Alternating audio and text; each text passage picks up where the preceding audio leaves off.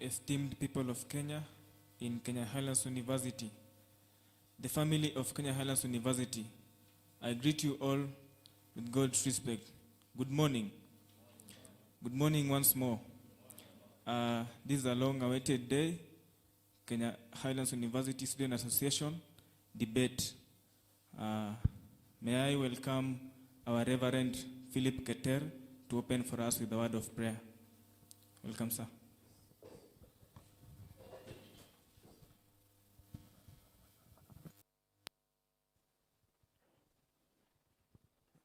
Shall we pray? Heavenly Father, in the name of Jesus, we honor you and thank you this morning for the gift of life. We want to thank you for this event, that God, you will start with us, guide us through, and help us to accomplish the purposes of these elections. Thank you for each and every candidate. Thank you for the equipment, for panelists, and everybody involved, oh God, for the success of this day. We commit everything to you. We honor you for everything, and we thank you for Kenya Highlands. This is the prayer. This is my prayer in the name of God the Father, the Son, and the Holy Spirit. Amen. Thank you.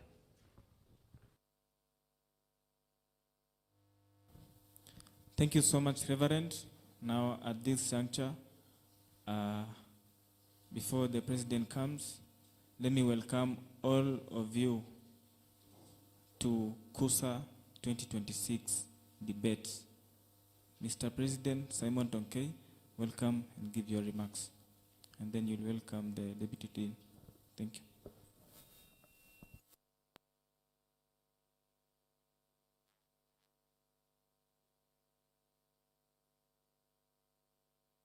Thank you so much,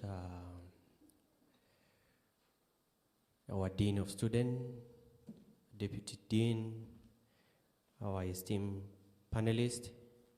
I know we have the people who are looking or watching at us live. And to the students of Kenya Highlands University, my fellow comrades, allow me to greet you this morning. Good morning. Praise God. God is good, and all the time. Probably there are people who don't know me. My name is Simon Tonkei, the President of Kenya Highlands University 2025, and I thank the Lord for the far. I want also to won't take this day for granted that the Lord has given to us. I know many people have been waiting for this day, and the Lord has given to us. And mine is just to welcome all of you, even the people who are maybe online, and those who are not there, encourage them to watch. It is a very important day to the comrades of Kenya Highlands University, and people who are outside there, even whoever who is in this country and outside the country. It is a day that not only important for the students to listen to the vision and the ideas that their leaders or the people who are vying for the seats, but also it is also important for them as the aspirants. It's a day that also builds their confidence, and also that even encourage their communication skills, and it is a place of learning to them. And this is a very special day to all of them. Mine is just to wish them all the best. May the best team win, or whoever that the Lord will give an opportunity to be the leader, the next leader of Kenya Highlands University Students Association. I want to encourage all our comrades that as they watch or come around, cheer for their aspirants, I want to encourage them and request, it is a humble request, that you give them time, you give them even a humble feel for them to express themselves. Just go to the hall, watch in your rooms, and maintain peace in everything. At the end of everything, there are results. In politics, I know one of the leader in this country once says, weka kwa lungs. Yeah. Lazima vitu zingine ziendelee. Whoever will win, whoever will lose, all of them are our comrades and our brothers and sisters, and we love all of them, and we must encourage them. This is not the final, it is a fail, and it is somewhere that is preparing us to be the future leaders of this country, and even East Africa or this world. So mine is just also, allow me to, if there is any Khusa around, kindly stand and wave to the group because of time. Any Khusa around, stand and wave. Okay, thank you. Thank you, our Vice Chair. Thank you so much. May God bless you all. I encourage you to maintain, to the panelists, do your best. We trust in you, and may God bless you all. Asante sana. We love you so much. Thank you. Allow me to welcome the Deputy Dean. Appreciate him. Thank you.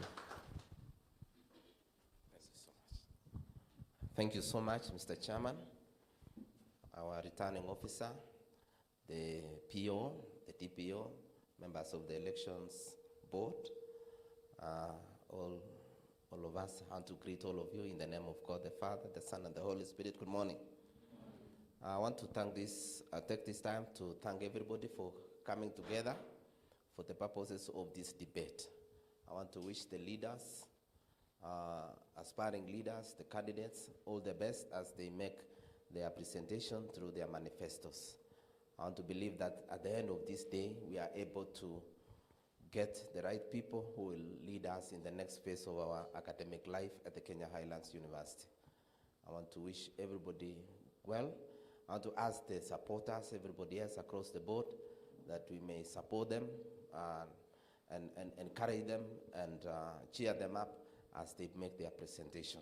So I wouldn't want to take much of our time.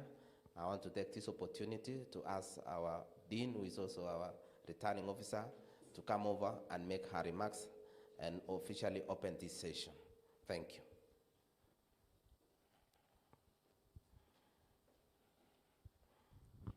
Thank you, Madam. Thank you very much, Reverend. So, the Deputy Dean of Students, our PO and the DPO,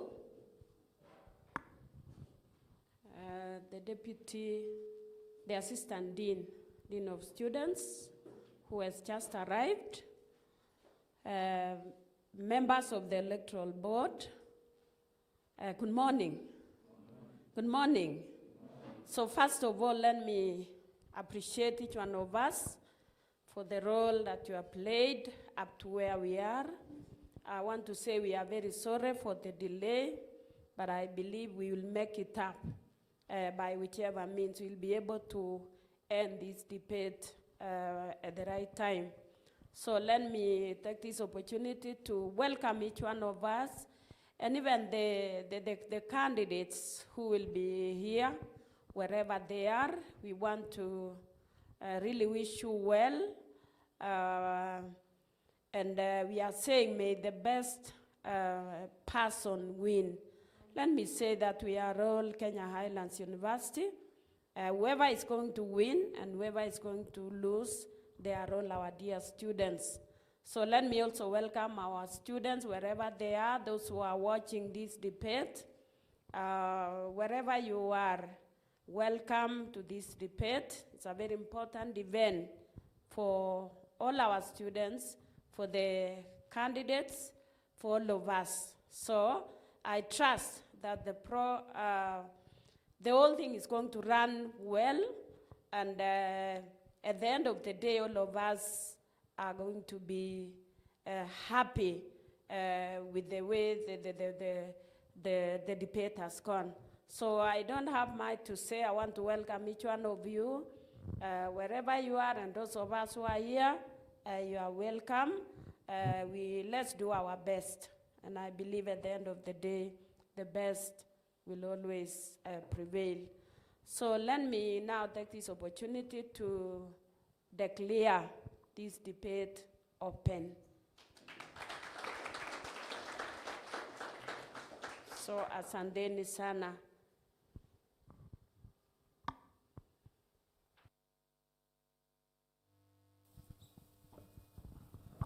Thank you so much, Dean, Deputy Dean, thank you.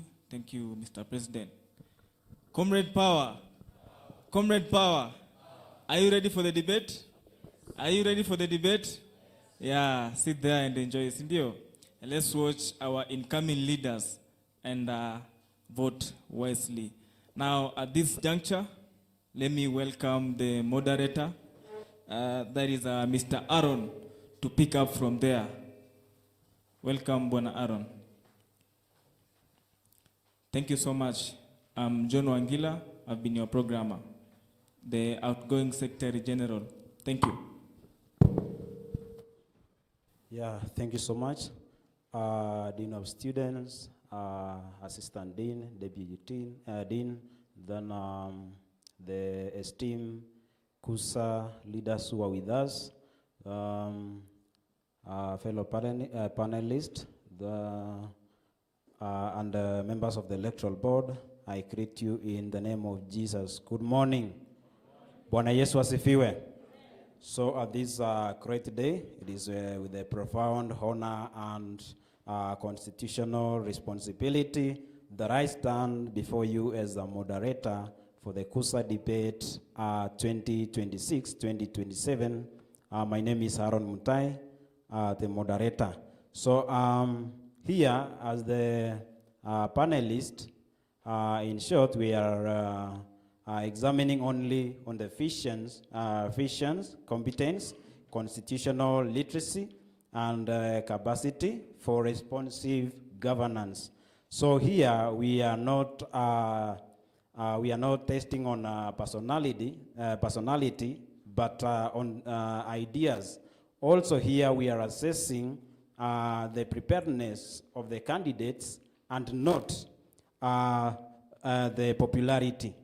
So this moment, I want to welcome all of us that we may hear the ideas, the constitutional capacity and literacy of our candidates for the due to the incoming Khusa election.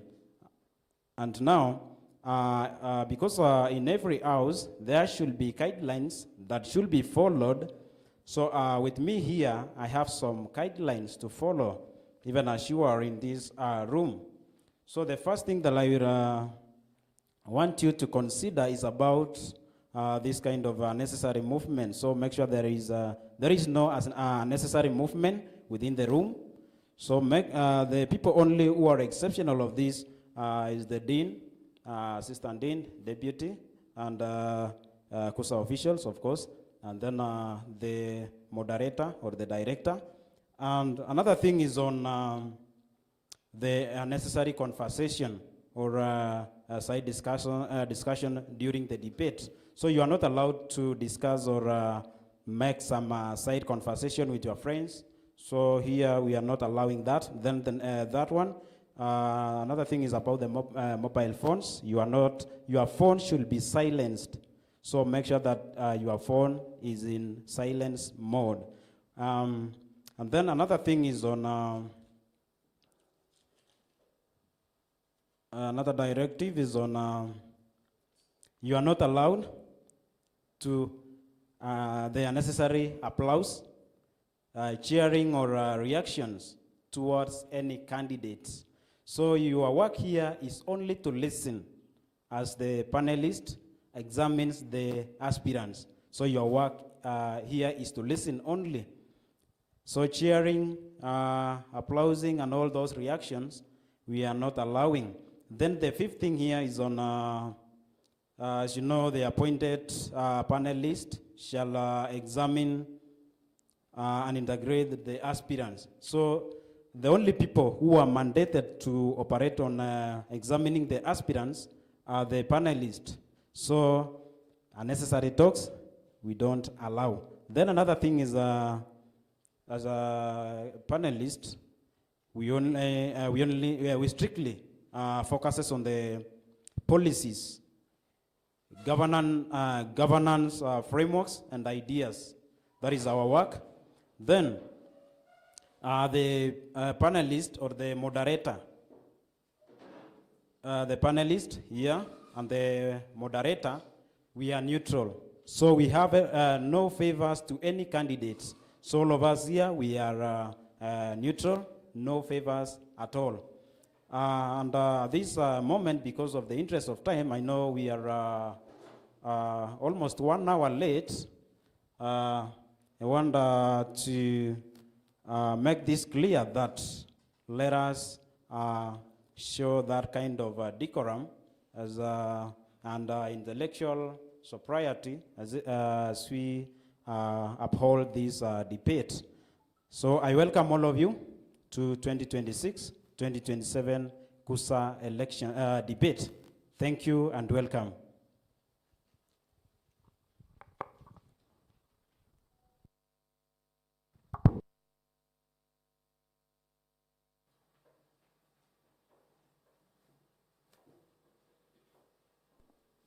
Yes, so at this point of time, allow me to call upon the first category, that is on ICT and Library Director. You're welcome to the podium.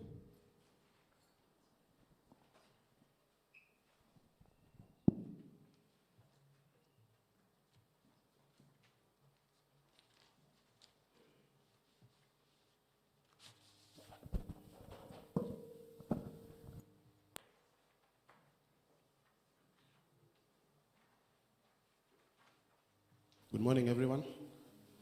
I'm really glad and happy to be in front of you this morning, and I'm very ready for your questions. Let's go. Yeah, thank you very much, Mr. Mbaka. Yeah, thank you very much, Mr. Mbaka. So this point,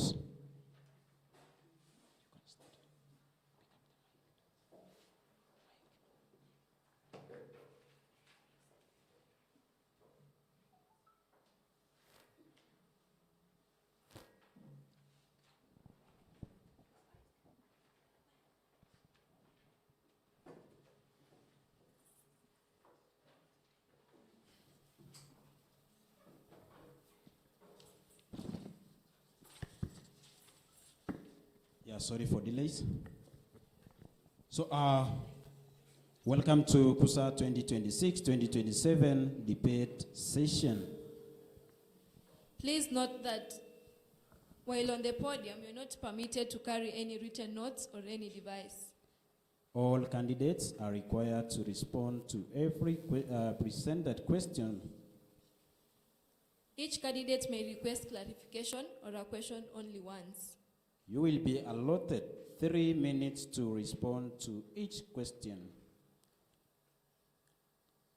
Leadership is not about promises whispered during campaigns, but about ideas strong enough to withstand scrutiny. And today we put those ideas to test. So Mbaka, kindly, your 3 minutes begins now. May you introduce yourself and your manifestos. Thank you very much. I will strongly abide by the rules that you've given. So, ladies and gentlemen, I am Brian Mbaka, pursuing Bachelor of Information Technology, third-year student. And I fronted myself to become the IT and Library Director. First, before I say much, I wanted to say that I have a burning desire for leadership. That's why in 2025, I also vied and lost graciously. And God has really opened my doors again. I also have the burning desire for leadership and fronted myself, and by God's grace, I'm standing before you. So number one, I want this school to be a hub of digital literacy. We are really lagging behind compared to very many universities in this province, Rift Valley, in fact. We are really behind. We have issues with internet issues. We have issues with the student portal. We are really going through a lot as students, and I think even the ladies and gentlemen in this room can attest to that. So within the first 30 days of my leadership, I want to guarantee you, all the students living in the hostels, there will be installation of routers. That one I can promise, and please record this. Number two, there's a problem when we approach exam period. Very many students line up at the finance office, line up at the IT. Oh, we don't have units. Oh, I paid fee, it's not there. I can guarantee you, by mid next semester, there'll be something known as a clickable link in the finance section, whereby you log into the portal, get to the finance section, there'll be somewhere written, please pay fee. Once you click that link, it will prompt you to enter your PIN, and your fees will be paid automatically. No more queues, no more moving around here and there looking for exam cards. That is a promise by mid next semester. So those are the two main things that have fronted me and made me to apply and to become the new IT and Library Director. Thank you. Thank you so much.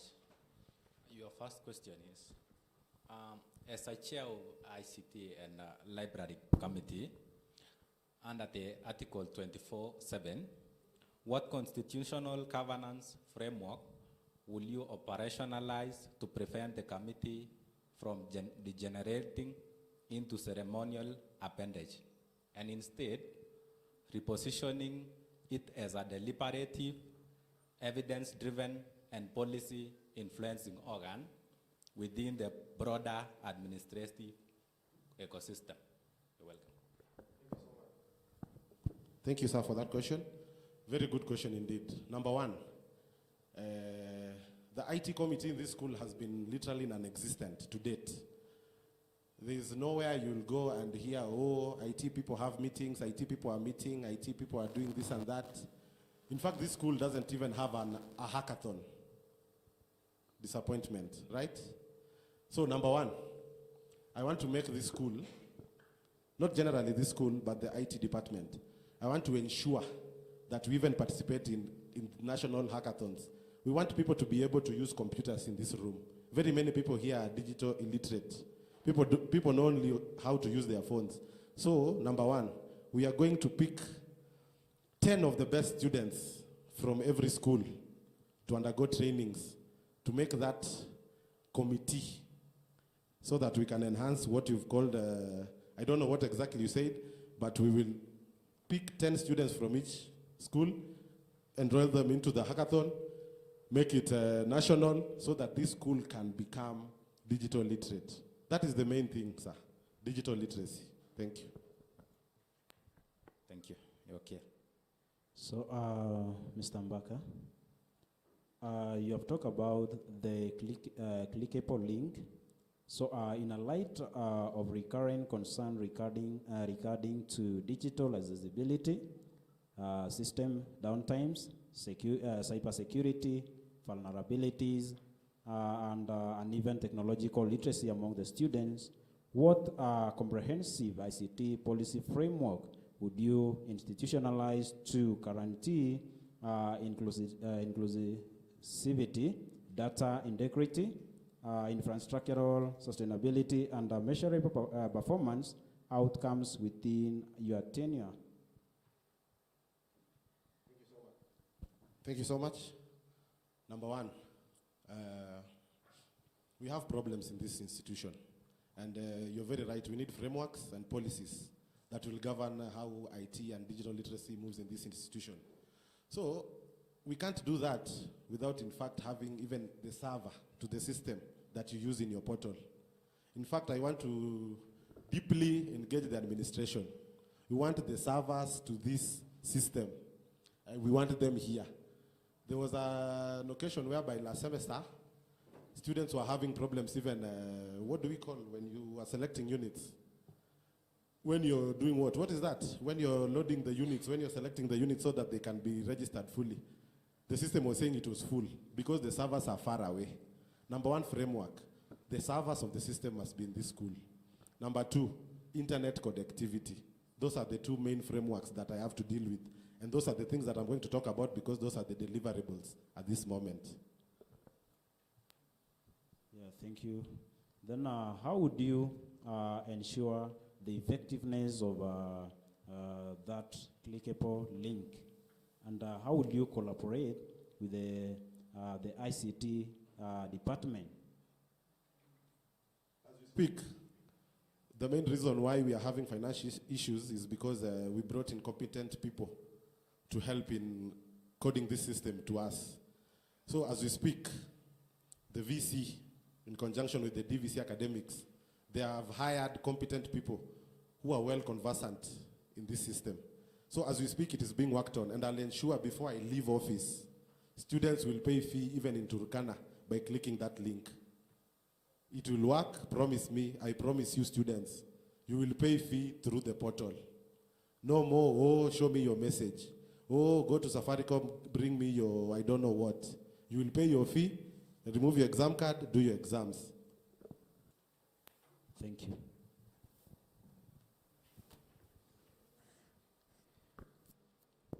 Okay, thank you, Mbaka.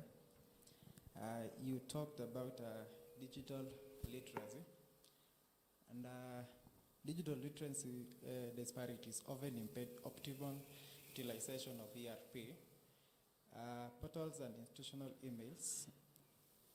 What structured capacity building programs, remedial training modules, and compliance monitoring mechanism will you institutionalize to elevate student competency and technological inclusivity? In fact, that is the question I've been waiting for since I stepped into this room. We need to get rid of all those computers in those labs. Let me be honest with all of you. They are outdated. The software is pre-2000. Number one, we need up-to-date systems, softwares.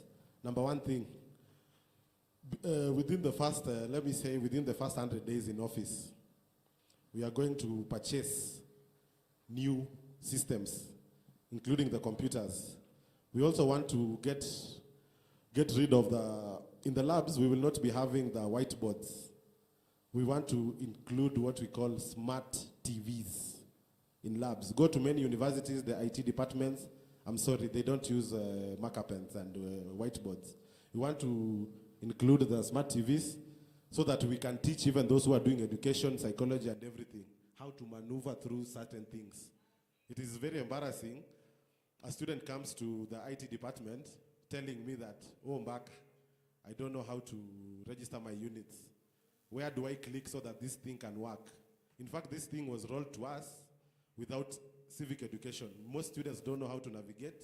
They just learn through the others. But within the first 100 days, you're going to see new computers in the labs, and you're going to see the getting rid of the whiteboards and the introduction of smart TVs that will enable very serious and precise learning of this thing. Okay, I have a question. You've said within the first 100 days, and you've stated clearly that we're really lagging behind in terms of technology.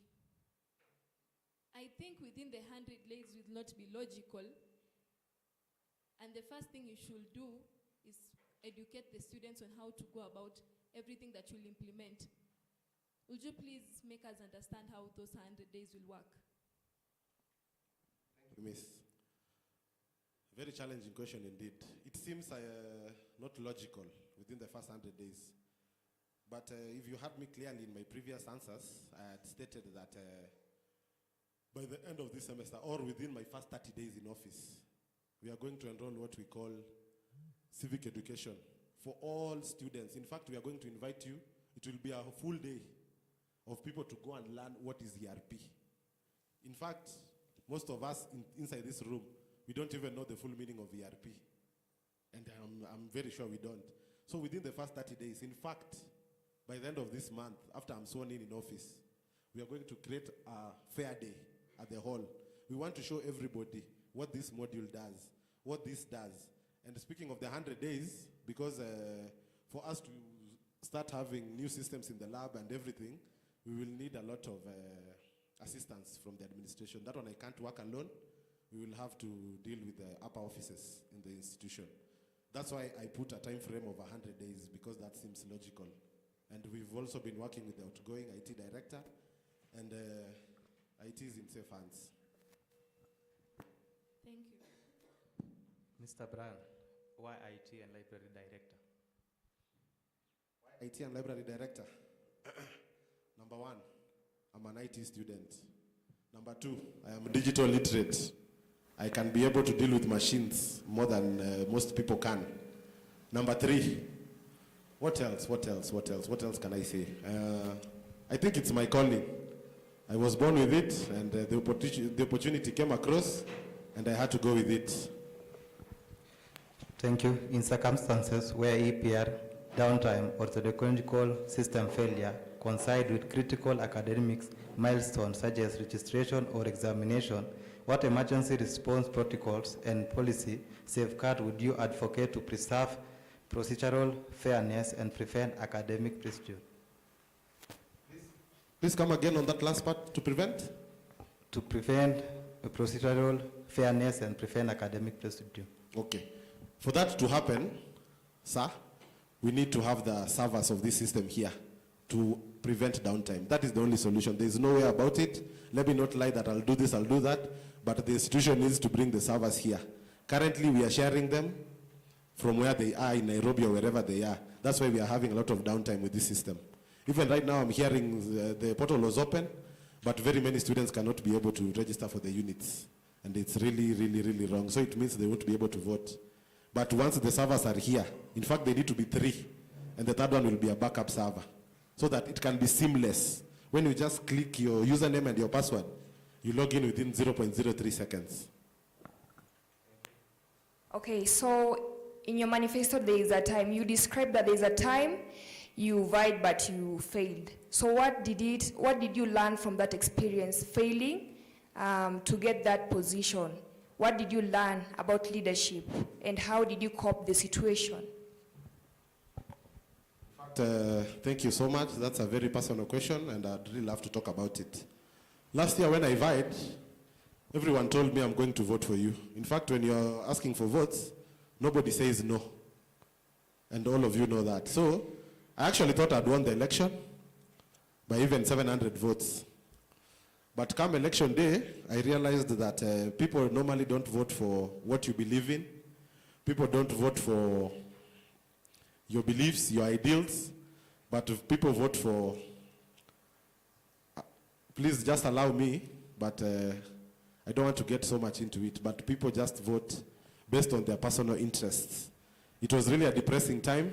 I had used a lot of funds. I had done a lot.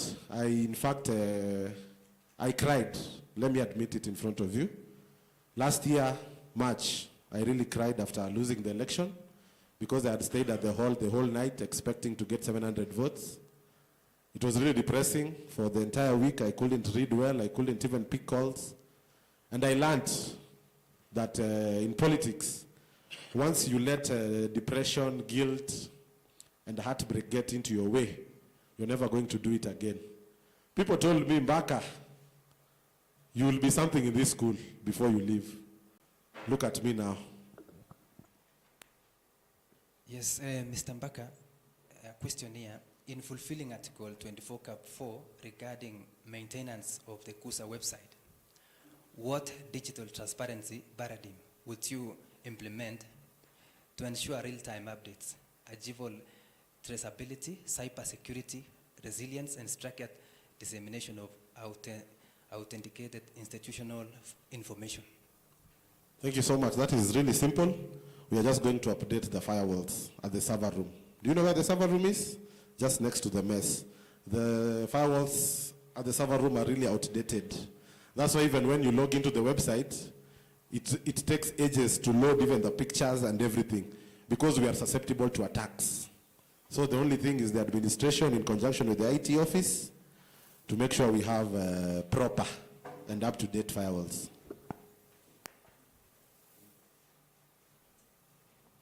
Yeah, thank you so much, Mr. Mbaka. What about this instance where the institution is facing the financial downtowns? How would you implement how will you make use of the resources that is available for you to come up with these kind of clickable link and all those cartons and the rest to make it work? Thank you. As you're all aware, this is a Christian university, and even some structures being built in this institution are donor funded. If money is not enough, we'll have to reach out to our missionaries, the ones building some structures in the institution, so that they can help students achieve the desired results. I know money is never enough in this world. We will have to go for Arambes. And Arambes, in this sense, we need donor funding. Thank you. Brian, you mentioned that this is a Christian university. So how will you ensure Christian values remain central in student governance? The only way I can do that, and I think religion, beliefs, and everything is personal to each and every individual. I cannot say that I'll make sure that Christian values are upheld. I cannot control individuals. I cannot decide for people. I cannot tell you, please, sir, don't come here naked. Please, sir, please, madam, wear your dress nicely. So I cannot guarantee Christian beliefs will be upheld. That is that will seriously depend on the administration and you yourself as an individual. I cannot start telling you, please pray, please go to chapel. I can do as much as I can, but I cannot control individuals. I feel like you've not satisfied me enough, so I go back. Love to hear more. My question is, how will you ensure Christian values remain central in student administration and in your governance as an ICT and library director? Okay. The only way, and the only way can help this institution by ensuring Christian beliefs. In fact, let me talk about it because it is something we talked about privately, but it wasn't logical. We thought that it couldn't work out. And let me reveal this to everybody here. In this institution, we have something called traffic logs at the server, whereby you're able to see the websites that people visit. You can see this person is on social media, WhatsApp, Instagram, and everything. And if the administration will allow, this institution, very many people are watching XX videos. We can see on the traffic logs. Okay, Mbaka, I am not talking about everyone. I'm focusing on you. Yes, Centrally, you. Yes, I'm what saying. What will you do? Yes, personally, I'm telling you because you've pressed me on this matter. We are going to lock out sensitive websites to students so that you can only log into useful websites. That is what I can do in my position. Thank you. Okay, you will be in charge of ICT and library. How would you modernize the library to encourage more students to use its resources, both physical and digital? Absolutely. In fact, I had mentioned it. We are going to get rid of all those computers inside those two labs, and we are going to revive Lab 3. Are you aware there's a Lab 3 somewhere? We are going to revive it. And also we are going to get rid of those seats. Those seats are really not comfortable. A lot of the CIT students are really complaining of back pains. And also we are going to get rid of the lighting system. We want to get lighting system that is comfortable for their eyes, so that when you get there, you can think you're in your own home, so that people can be comfortable. And we are going to extend library and IT lab hours during exam periods. Mr. Brian, accessibility constitutes a core principle of equitable representation. How would you ensure that the ERP system, the Wi-Fi infrastructure, and the online academic platforms accommodate students with disabilities and those at the satellite campuses? Miss, what can I say on that?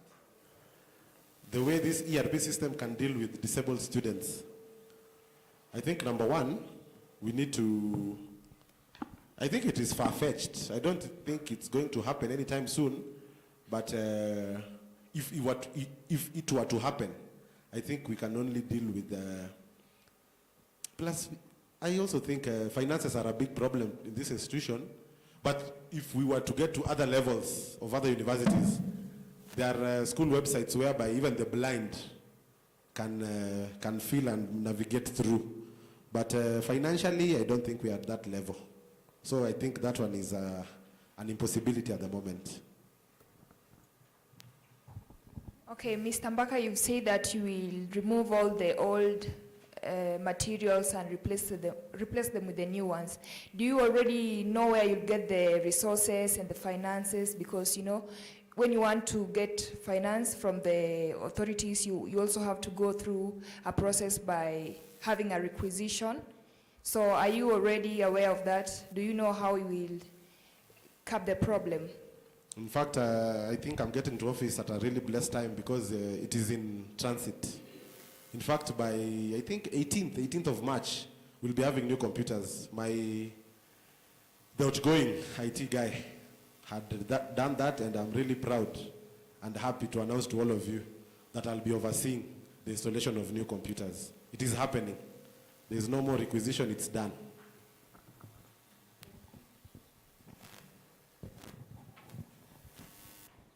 Yeah, thank you so much, Mr. Mbaka. How about when given that you stand unopposed for the office of ICT director, how would you intend to transcend the complacency that often accompanies uncontested candidacy and instead construct a reform-oriented digital governance agenda that enhances the efficiency, transparency, and reliability of institutional systems such as CRP, students' emails, Wi-Fi infrastructure, and online academic platforms? It is very true that unopposed candidates are normally complacent. They think they've done it even before the votes are cast. And that is true. And I think that question is related to what you've asked earlier. I am committed, and I please want you to share a copy of my manifesto to each and every individual who is concerned. I am committed to making the ERP work. That is what I can say. Record this.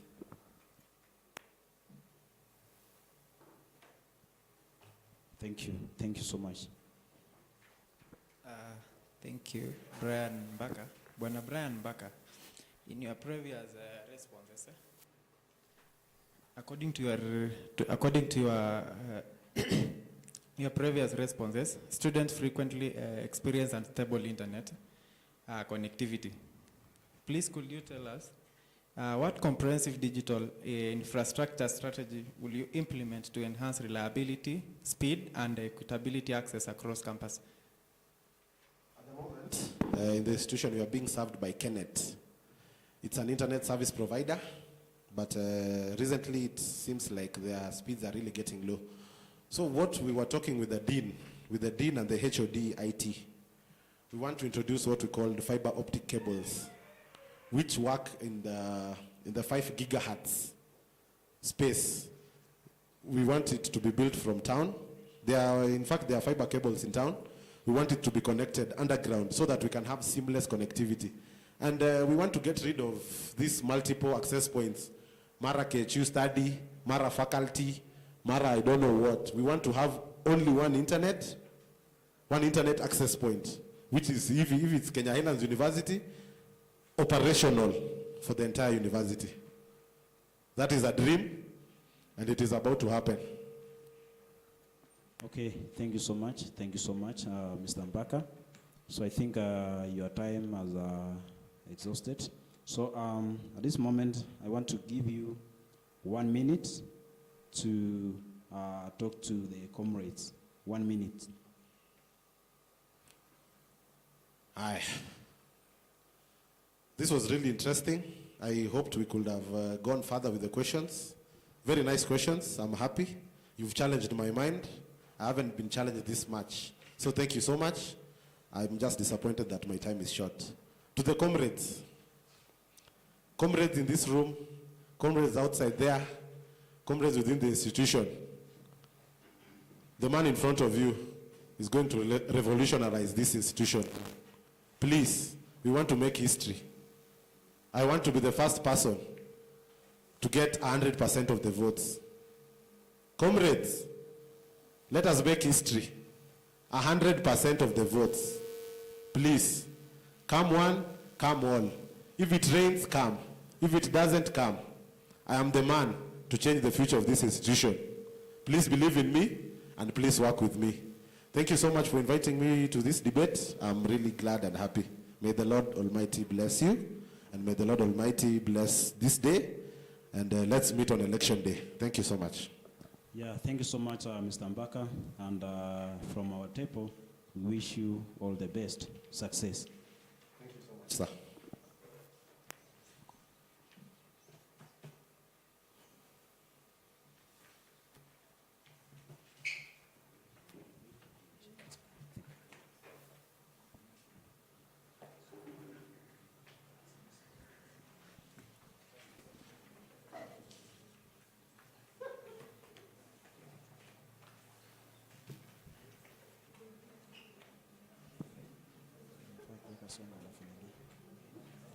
Yeah, thank you so much, the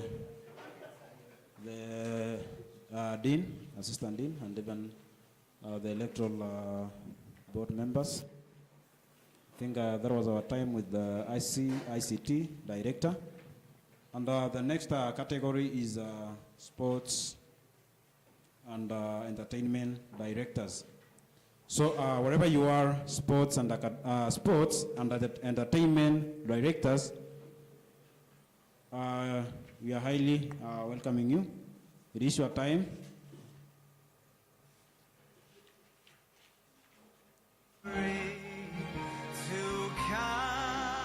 Sorry.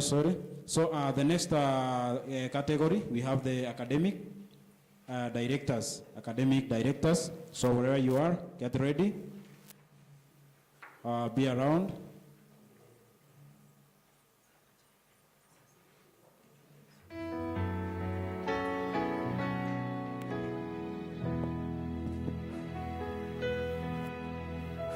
Change my heart, oh God.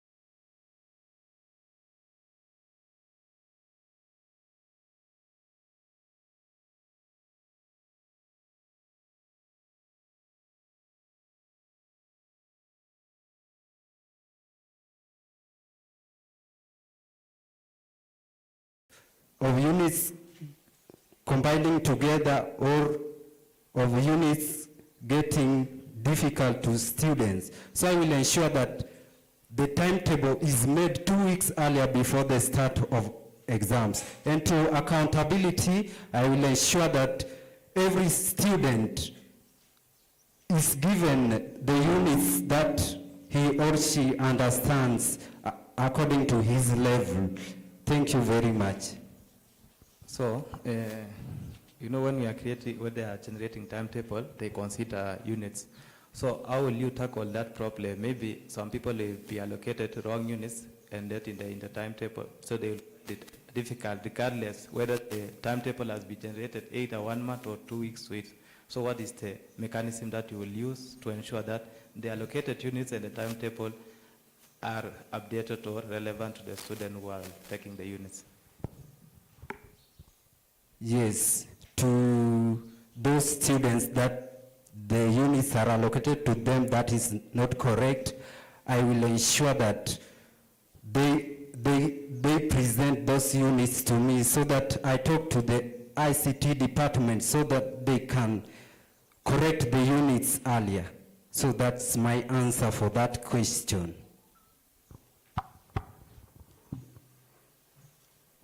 Mr. Kenneth, I have a question for you. Under what circumstances does a student qualify for supplementary examinations, special examinations, or a retake, and how would you ensure procedural clarity in communicating the criteria? Yes, thank you. Let me start with the issue of supplementary. So for supplementary exams, we should make sure for our comrades first, there should be, the lecturers should clarify how the student failed for that exam so that he or she can do the supplementary. For us as comrades, we may given a supplementary to do the supplementary exam, but you don't know what you got in your CAT exam or in your main exam. So when elected as an academic director, I will see how to improve on that so that the students will know what they get in their CAT exam and their main exam. So, thank you. Well, sometimes you also find that students complain that they do not have the correct marks, or maybe someone feels like they did the exam correctly, but they feel like the results in the portal is not what they are supposed to get, and maybe they want to confirm if the answers they wrote in the exams. How can you help them? Maybe someone wants to check their scripts. How will you help such a student? They really want to know if they really did the exam well or they did it badly. Okay, thank you.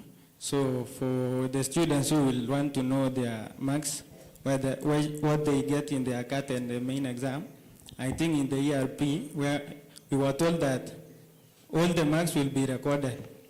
The CAT exams will be recorded and the main exam. So I think that one will be easy for the comrades to check their exam. Thank you. Mr. Collins Omondi, I have a question. During your agendas, you emphasize on building modern laboratories. Is that correct? Did you know that, do you know we have a strategic plan for Kenya Islands 2026-2030? Are you aware of it? Yes.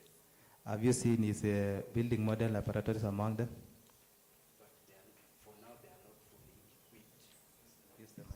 Yes, for now, they are not fully equipped with the requirements that are needed. So when you say building modern laboratories, what do you mean? The one that we have, are they modern, or what protocol will you use or mechanism to improve them? Yes, the mechanism that I will use, we find that in this school, we have different schools. We have School of Business, we have School of Education, we have School of Nursing, and we have School of IT.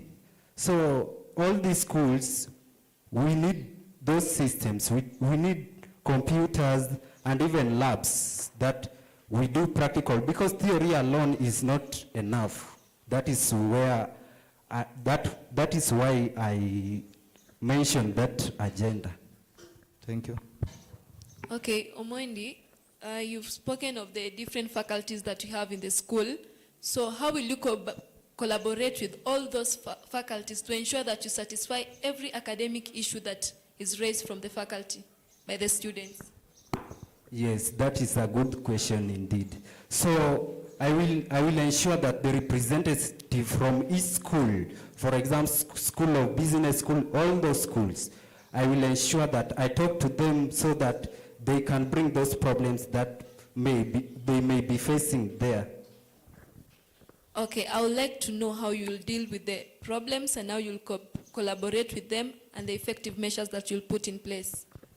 Yes, so how I will deal with the problems is that I will talk to the administration and also ensure that I collect data from the student on the problems that they are facing. So that is how I will handle.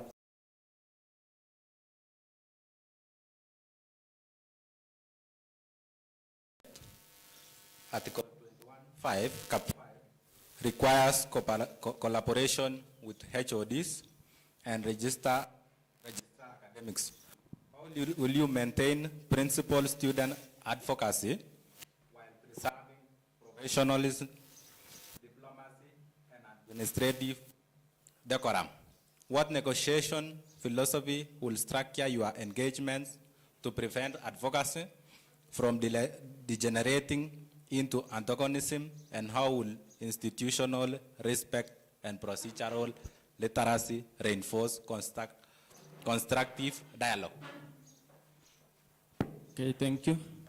So, as a leader, first you should have the qualities of being a leader. So for me, I have the quality of communicating well with our leaders in the institution. So I'm ready for anything that I will be talking with the HODs or other members like the lecturers. So I will talk with them and talking in a respectful way. Thank you. Thank you.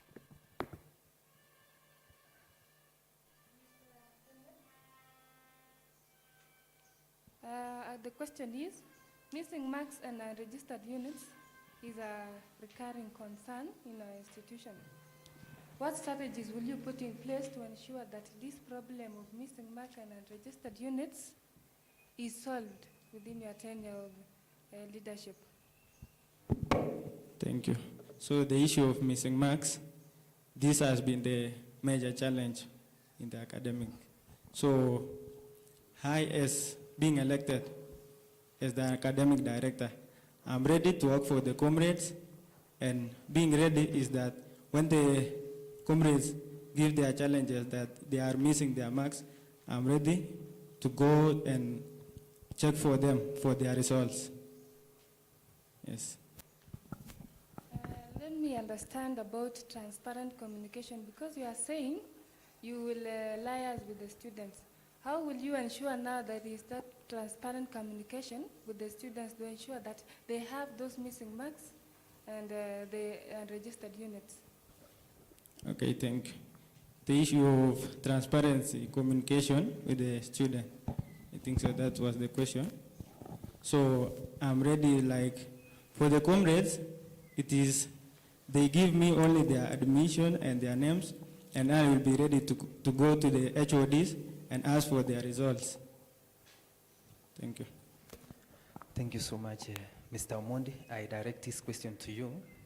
Given that Article 14 subordinates Student Council authority to university statutes and national law, how would you ensure that your academic intervention remain constitutionally compliant while still responsive to student expectations? What interpretative framework would guide policy proposals, and how would legality anchor advocacy without diluting reformist ambition? Yes, thank you for the question. May you pardon it once more. All right. Given that Article 14 subordinates Student Council authority to university statutes and national law, how would you ensure that your academic interventions remain constitutionally compliant while still responsive to students' expectations? What interpretative framework would guide policy proposals? And how would legality anchor advocacy without diluting reformist ambition? Yes, let me answer the question. So I will ensure that my academic nature aligns with the Constitution of Kenya Highlands through following the core values of Kenya Highlands University, where we have integrity, biblical authority, because we find that through biblical authority, it guides us to our education, and therefore we should follow those orders.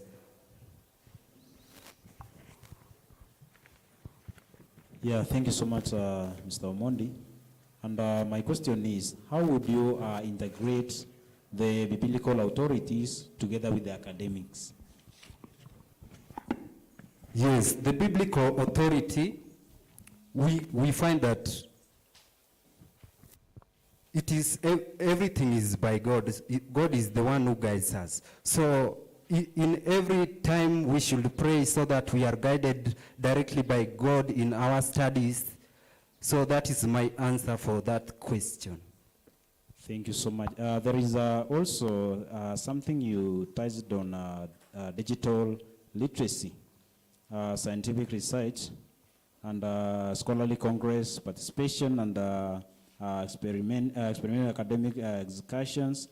What comprehensive academic innovation blueprint would you institute to ensure alignment with curriculum objectives and the generation of the measurable scholarly outputs? Yes, to the digital literacy, we find that nowadays the world has developed and has changed rapidly, and therefore we need to produce professionals in this university that if go outside there may have an answer to give to, or may be employed easily if they go there at the field. So that is the answer for that question. Okay, thank you. Sorry to take you back, but I really get interested when someone touches the biblical side of it, because this is a Christian university. So a simple question, how does your faith influence your leadership style? How my faith influences my leadership style? So we find that your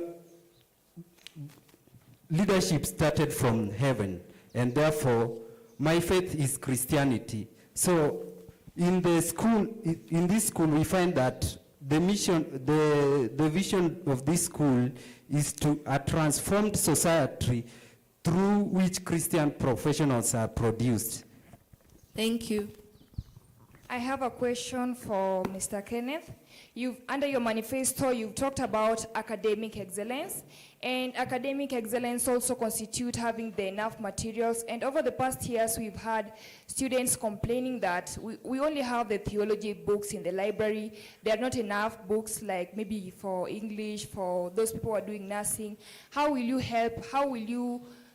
How far are you willing to go to make sure that the voice of the students are heard, and how to ensure that the materials for those other books to be gotten in the library? How will you cope that situation?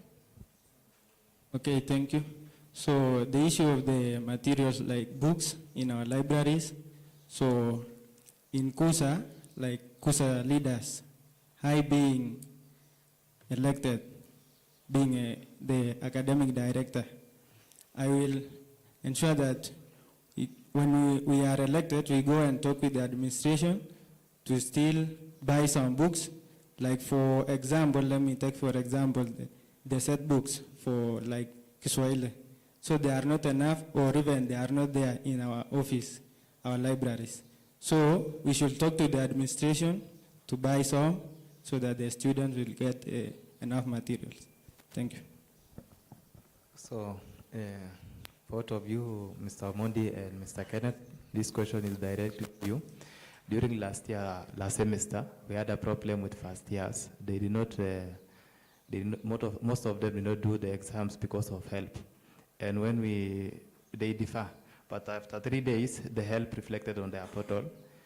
We encouraged some of them to go to help desk, but they told them to come with a list. So what are you going to, what are the protocols or mechanism you are going to use that to ensure that at least they do an exam, not to defer like last semester? So you share the question. Yes, let me answer the question. So leadership is not occupying the office and listening. It is delivering an impact.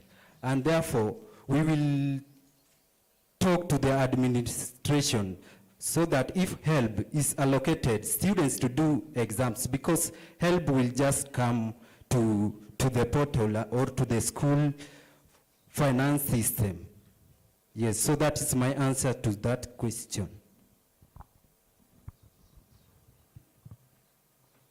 Okay, let me answer the question. So, for the help, when they are late to come to the account of the school, so last semester, with some challenges from our comrades, they say that they have paid, but maybe the help was to fully pay the fees. Some comrades maybe have paid the 75%, and they were only waiting for the help to fully pay the 100% of the fees. So we have to talk to our institution or the leaders in our institution to address that 75% that we were given when we were joining the university. So we will go and talk for the students so that they will check on that. Thank you for that. Mr. Kenneth, in your previous responses, you talk about supplementary examinations and special exams. My question is, if ERP technical failures delay supplementary examination applications or registrations process, what contagious measures and emergency academic accommodation will you advocate to prevent prejudice? Please burden your question. If ERP technical failures delay supplementary examination applications or registration process, what contagious measures and emergency academics accommodation will you advocate to prevent prejudice? Okay, thank you. So when the ERP delays, I think we should go to the old system, like use the manual, we use the scripts, we write the application letters. Thank you. And how will the documentation standard legitimize temporary waivers? Pardon? And how will documentation standard legitimize temporary waivers? Okay, thank you. So after the application, we should take it to the registrar offices and we follow up the process so that it can be efficient. Thank you. So thank you very much. Thank you, academics, directors, candidates. So this moment, I just want to give each one of you 1 minute each for a cross examination. 1 minute each for a cross examination. Any question to your opponent, Omondi? I don't have a question to Kenneth. Kenneth? I think I don't have a question to. Okay, I give you 1 minute each to say a word to your fellow comrades. Thank you. So to comrades, I'm Kenneth Kipkemoy, aspirant in academic director's docket. So I'm requesting for your support. Come on Friday, date 6. Come and vote for me and vote for change. Thank you. Yes, to my fellow comrades, I am Omondi Collins, vying for academic director portfolio. So I'm just requesting for your support. When it comes date 6 this Friday, support Omondi Collins for academic director. Thank you so much for this chance. We appreciate your time, and as the Dean mentioned earlier, we all remain to be Kenya Island students. Would you please shake your hands as you leave the podium.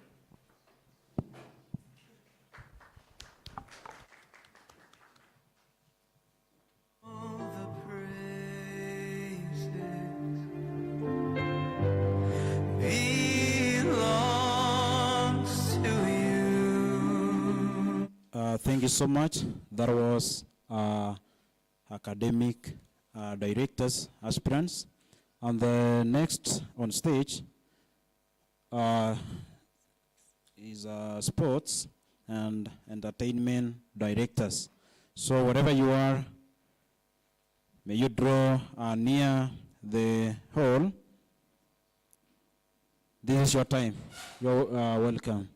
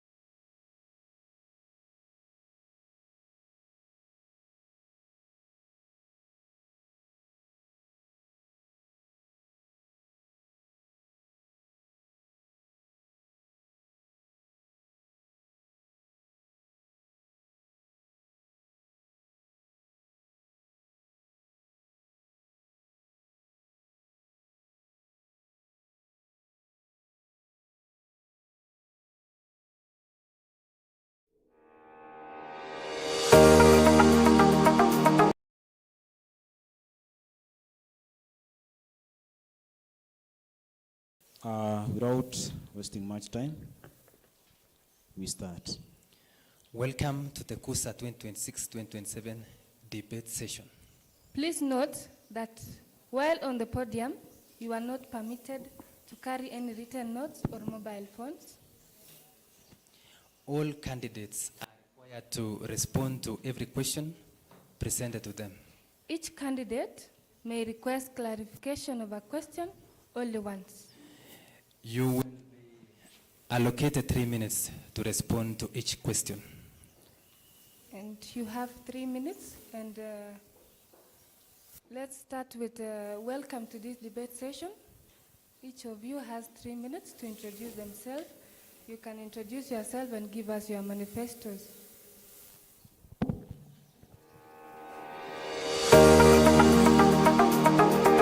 I go by the name Joshua Kipegon. I'm a Malian.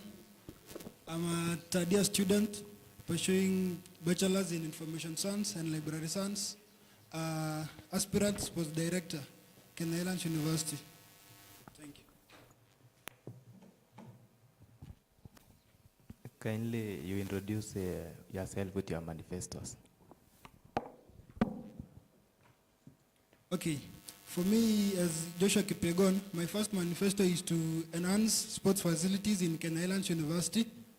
My second manifesto is to improve or enhance inclusivity between students. Thank you.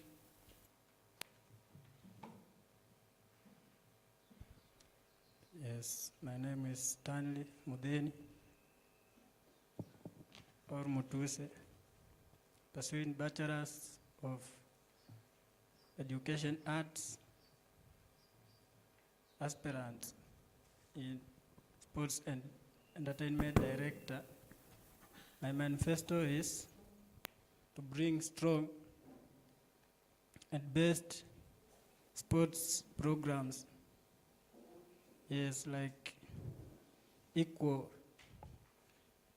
We consider all teams with equality. Also include our ladies in those teams. Secondly, is to bring better entertainment facilities in our schools. That is unity and inclusion of students in our decisions. That is leadership with integrity. Mr. Stanley, why sports director? Why sports director? Because I believe in sports and I believe in unity. Sports brings unity. So with sports, our school will have unity. And why me is because I believe in action, not promises. So I believe I'm the right person to bring two things I'm said. Okay, Mr. Stanley, my question is, if participation level revealed dominance of a certain came over others, how would you distribute institutional support to achieve equilibrium? What proportionality principle would you guide resource reallocation? How would you incentivize underrepresented discipline without penalizing excellence? In what manner would you strategically recalibrate, foster diversity? Yes, I've said one of my manifestos inclusion of the school's students.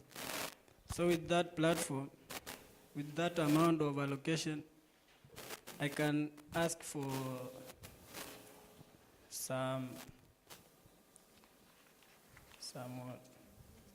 I can ask for some ideas from people.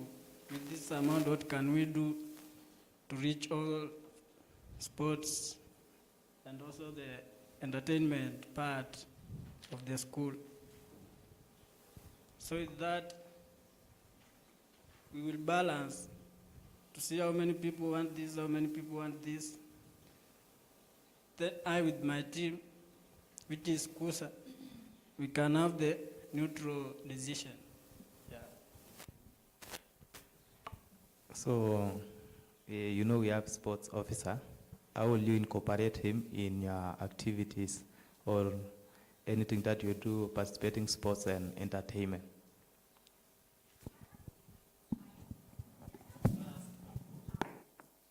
Sport officer is in higher rank than me. So he will be deeply in that committee, because when I need anything like those sports attires, after writing that letter for inquiry, he will be the first one to see it and correct it where necessary. So thank you for your question. First, I will make sure we cooperate with both the players, the players and the school. And then second, like when you say enhance sports activities, like for example, we give like hapo kwa field and make sure kuna activities field, kuna games kama handball, netball, football, and make sure like all the students wanapata equal resources. And make sure tunalipa vitu kama activity fee lakini haitumiki huku shule. So make sure activity fee inatumika huku shule, like kama certificates, students wanapata certificates like ukimaliza 4th year, na kuna hii kitu imeletwa inaitwa CBC, of which walimu wanaenda sasa kufunza wanataka certificate kama ya games nini. Sasa make sure like players watakuwa wanapata hizo ma certificate hivyo. Thank you. I have a question for both of you. So my question is, over the 3 years, we've seen that there's a time that drama and music festivals was introduced in our school, and that was the first participation in Kenya Highlands 2024. And what would you do in the field of music and drama? Because we feel like these activities are less incorporated in the school activities. We feel like the sports are the ones that are there and people are usually coming to the sports. So how will you ensure that drama and music is also active? And you know, drama and music will make our school to be known out there. How will you ensure that through drama and music, our school becomes known out there? For me, what I will do, I will make sure I get communication with the drama. Niongee na patron wao, niwaulize vile wanataka, inabidi wafanye hivi, alafu nipeleke issues zao. Like pia drama ni entertainment, right? So lazima issues zenye patron wa drama ananipea anapeleka sports officer, which sports officer atapeleka kwa watu wako juu kama dean, alafu maishu zao tutasikia, alafu push, alafu tumeki go through na shule. Opinion, Mr. Stanley, what's your opinion? My opinion is, I don't know why they stopped training those drama people.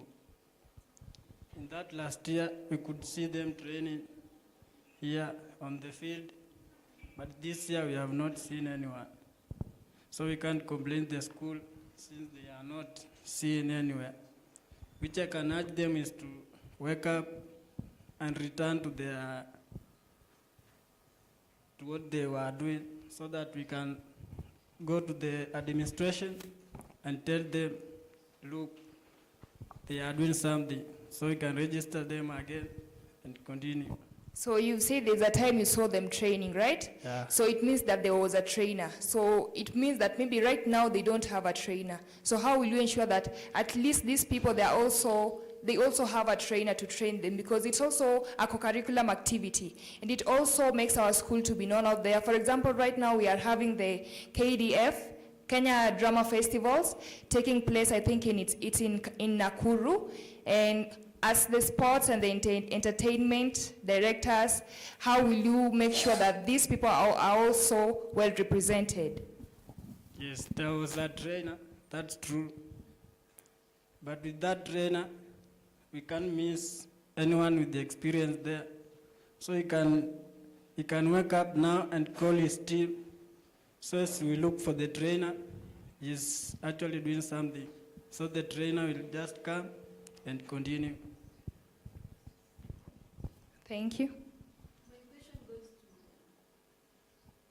My question goes to Malian.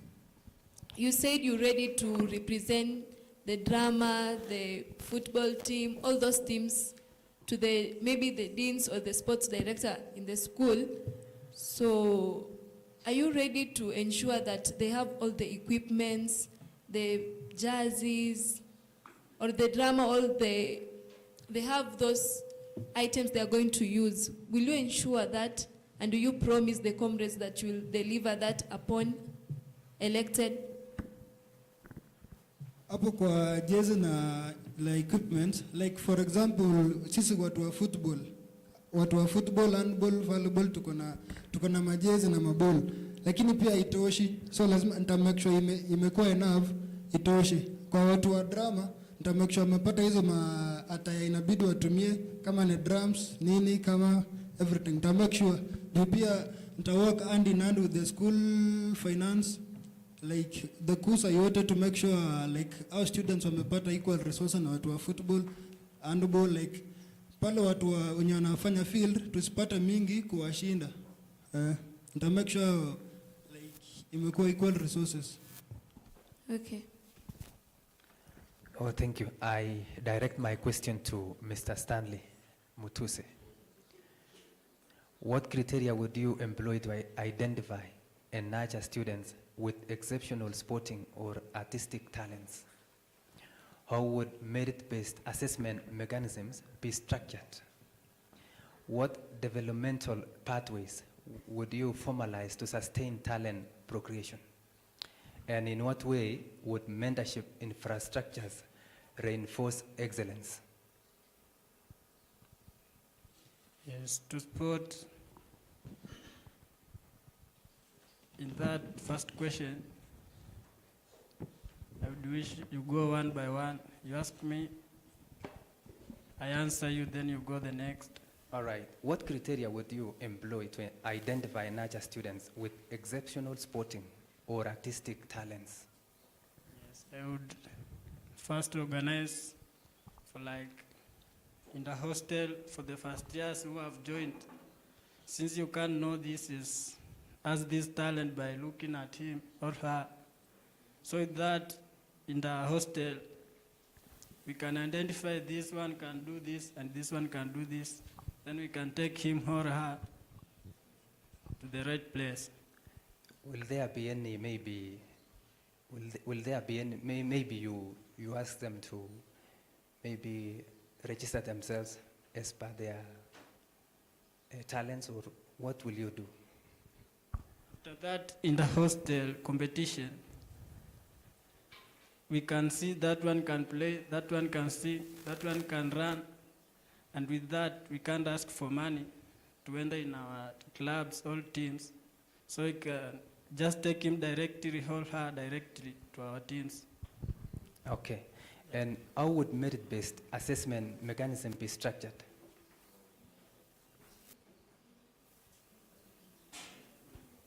Pardon.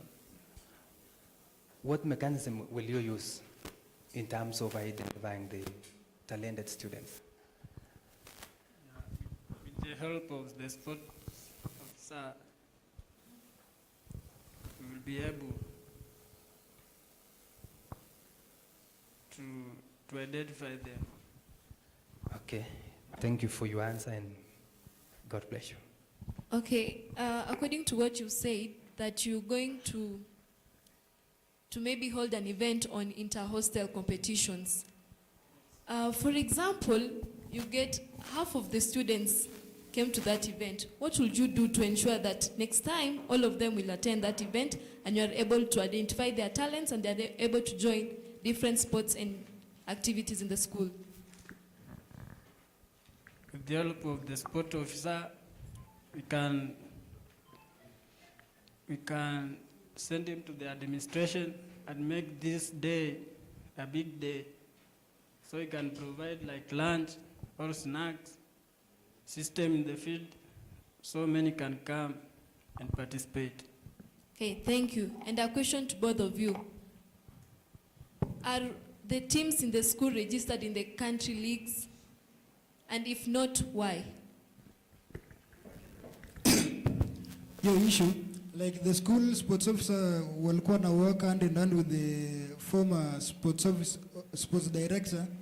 Like for now, shule imeregister kitu inaitwa county league.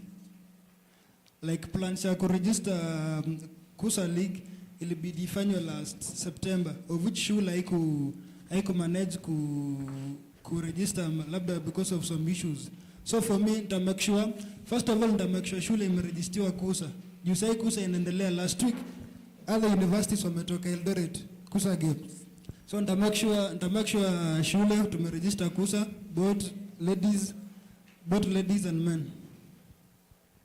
Thank you. Thank you. What about for you? What's your opinion on that?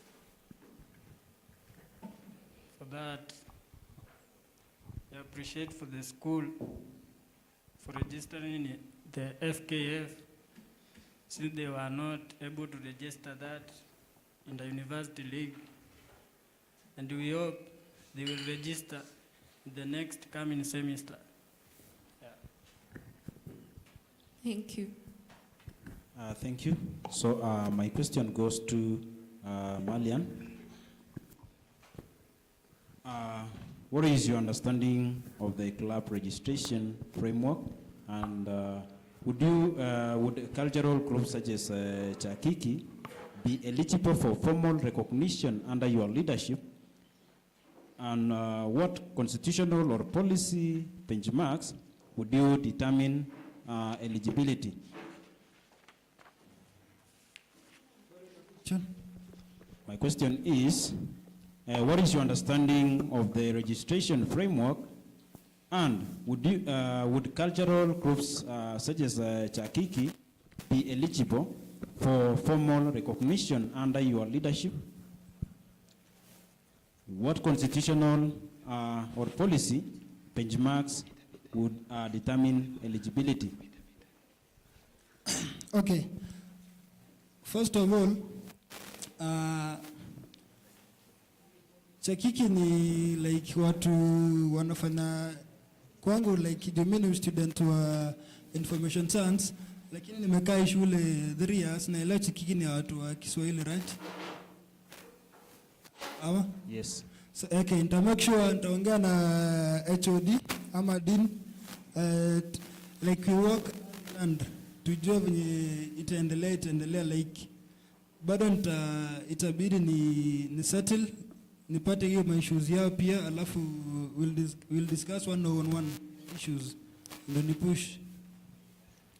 Okay, thank you. And how would you balance cultural preservation with regulatory compliance? Which? My question is, how would you balance cultural preservation with regulatory compliance?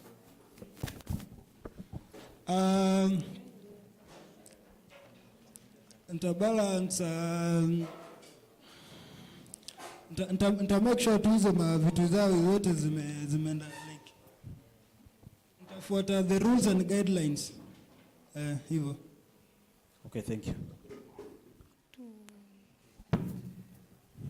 Bwana Stanley Muthini, are you aware of the outdoor games and the indoor games?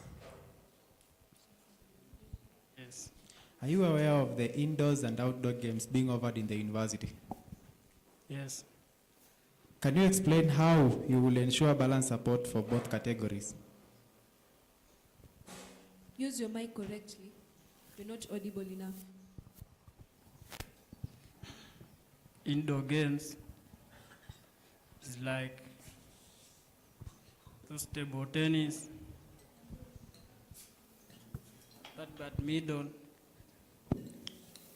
So in our schools, for now, what I see is just that badminton alone. What I will urge is students who can play table tennis and other indoor games to wake up and come to our office. Facilities are there, everything is there, equipment are there. So they just come and we give them, they start training so we can direct them. What resources allocation model will you prevent categorical disparity? Pardon? And what resource allocation model will prevent categorical disparity?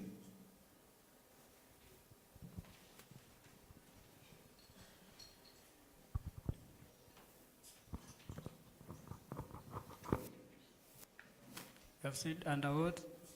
That the indoors and outdoor games I've asked about to explain on how you support both categories.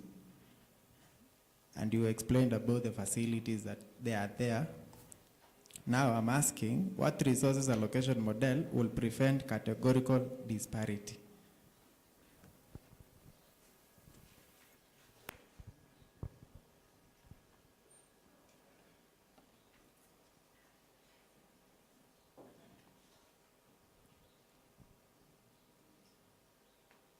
Okay, thank you, Stanley. Yes. I think you should have given us the examples of indoor games and outdoor games. I have given example already. I've said indoor games is like the badminton, that table tennis. Outdoor games is like football, volleyball, handball. Yeah. Okay, thank you. Okay, I have a question for Mr. Joshua. Under your manifesto, you've talked about enhancing sports facilities and enhancing inclusivity.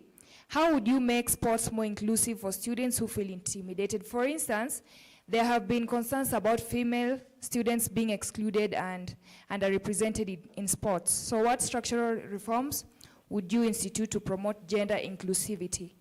Okay, like tukiendelea na physique up last month, tulikuwa tumepromisiwa tuletewa coach kitu ya kwanza. So nita make sure kuna coach ladies na men, of which after coaches wamefika, tuta make sure pia shule imeregister county league. Si county league, Khusa. Khusa kuna about like football ya ladies na men. Nita make sure like yo ladies football ikiregistiwa like itawa make wakuje field. Thank you. My question goes to Mr. Joshua. Enumerate the major clubs that are active in the institution.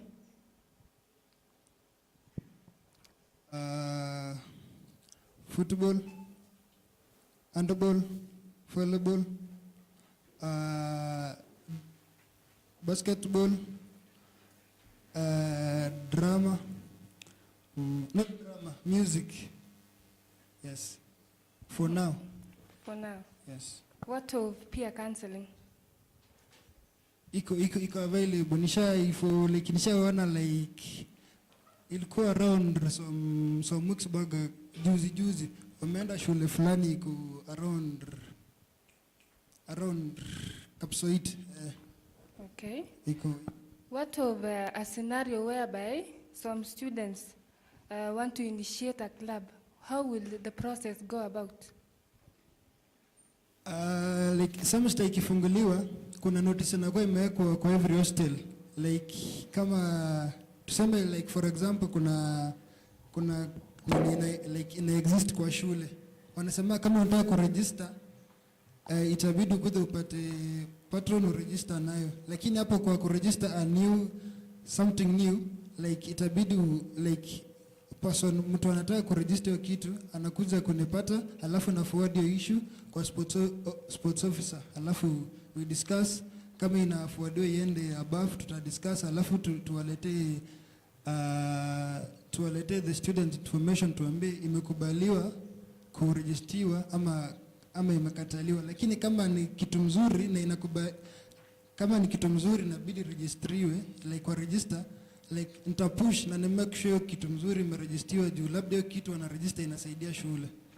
Thank you. Okay. What is your follow-up now if that club is initiated? What is your follow-up to ensure that that club is active and not dormant after registration? Nitakuwa like obvious mtu mwenye ameregister, tuseme mimi ndo nimeregister the new club, right? And I make sure like tuseme kuna mtu ameregister, nitakuwa nikiongea one on one yeye nimuulize like offer mmefika aje kwa kitu mregister, mnapush aje, mnataka usaidizi gani, like mna lack nini, kama resources mnataka, kama ni nini, alafu pia kama kuna kwenda mahali kwenda kusaidiana Okay, to make sure amepata kila kitu vizuri. Thank you.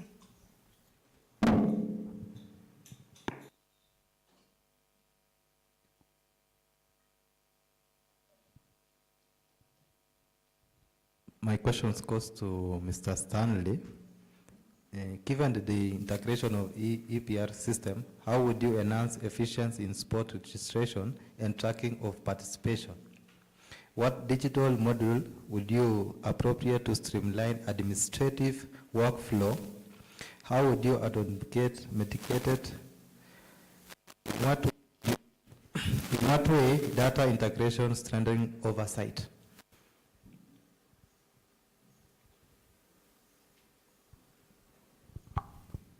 Pardon? Given that the integration of ERP system, how would you enhance efficiency in sport registration and tracking of participation?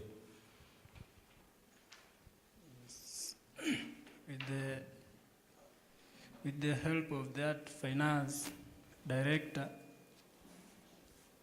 we will be able to access that system and get enough funds for whatever we are going to do. What digital module would you appropriate to streamline administrative workflow? Like creating a platform. Yeah. Kindly elaborate more on a platform. You can create a group and add those members who should be included in that committee and discuss in that platform.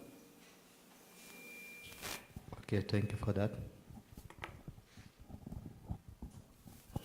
Mr. Stanley, I also have a question for you. How would you prevent favoritism in allocation of sports resources among different teams and clubs? I would prevent that by first including the students in another platform and sharing the funds or equipment according to the number of the people in that club. For example, in our football, we have many participants than the other clubs. So definitely, you can't award them the same funds. So, with the inclusion of the students, first, to discuss and agree, we will give you this because your number is this, we will give you this because your number is this. With that agreement, no one will feel is left behind. Yeah. Thank you. A quick one, Mr. Kibiegon. What strategies do you use to attract sponsorships or partnerships? Acha nitumie example mzuri tuseme hata kama football, right? When nimesema like previously ndisikuwa nisema register Khusa League, right? Ama tunakuanga na ikifika on weekends, labda Saturday ama Sunday ama tuseme Thursday evening, tunakuwa na friendly matches. So tunaweza invite kama tuseme team ya around Kericho kama Kipchimat na Zoo, of which your team wako na coaches, right? Sasa hao coaches wakikuja watakuja kuona talent yenye tuseme students wako naye shule, of which wakimark your talent obviously watapick your students wampeleke hivyo. Thank you for your answer. Thank you. Mr. Kibiegon, in cases where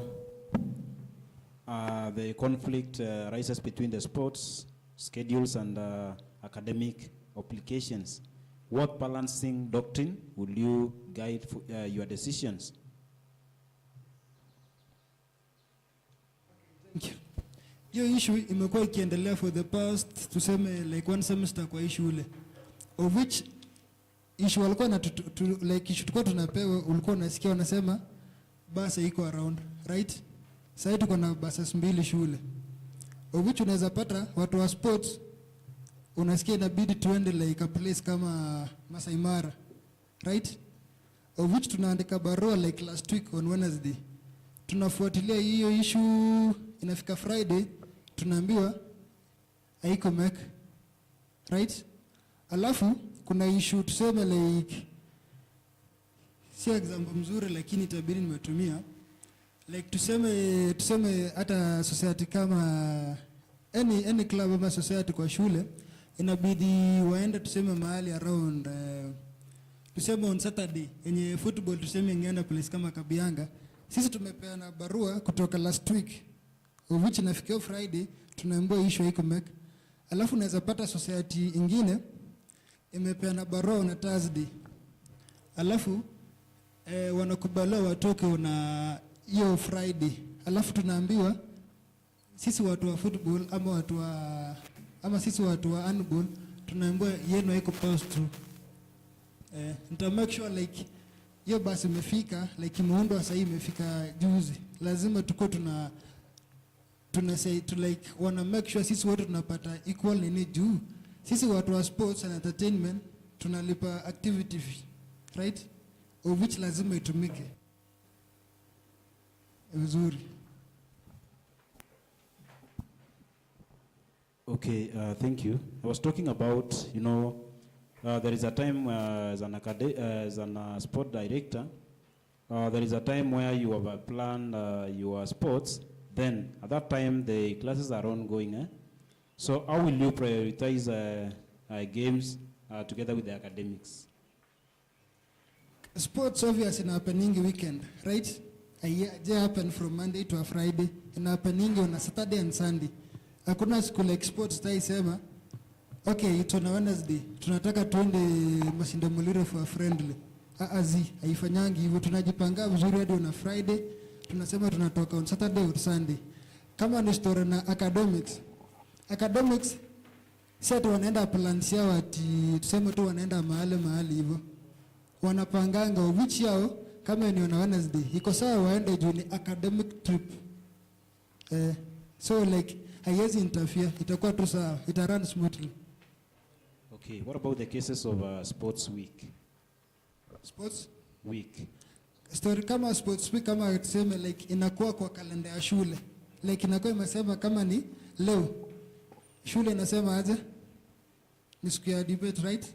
Sasa inakuwa imeandikwa kwa nini ya shule. Like leo ni siku ya debate, kesho ama Friday ni siku ya election. Sasa iko kwa kalenda ya shule, iko program ya shule. Thank you. Mr. Chosho, kindly there was a rule that said that you either speak in English or Kiswahili. You major on one, not mix the two language. Okay. My question is to Stanley. If the budget limitation constrain expansion of sports program, what initiative, partnership, or sponsorship module would you pursue? If the budget limitation constrain expansion of sports program, what initiative, partnership, or sponsorship module would you pursue? Yes, if the funds are not enough, as we can use our own money to make it achieve where we want.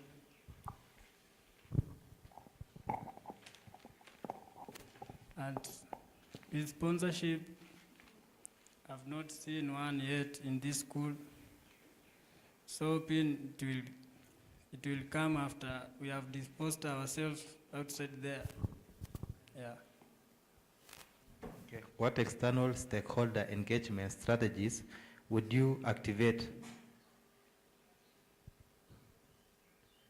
What external stakeholder engagement strategies would you activate? Like that FKF league we are going to play, I'm sure that will give us external stakeholders by the way we are going to perform, or the way we are going to expose our school out there. So definitely we are going to get sponsors, and that way we grow our club. Okay, thank you. That to Joshua, you say that maybe you submit a letter inviting you for our games, and it was an immediate. Did you know that during opening of a semester, each club is required or to submit the club's activities to Khusa so that they can follow up with the dean's office and for approval or the approval? So when you say, if you are given on a short notice and you want to go, and already there's a club that has given it on the opening of semester, what will you do as a sports director? Will you embark on, will you focus on sport, or will you consider the club's activities as submitted on the starting of a semester? Like umesema semester ikianza, right? Like to make sure first come first serve, right? Kama kuna club imetoa barua like semester ikifunguliwa, obviously nao wataenda wa kwanza. Nita make sure nita make sure umeenda wa kwanza. Okay. Bwana Joshua, keep you going. You previous responses you talk about registration of different teams and clubs. Now how will you prevent favoritism in allocation of sport resources among those different teams or clubs registered in the institution? Kuna kitu inaitwanga budget inakuwa inaandikwa, right? Sasa budget ikiandikwa like kama club yako like na club yangu, like budget na unatoa na inatoa haiwezi fanana, right? Of which pia ndo budget itolewe ni students wanalipa kitu inaitwa activity fee, sindo? So hii activity fee itatumika, lazima itumike, like tuko students tuseme 1000 ama 900 na tuseme activity fee inalipa, obviously lazima itatosha, like budget unaandika na budget naandika lazima itoshe, lazima tu pesa itatosha.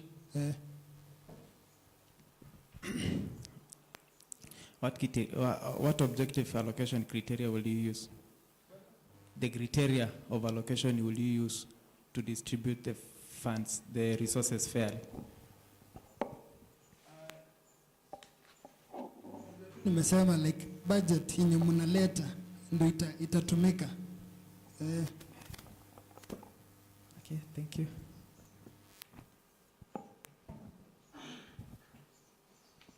Than done. In conclusion, to both of you, I'd like to give you 1 minute each to talk to the comrades. Yeah. Okay. Comrades, nita make sure do you remember sports director and entertainment docket? Nita make sure like field imetumika vizuri, clubs inafanya vizuri, like nitakuwa nikifollow up on everything. Kama sahi like tumepata sports officer, nita make sure comrades wamepata coaches pale field, coaches pale hivyo, patrons wa drama, patrons wa scouts, patrons wa peer group and counseling hivyo. Nita make sure like everything ina run vizuri. Ndo maana nimeomba hii support yao. Thank you. Yes, comrades, as I've said at the beginning, my name is Stanley Mudeni or Mutuse. Stanley believes in action, not promises. And I believe in unity. If there is no unity, I'm not included. Thank you. Sorry. Thank you for your time. So after campaigns and elections, all will be well. In that spirit of comradeship, we'll hope we'll continue together. So in that spirit, I'd like you to shake hands together. Thank you.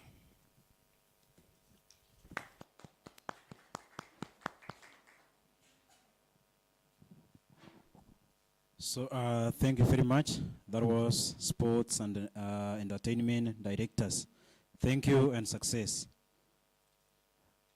So the next one on stage will be finance directors. Finance directors. So be ready. In the strength of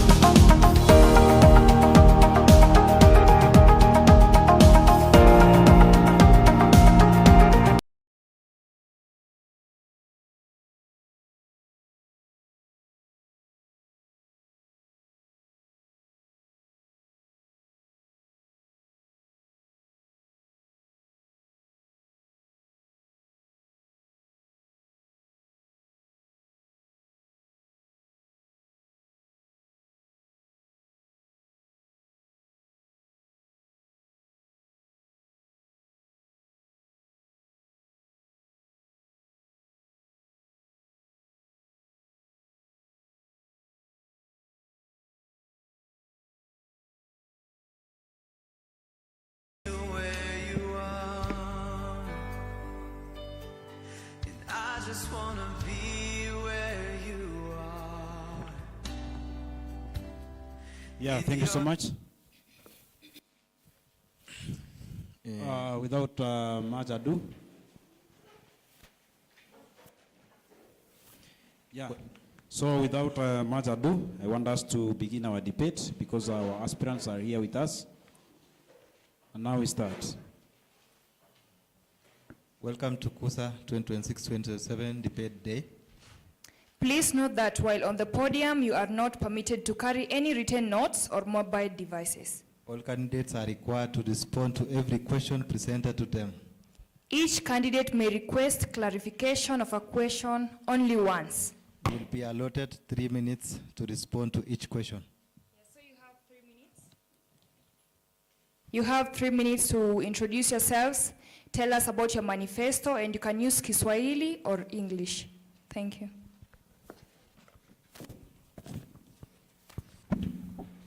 Thank you for the chance. So I'm called John Polo Biri, a third-year student at Kenya Highlands University, pursuing Bachelor of Education Arts.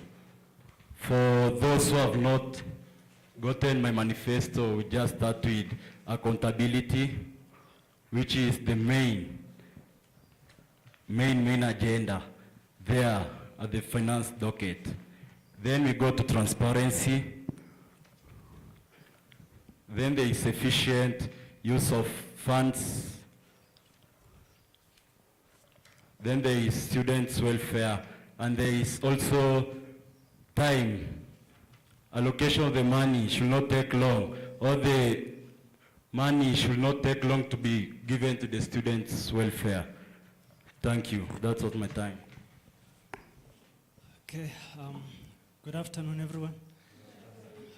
The chair, the panelists who are here, and all the comrades, good afternoon. My name is Josh Pitt, third year, pursuing Bachelor of Education Arts, English and Literature. And I thank God for the opportunity that God has given me to serve under the capacity as a class rep for the common units, and again for the English and Literature students. I want to take also this time to recognize my HNs who are here, that is Dan Caleb and Nehemiah, let them move wherever they are. I really appreciate them for coming here today, being the debates. I really appreciate each and every one of us, and again to thank the Electoral Board for organizing this debate. As I said earlier, I am aspiring finance director, and I am hoping to bring change in terms of finances, and being one of my manifesto is being to ensure that there is transparency in finances. Each and every shilling that is we spend is accounted for, and that comes to number 2, accountability.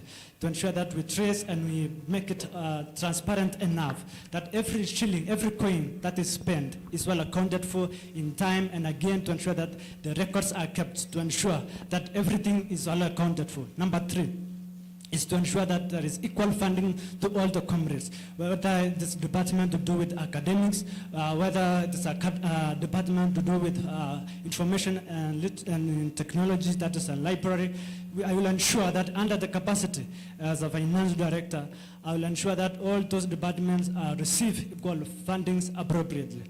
And again is to ensure that there is a student literacy in finances. I'm hoping to bring a change among the comrades to ensure that in whatever they are doing in terms of finances, I'm looking forward to ensure that we do financial literacy in our institution, Kenya Highlands, so that after the 4-year courses here in our campus, our comrades will be able to know how well to save their money, how well they can invest in wisely, so that the work they are doing will not go in vain.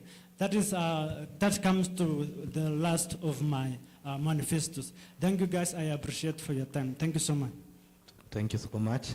My first question goes to Honorable John. How would you ensure transparency in communicating financial report to students without overwhelming them with technical jargon? What simplification strategies would you preserve accuracy while enhancing comprehension? How would you visualize dashboards or summaries aid interpretability?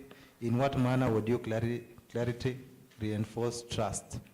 Clarity. Reinforce trust. It's okay. It's all about bringing clear records, just having clear records. Yeah, it will bring what you are just asking there. Or you are just asking on? It's on records, yeah. Yeah, it's just on writing clear records and specifying on where the funds were used, and maybe just knowing if the Khusa government or the school management has just gotten the money and written in the right form. Okay. You emphasize on publication of clear financial report for transparency and accountability. Could you explain specifically how you will plan to make these reports accessible to all students, and what mechanism would you put in place to ensure the data is accurate and independently variable? So we'll start there on clear budgets, and having the students also participating in the writing of the budgets through bringing meetings from comrades and any other people, and also having the books clearly forwarded to the board or the school so that they can have what is being used and what is remaining or anything else. You say we can write in books. Not books. Okay. Maybe there are some accounting books, not normal books. So when you say accounting books, we know all that accounting books sometimes may get lost or maybe due to mishandlement. Yeah. What another mechanism can you use apart from writing in account books or Khusa account books? We can digitalize it through the computers, anything, and have the information there, not just having in the books. That's why the ERP system is there. Also, the Khusa government should have its own computers or anything to store the data. Okay, thank you. Okay, I have a question on... My question is directed to Josh. According to your manifestos, you said you'll make every coin count. And according to me, money speaks, but mismanaged money will shout. So how will you ensure every coin is accounted for? Thank you so much for that question. Thank you so much. I hope it is working. Thank you so much for asking that question, Ms. My friend here, Maureen. The question you asked, I will ensure that in every coin that is allocated to our budgets, we'll make sure that we keep a track record of every coin we receive in our accounts. And on the same note, I'll ensure that we make use of the technology, that is the computers we have here, to ensure that we keep the records there. And again, as another alternative for that, I will ensure that in terms of finances, apart from making use of our computers here, I will ensure that again we keep our records manually, that is writing on our books, just to be alternative option just in case of malfunction of our system whenever we need to keep a track, and whenever we need a review of how we have spent the money in our finances, to ensure that all the comrades that we are all together here in campus, their money is well allocated for and is well gathered. Thank you so much. Okay, thank you. And you've added something on the malfunction of the systems. How will you collaborate with other Khusa members, for example, the IT and the library director, to ensure that we are not going to have any problem in terms of malfunctioning of the systems? Thank you so much. As I said earlier, we'll have two options of making sure that our records are well and safe. One, I said, is to make sure we use the computers, laptops, all those. And again, to make sure that we keep our records in books as just for standby, just in case anything goes wrong, then we'll refer to our books, apart from the computers. Thank you so much. Thank you. To Josh. How will you cooperate with the university administration to ensure that the students facing help delays are not unfairly locked by the ERP registration processes? And secondly, what procedural safeguards will you advocate during verification periods? How will dialogue with registry officers institutionalize flexibility? In what way will administrative coordination mitigate hardship? Thank you so much. On the same question again, I'll ensure that those students, since we are all aware that our ERP system is working, but not yet fully, but it's working, concerning the fees, I'll ensure that we have a very close collaboration with the administration so that we can address the challenges facing our students, especially in terms of fees, so that we can eradicate and avoid the challenge we had last semester, having first years, more than half of them missing exams just because of the delayed help loan. I will ensure that we make that commitment to meet the administration, to make a commitment to meet the administration as from the fishery, all those organs, to make sure that our comrades from the help loan, though it sometimes may delay, we'll make sure that we do a meeting with them. We organize on how we can help our comrades in terms of school fees, so that for those who will have their helps delayed, at least for those, because we will ensure that for those who have paid a little amount of money, because normally the help comes and it doesn't fully pay the fees. I'll ensure that for the remaining balance, we will work with them so that for the students who have paid something, then we will see with the administration on how we are going to help them. Again, concerning that, we'll also set apart a certain proportion of our funds that we will receive to ensure that every month we will be contributing something to our account, so that for those needy students who do not have access to pay the school fees, we will channel our contribution to those students to ensure that no comrade is left aside. Thank you so much. Thank you. To Mr. John, considering the multiple modes of payment, for example, the bank transfer, the mobile platforms, and the ERP integration, which payment mode will you prioritize for efficiency? I'll prioritize the bank accounts Why bank accounts? to keep the budgets or for accountability, because the banks never loses the receipts or any other thing. There's always the customer's receipts, the bank receipts which remains there, and also there'll be for the institution or any other thing.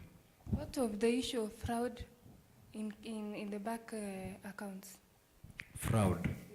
It's just managing it, maybe through opening other accounts or just seeing. No students can forge or asking on what. Okay, thank you. Okay, to Josh, to John Obiri, during your manifestos, you mentioned about student welfare, right? Okay, understanding student welfare is a broad and multifaceted. How will you define and measure welfare within your financial planning framework? So, according to me, when I said students' welfare, I also accounted there on the sports, entertainment, music, co-curricular. Also, some students need to participate in those things. And also, some students here, maybe there is a funeral or something, money can be taken from there instead of children fundraising or the comrades, so that we can have some amount of money from the account students' welfare so that it can be given directly to the affected person. Okay, may I direct my question to Josh Pate? Article 25 outlines the sources of Khusa funds. How would you diversify revenue streams without exposing the association to financial volatility or ethical compromise? Thank you so much for the question. You mentioned very well that in chapter 6 of the Khusa Constitution, Article 25, says that our sources for the financial sources for the Khusa funds, one is from the from the activity fee. Secondly, is from donations. That is from the fundraisings. Fourth is from the that is from the art resources projects from the Khusa.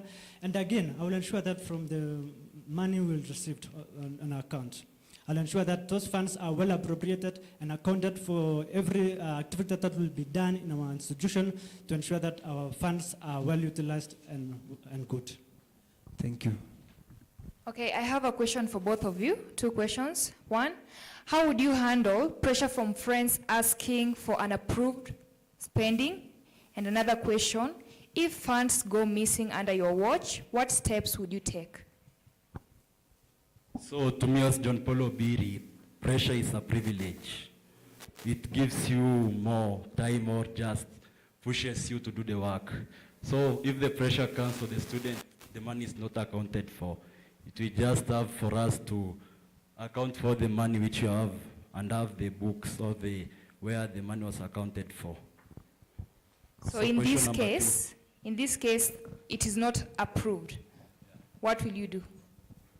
It is just giving the comrades a timeline which we can have to talk to the administration or the person in charge for us to have the money allocated. Yes, your opinion, please.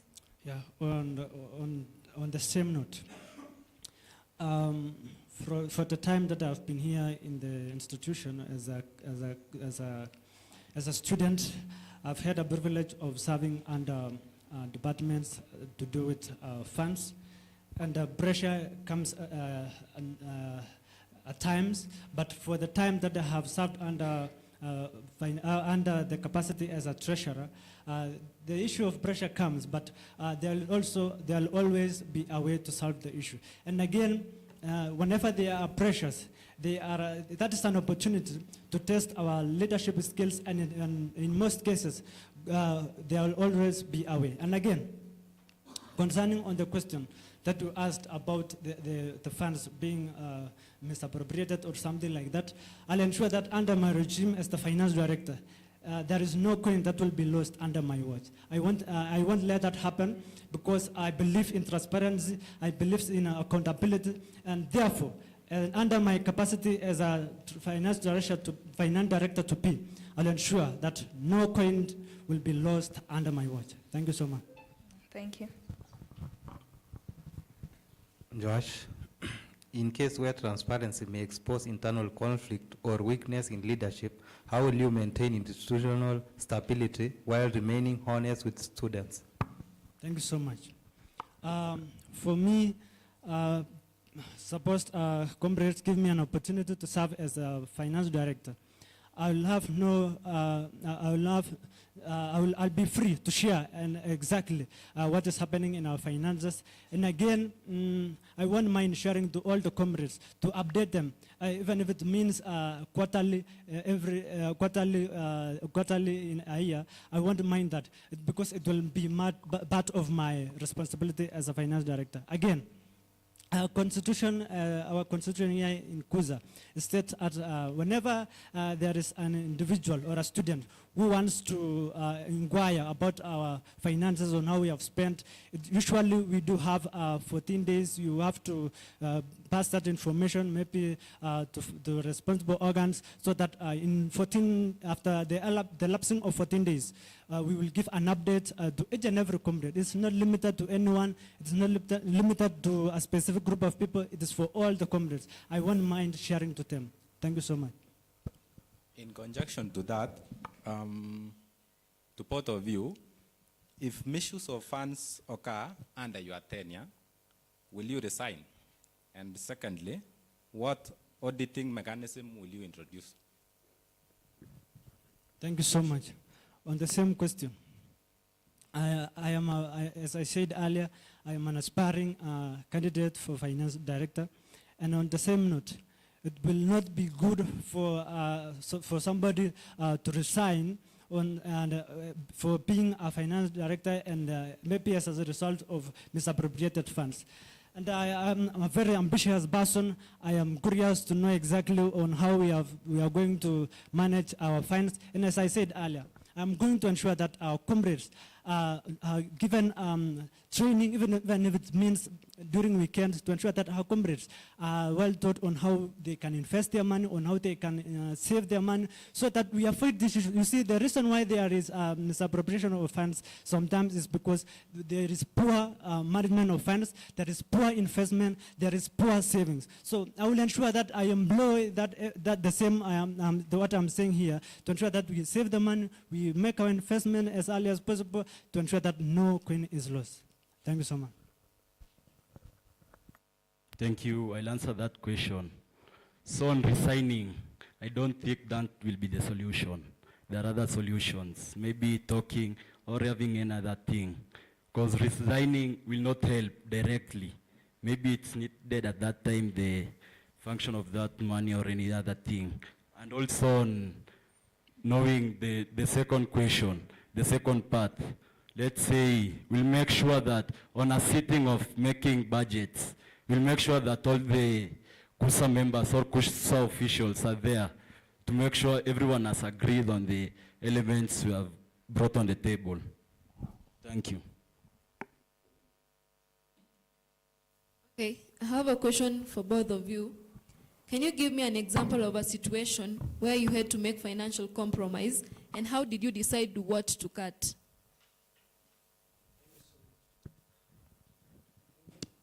On the same question, as I said earlier, I will be given a chance to serve as a finance director. I will set apart some funds for emergencies, so that wherever they are, because sometimes there are situations whereby you may run out of money, but for that case, I will not allow that to happen. That's why I'm telling you, the earliest possible we get to that office, we'll ensure that we come up with a strategy on how we are coming up with the savings, so that whenever there are emergencies, we have something to deal with finances. Allow me to interrupt. My question was, can you give me an example of a situation where you had to make financial compromise, and how did you decide what to cut? Thank you so much. On the same question, I said, earlier I have been serving as a treasurer for several departments, and at times whereby you realize that there are insufficient funds maybe to fund projects or emergencies, but on such cases that I have been through earlier, I've been partnering with friends out there, so that whenever there are issues about finances, we borrow from them, and so that by the time we are done with it, we repay back. And I've been able, personally, I am very dedicated, and I'm willing to spend my resources for the sake of comrades, and as I have been doing earlier. Thank you so much. Thank you, and I hope comrades have heard that clearly. Thank you so much. Obiri, what's your opinion? For me, we'll work on priorities. You can't give the thing which is not necessary a priority. You leave behind what is necessary. For instance, Professor Keter or Reverend Keter says what brought us here is the main reason we came here is for education. So mainly you can't go and pay maybe to go and watch a football match or enjoy somewhere in Dubai, and you must pay fee here. Yeah. Thank you. Okay, another question for the two of you. I'll start from Honorable Obiri. A question on accountability and trust. Mistakes can happen. How do you handle them in a way that keeps people's confidence intact? Yeah, we say mistakes do happen. It's the way just a person makes the situation calm. For us, or for me, I love to bring the comrades or the affected person into order and explain to them what has happened, or what brought the ineffective move, or what happened to him or her in that way. Thank you. Thank you so much. In a scenario whereby there will be mistakes, I will ensure that as a finance director, I will stand corrected and guided for whatever the mistake would be. Though I will ensure that under no circumstances there will be no mistakes. And if there will be any, I'll stand corrected again, because some mistakes that we may commit sometimes, the mistakes we commit sometimes, they are there to make us to be better people and to learn more from the same experience. So under the same, I'll ensure that I stand corrected whenever there will be a mistake. But I won't tolerate a situation whereby there will be mistakes in finances. Thank you so much. Thank you.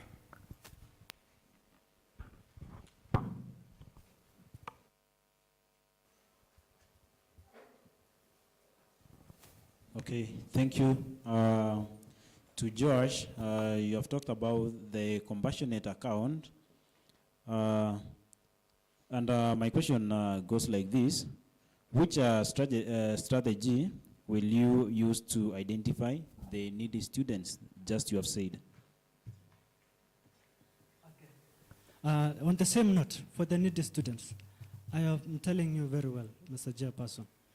As a finance director, I'll ensure that for those needy students, we will work with several individuals, especially the class reps, because those are the people who knows exactly what is happening in the classes. And again, for the RHs, those are the people, whenever, those in hospitals, those people are aware about what is really happening out there. Because I remember under the time I've been serving as the class rep, I have been able to identify those students and been able to call my friends, to call them up and ask them, let's meet in a particular place. There is this student, he or she needs help. And we have been able to do that. Not only in our institution, we have been able to visit them in wherever they live, those in hostels, and even those in various hospitals. And we have been able to do that. And I'm willing to take this to another level, because during that time, I've been able to serve only my colleagues alone, maybe in third years, and a little bit from the first years, some of the fourth years. But given this opportunity, it will give me a platform to serve even more comrades, because that is what we are required of, especially this being a Christian university. We are a brother's keeper, you are our sister's keeper, to ensure that no comrade is left aside. Thank you so much. Okay, thank you so much, Bona Josh. Another question goes to Ubiri. How do you understand about ERP? ERP is the new system in the school which took over AMIS. For me, I can say it helps in the students' account, maybe paying fees. It's not always necessary to go to the office to have your checks seen.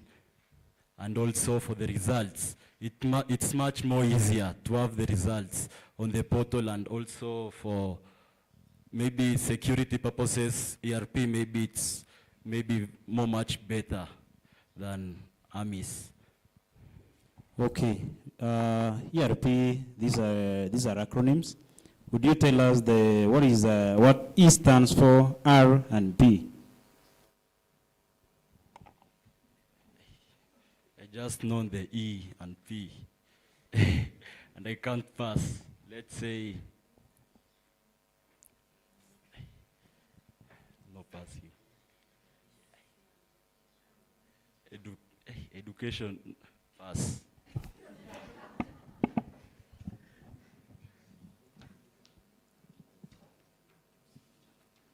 Okay, so having said that, now, as you know that the university operates under ERP system that integrates financial transactions. How do you evaluate its efficiency in promoting transparency and real-time accountability? For me, there's no real-time accountability for now, because you have to go with the checks first before the fee reflects on the system. Yeah. For that, for us, we'll make sure that it's not necessary for one to bring the bank checks for the fee to reflect there. And also, ERP has helped most of us. Let's say the fee, you know the balance which is remaining, and you prepare. Yeah. That's what I can say on transparency and accountability on ERP for now. Okay.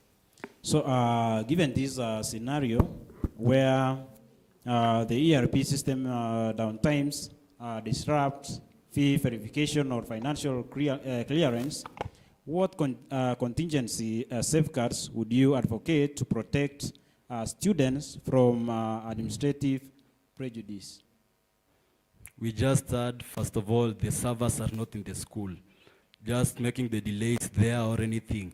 For me, I'd say we'll make sure when you go to the accounts office, everyone is treated equally, whether it's a complaint or you're just going there to be served. We'll make sure you talk to the staff or any other person there in the office. Yeah. Okay, thank you.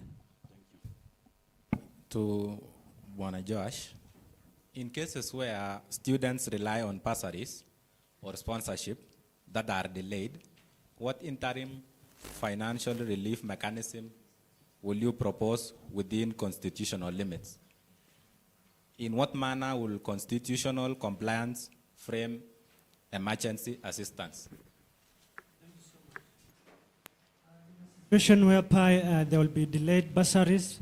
As I said earlier, we will work with the administration and also the finance office to ensure that for the comrades, because usually the bursaries that we normally receive maybe ranges from 5 to 10,000. Then for that proportion of money, we will ensure that we have that collaboration with the administration so that we can give chance to students with that small proportion of money of about 5 to 10,000 to sit for exams so that they are not left behind. Thank you so much.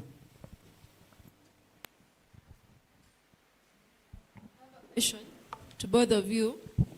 Both of you have been speaking of accountability. You've been speaking of we will ensure. So, would you please give me one practical policy you will implement within your first 60 days? Thank you so much. For accountability, as I said earlier, this is something that I have been practicing out there from the time I came to campus here.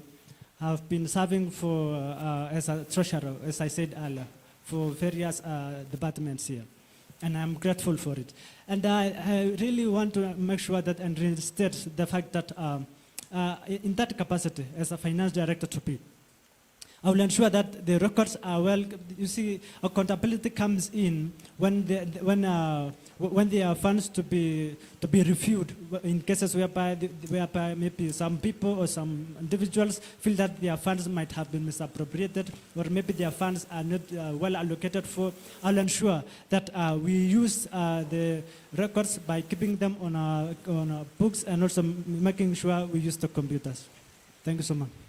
Thank you. So I'll answer the question.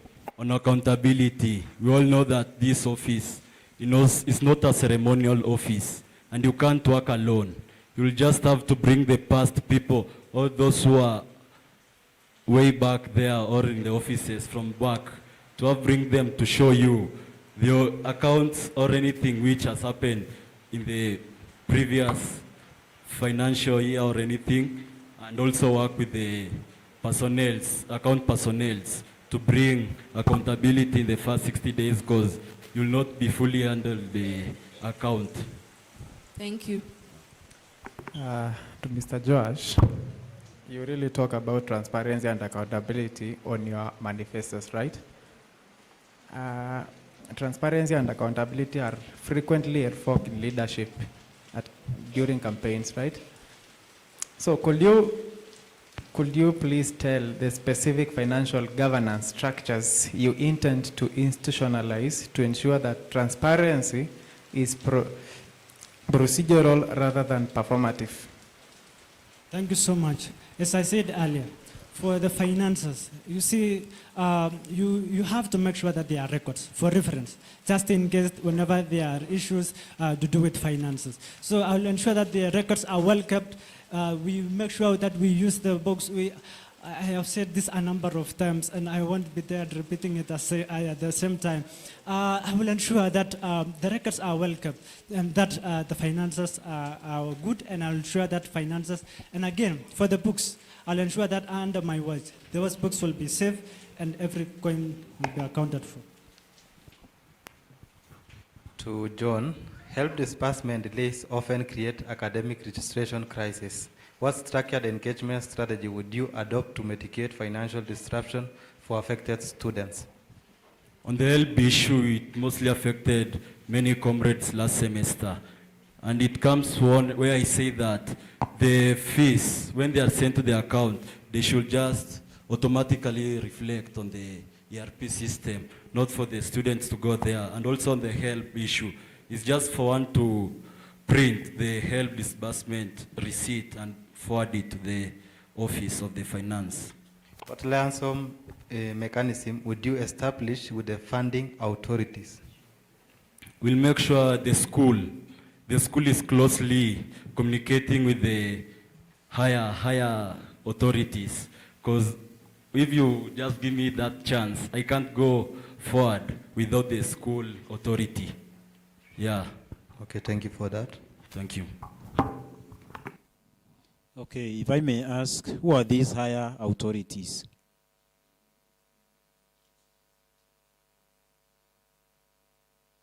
The authority, we said it's the school administration, and also told the all, this school has the owners. Who are these? We were told it's the church, or maybe I can refer to the one who said so. Okay. According to me, when we talk of money, it's a very critical issue. And I really wish to know, both of you, what values guide your decisions when no one is really watching you? Thank you so much. As I said earlier, I will be transparent. And for the core values, I will exercise the honesty in finances.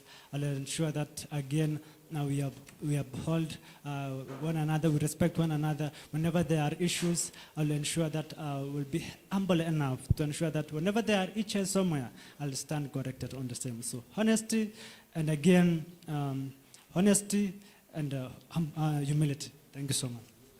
Thank you. Mary? For me, the values are, we start with number one, discipline. Discipline is necessary in all aspects. You also know that. I think you know that. Yeah, discipline. We also go to humility. You must be humble while handling other comrades' funds, because they're the one with authority. Well, what they tell you is what you hear. And also honesty. Honesty, you must also have trust with us, with your money. Honesty is also the key aspect when dealing with money. Yeah. Okay, both of you have spoken of honesty. If offered a bribe to influence a decision, how would you respond? Bribes for me, I've never received a bribe since I was born, let me say. Or I'm not in that situation. Let's say now I'm in the office. Bribes, I think we can't tolerate, because we have said honesty and discipline. Yeah, discipline can't allow you to take bribes. Kindly, I'm not satisfied. How would you respond if offered a bribe to influence a decision?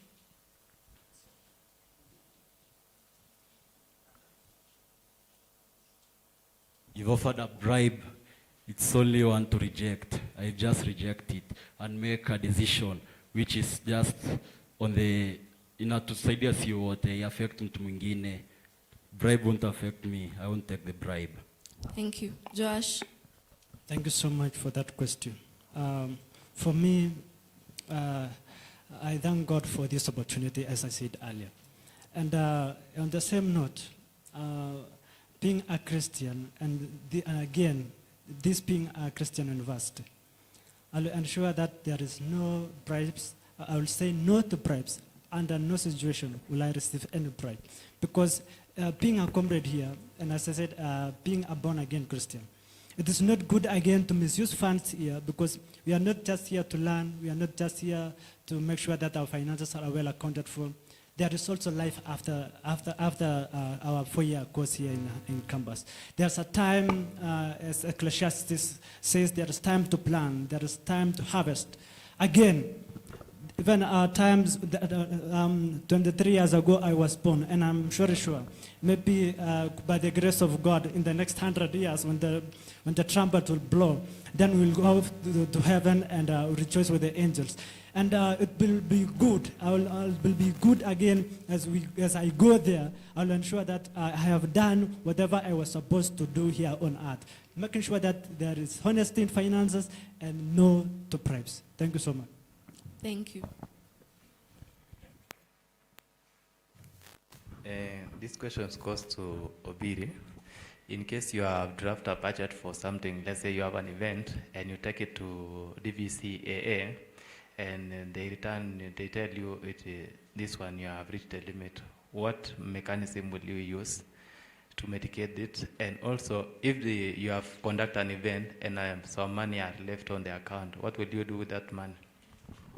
So if I just bring the account before the bill to the necessary people, and they say it has just surpassed the budget, I just have to sit down with them and just have to see where the money is allocated so that we can see pia si hapa tusifinywe niende kutoa pesa yangu kwa mfuko. Yeah. On the second question, there is also the money remains obviously. Let's say the Khusa officials will have to sit down and see where the money will be put, because we can't have one person just handling the remaining amount of money, or I can't just make the decision alone. Thank you. You know, sometimes they say money is not limited. So if you have that chance and you have a problem, are you not going to use the money to solve the problem? If I have the problem, I don't think so, because after all, they just come after me, because the books are there, everything is accounted for. If the money remains, it will be seen and it will be known for everyone, because it's also transparency of the funds used. Okay, thank you for that. Okay, I have a question for both of you. Just a little bit out of the context, but a creative question. So what animal best represents your leadership style?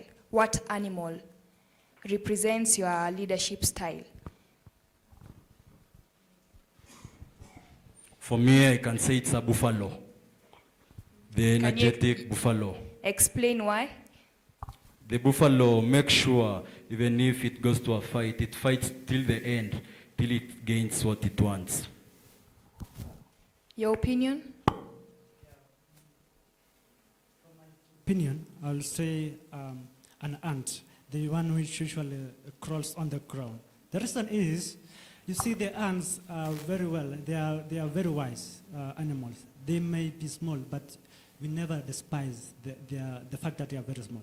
The reason is, the ants can easily tell when will the season to harvest, when will there be a season whereby there will be drought and famine. So the ants are well and good in the sense that even for now, if you can, for now, as you go out there, the ants are almost everywhere, because they are for now they are preparing for the next season, in the sense that they are preparing food in their stores under the ground, and they are also preparing for the next. They are not just there for now; they are preparing for the next season. So, and under the same note, I'll ensure that your finances are well and good, they are well preserved, and they will be safe. Thank you so much.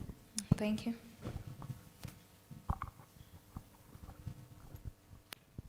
My question goes to Mr. Josh. Since we are in a digital era, a case arises and you are confronted with systematic financial inefficiencies within the ERP system, would you advocate reforms or retraining to solve these inefficiencies in the ERP system? Pardon? Since we are in a digital era, a case arises whereby you are confronted with the system financial inefficiencies within the ERP system. Would you advocate for reforms or retraining so that the ERP system financial reports are accurate? Thank you so much. On the same note, we will work very well hand on hand with the IT and library director to ensure that in a situation whereby there is system malfunctioning, we will have a liaison with the IT department so that they can keep update of the ERP system so that we don't have have situations whereby we find students whereby they have cleared the fees and still when you log into the ERP system, you realize that there are some balances there. So we will work very closely with the IT and library director to ensure that we solve that issue in the IT office. Thank you. Thank you. I have a question for both of you. I'll start with Honorable Obiri. Which single promise in your manifesto defines your leadership vision the most? Students' welfare. Yeah, I'm here to stand for the students. In this school, maybe we always practice for the music festivals, drama, and maybe it ends, or our journey is cut short, maybe because music festivals are cut from there, or we don't register. And also in the sports sector, we also want to improve this school. This school can be known everywhere just by using sports. And also the students' welfare, the main also is just having every student. Maybe if one's having a small issue, we can solve it.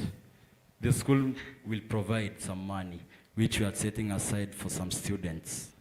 Maybe in case of a funeral, or someone maybe has just gotten a baby or something.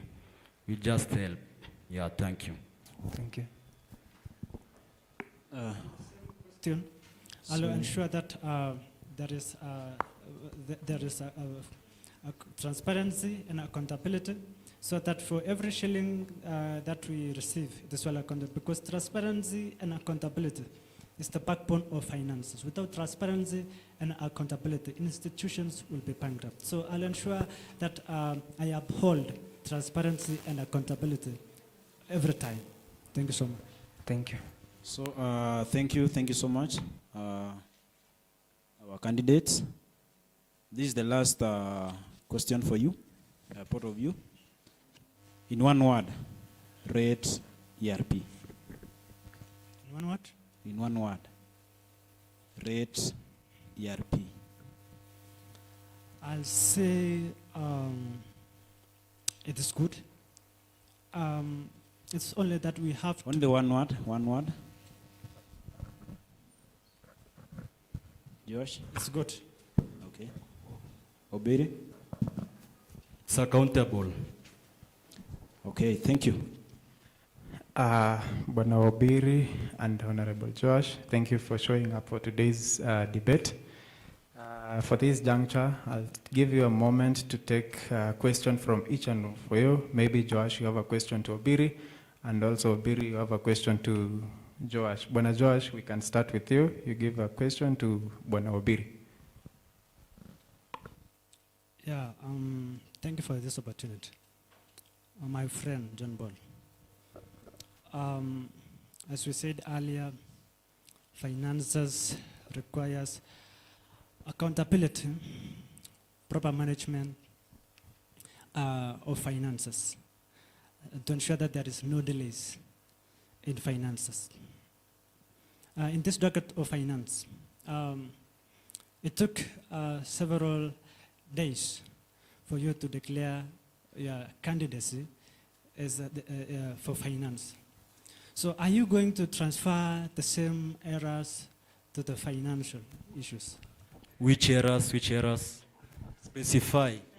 The delays, because you realized you really delayed to announce your candidacy for finance docket. So I'm asking you, my friend John Ball, are you going to extend the same delays to finances? I reply with a big no. I can't bring those delays. And in my manifesto, I just have the timely disbursements of funds. It can't be there. Any other question? Thank you. Thank you so much. I'll ask you. Yes, continue. I'll just ask you a simple question. Yes. My good friend Josh, if given the seat, how will you put the comrades, or how will you affect, or what effect will you bring to the students' welfare? Thank you so much. Including the field or any other co-curricular activity. Thank you so much. My friend John Paul. I'm telling you, I have been working very closely with the students my comrades, my colleagues, my friends out there. And that is why, the reason why I told you I'm fine for the finance docket is to extend my services to other comrades, because it is a platform whereby I'll be able to serve many comrades in this docket. So therefore, I'll be working with the students out there, be it in sports. I'll be working very closely with them to ensure that if they need support whenever they have games there, I'll ensure again they have water, they need glue. If they need glues, I'll ensure that they are well accounted for, they are there on time. And again, I will also ensure that those players who need, whenever they need some shoes, maybe they spy something like that, then I'll ensure again, I'll provide for them. Yeah, under that. Thank you. Hope this is recorded. Thank you. For this time, I'll give you, each and every one of you, 1 minute to talk to comrades, wherever they are, starting with the Bwana Obiri. So, to my fellow comrades, I'm John Paul Obiri. I'll be vying for the finance office. We are here to bring change. We are not there just to sit. It's just for you to trust in us, give us the seat, and we perform. It's just for you to give us the trust, and we'll perform. JP, ukiaminia JP umeaminia change. Hatuko hapo kufanya mchezo. Iko sawa. Yeah, thank you once again for this time. Comrades who are following us online, I'd like to take this opportunity to request you guys to remember me on Friday. Vote for me, Josh Pitt, for change, for accountability in finances, for equal funding, for financial literacy, and to ensure that no comrade is left behind. And again, I'm ready to work this journey with you from now up to the end. Consider voting for me, Josh Pitt, for finance director, for smart money, for smart future. Thank you so much. Thank you so much. Thank you so much. Now, after election, that is on Friday, everyone will remain Kenya Highland University student. And now, take your time to, we go and shake each one and everyone as you leave the podium with your pleasure. Thank you. Thank you, and let us celebrate them. So thank you so much. You are free to left. Thank you, thank you. So that was a finance docket. Thank you for your time, and we wish you success.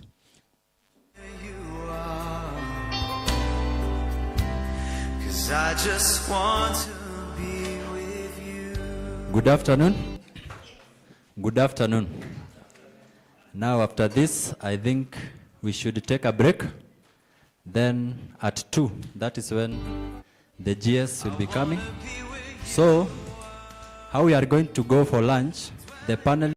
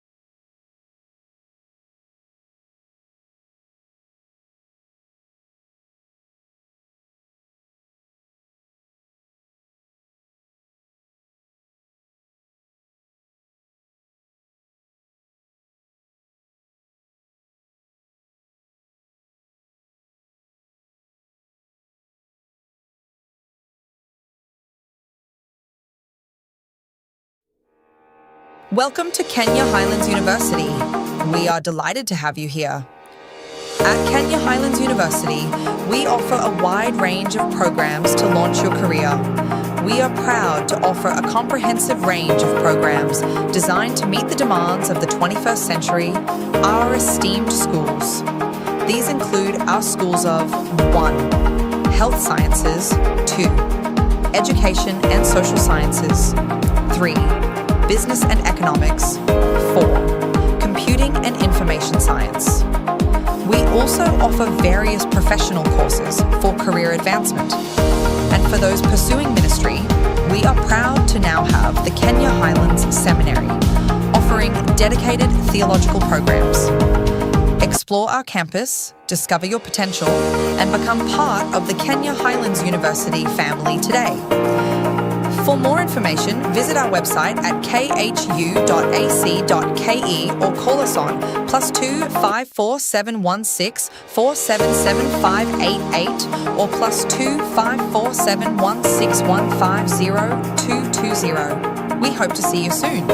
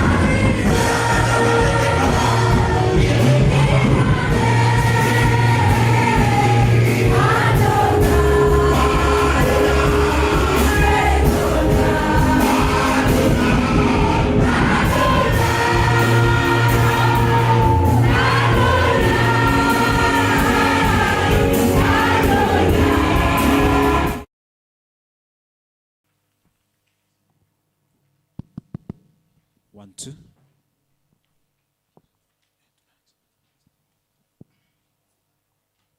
So as I requested earlier on, I just only need one agent, agent, an aspirant, and an agent, not two.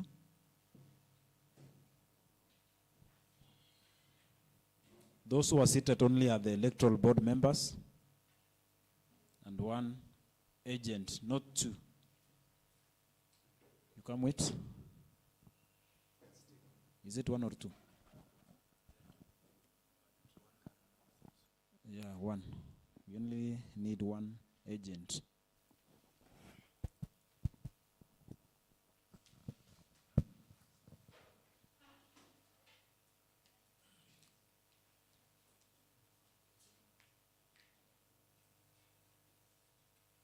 So I welcome all of us to another session.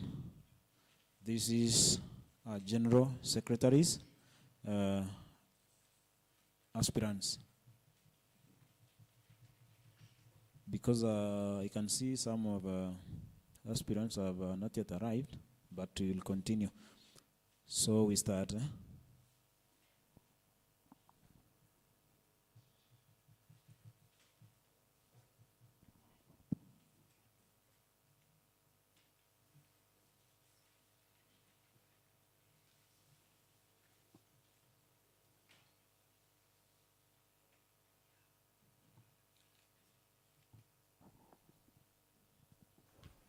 Okay, welcome to Kenya. Welcome to Khusa 2026-2027 debate session. Please note that while on podium, you are not permitted to carry any written notes or mobile devices. All candidates are required to respond to every question presented to them. Each candidate may request clarification of a question only once. You will be allocated 3 minutes to respond to each question. So you are welcome to the debate. We kindly introduce yourself and tell us your manifestos. You have 3 minutes for each question. Yes. To the panel, fellow aspirants in absentia, and my esteemed comrades, good afternoon. Before you is Ojong Brighton, Amajaka Baba, in bracket. I'm here as one of the aspirants in the rocket of GS. And my candidates are anchored in the philosophy of Tasha. What's the meaning of this Tasha? Tasha was Ojong Brighton. Ojong Brighton is here for transparent leadership. That stands for T. A, accountability leadership. S is strong voice for students. Then another S, we have student-centered leadership. Then lastly, we have to have something known as future-oriented leadership. Leadership is not just only about today, but it's about tomorrow. We should focus in the future. Therefore, I rest my case in there. Thank you. Thank you for that. Brighton, why this docket of GS? Why this docket of GS? As a young Brighton, I have been a leader and I believe in myself. Since Form 1, I was there as a timekeeper. 2, I was in the position of health, sanitation and water. And lastly, I performed as a school president. That's Nyandema Make Secondary School. So I believe in myself. Okay, thank you for that. So in your manifesto, you've talked about accountability, transparency. So what does accountability mean to you in leadership style? In accountability, we have to encounter all students. All students should be catered for equally. Okay. Okay. Yes, Bona Brighton, I have a question here. As General Secretary, how do you ensure that all departments work together effectively? That I will bring something known as unity. We should unite as department, as Khusa department. We as Khusa, we have to come together and we collaborate together to ensure that all things run in a line. Thank you. Thank you. Thank you. Bwana Ojong, In positioning yourself as a student-centric and futuristically oriented leader, how would you harmonize heterogeneous student interest across faculties and academic strata, and what empirical governance indicators would you deploy to substantiate the student input materially informs policy formulation and implementation? Thank you for the question. As a young Brighton, me being the GS elected, I promise to work together with all faculties, all the way from Faculty of Education, Nursing, and any other faculty. We should have a representative from each faculty. So we should come together as a representative of each faculty and solve our problems. And according, you have said about something about Christianity or biblical. No. What is the question? This is my question. I said, in positioning yourself as a student-centric and futuristically oriented leader, how would you harmonize heterogeneous student interest across faculties and academic strata, and what empirical governance indicators would you deploy to substantiate the student input materially informs policy formulation and implementation? Okay, that's why I've said that we should work together with the representative from all faculties. And it is written in the book of Amos that two or more people should work together when they're in agreement.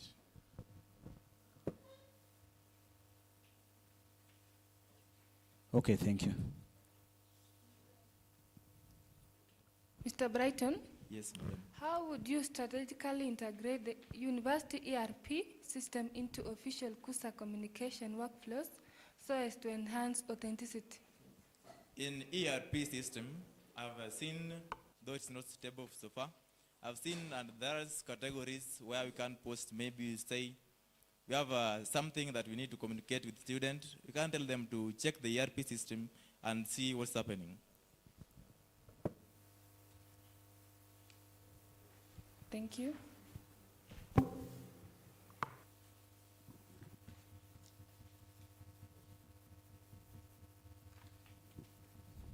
Honorable Brighton, Yes, in your agendas, your manifesto stress on transparency and accountability. How specifically would you increase openness in Khusa operation, such as regular public reports, open meeting, or financial disclosure to rebuild or maintain student trust in the association? Thank you, sir, for the question. For that, I will ensure transparency in this way. Me being the GS, I should note the minutes of the meeting. And in any case there's something attaching the student, I should publish the notice and send to the student in their various groups. I have a question for you. Yes. If executive members fail to submit reports on time, how would you handle it? Because of, if executive fail to avail the reports on time, it's their responsibility. We should have the deadline. All executive should be given the deadline of submitting the reports. Failure to do that, we should have the rules for the executive and the repercussions. Thank you. Mr. Brighton? Yes. If you are elected to be a GS, do you know that you are an executive? Yes, I'm one of the executive. So what is the role of an executive?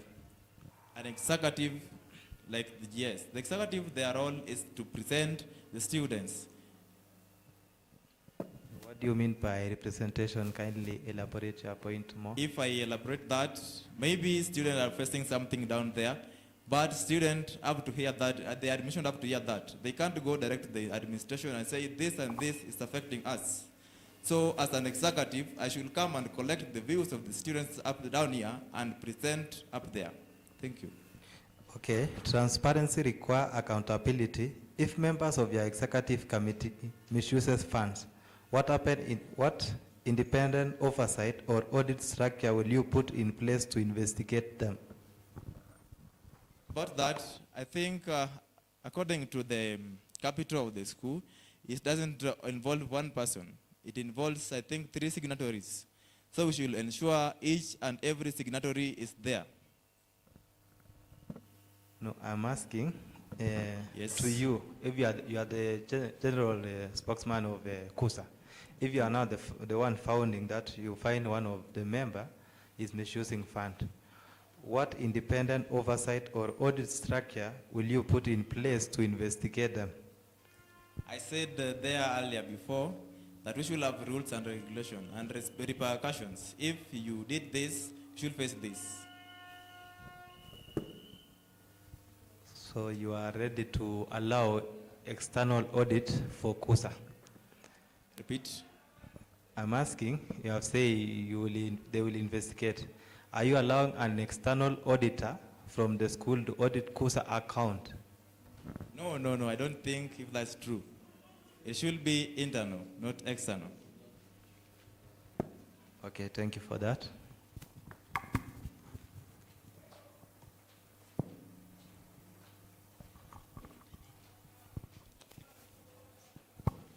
Okay, another question. How would you handle conflicts? How would you handle conflicts? Among students or among the executives? Both. Both. We should have a committee, we as the executive, and in any case there is any conflict somewhere, we have and call the people involved and bring them together so that we can solve the issue.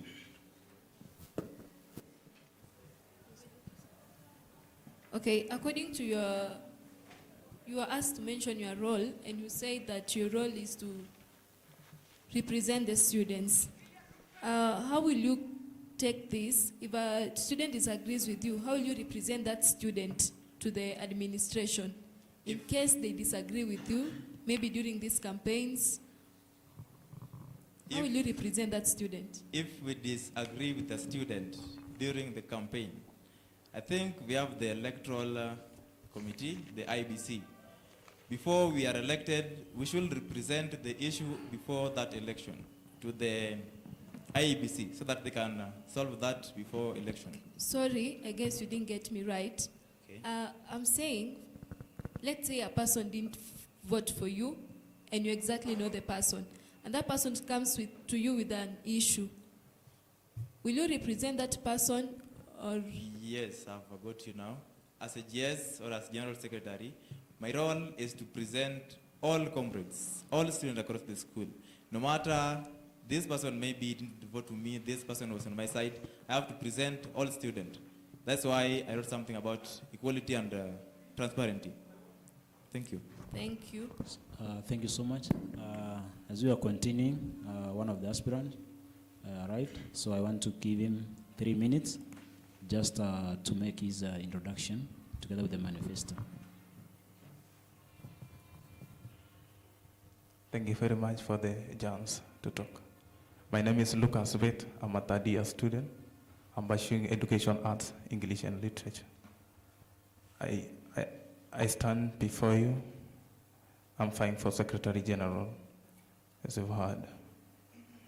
So, as we continue, my agenda, basically, number 1 is advocating for student welfare. And when you say advocating for student welfare, it comprises of many things. And the first one is we will ensure that I will ensure personally, given a chance as a Secretary General, that will collude with the management of the school, including the vice chairperson, that we shall conduct everything. You see, even our vice chairperson is a lady, and he cannot access to our hostels. So I will ensure that I assist even in managing the hostels. Another thing is the medical care. I will ensure that the welfare of our comrades shall be in a top notch. Another thing is I will ensure given a chance as a Secretary General, I will enhance the student voice by, I will enhance the student voice and participation by enhancing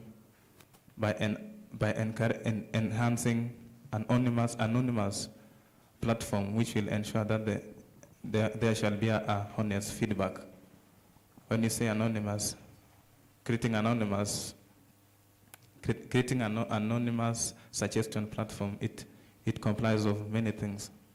For example, we can form a student faculty forum where the student, or rather the comrades, raise their concern without any fear. So that is another agenda which I will ensure that our comrades shall have. Another thing is, you see, our institution has started the compassion kit, and as a Secretary General, we all understand that we come from different backgrounds, and the compassion kit, I will ensure that we will continue to the top notch for the safety and for the safety of our comrades. Another thing is our institution. You have received so many complaints that during the blackouts, when there is a blackout, there's some places where the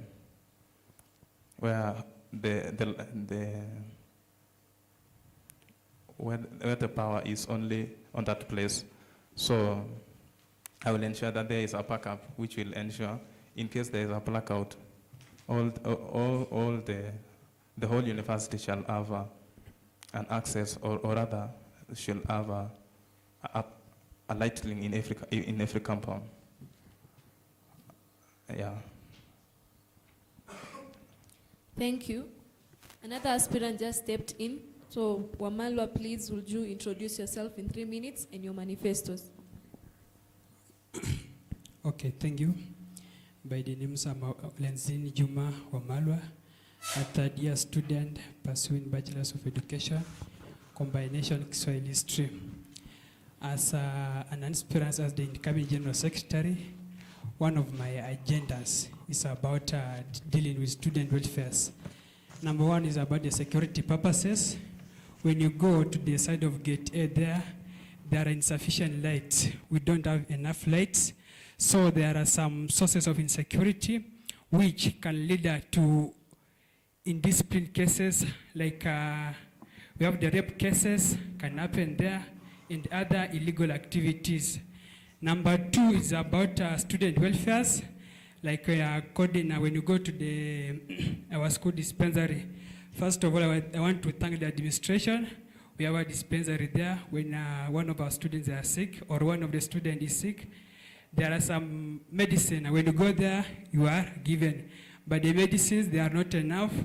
They are not equal to the amount that we paid on our school, on the school fees that it reflects on the receipt. It does not reflect the exact amount of medication that is given there. So as the incoming General Secretary, I want to go and at least fight for the student welfare, so that when they go to the dispensary there, they get enough medical care until they feel like they are in a hospital. Number two is about the payment of fees and the doing of examination. All of the students apply for the helps. And when we were here, all of us, we saw what happened last semester. Some of our students deferred the examination, a thing which was not at least fair. The students, they had paid at least 75%, but some of them didn't manure to do the examination. Why? Simply because the school administration needed zero balance. But as we know, we come from different backgrounds.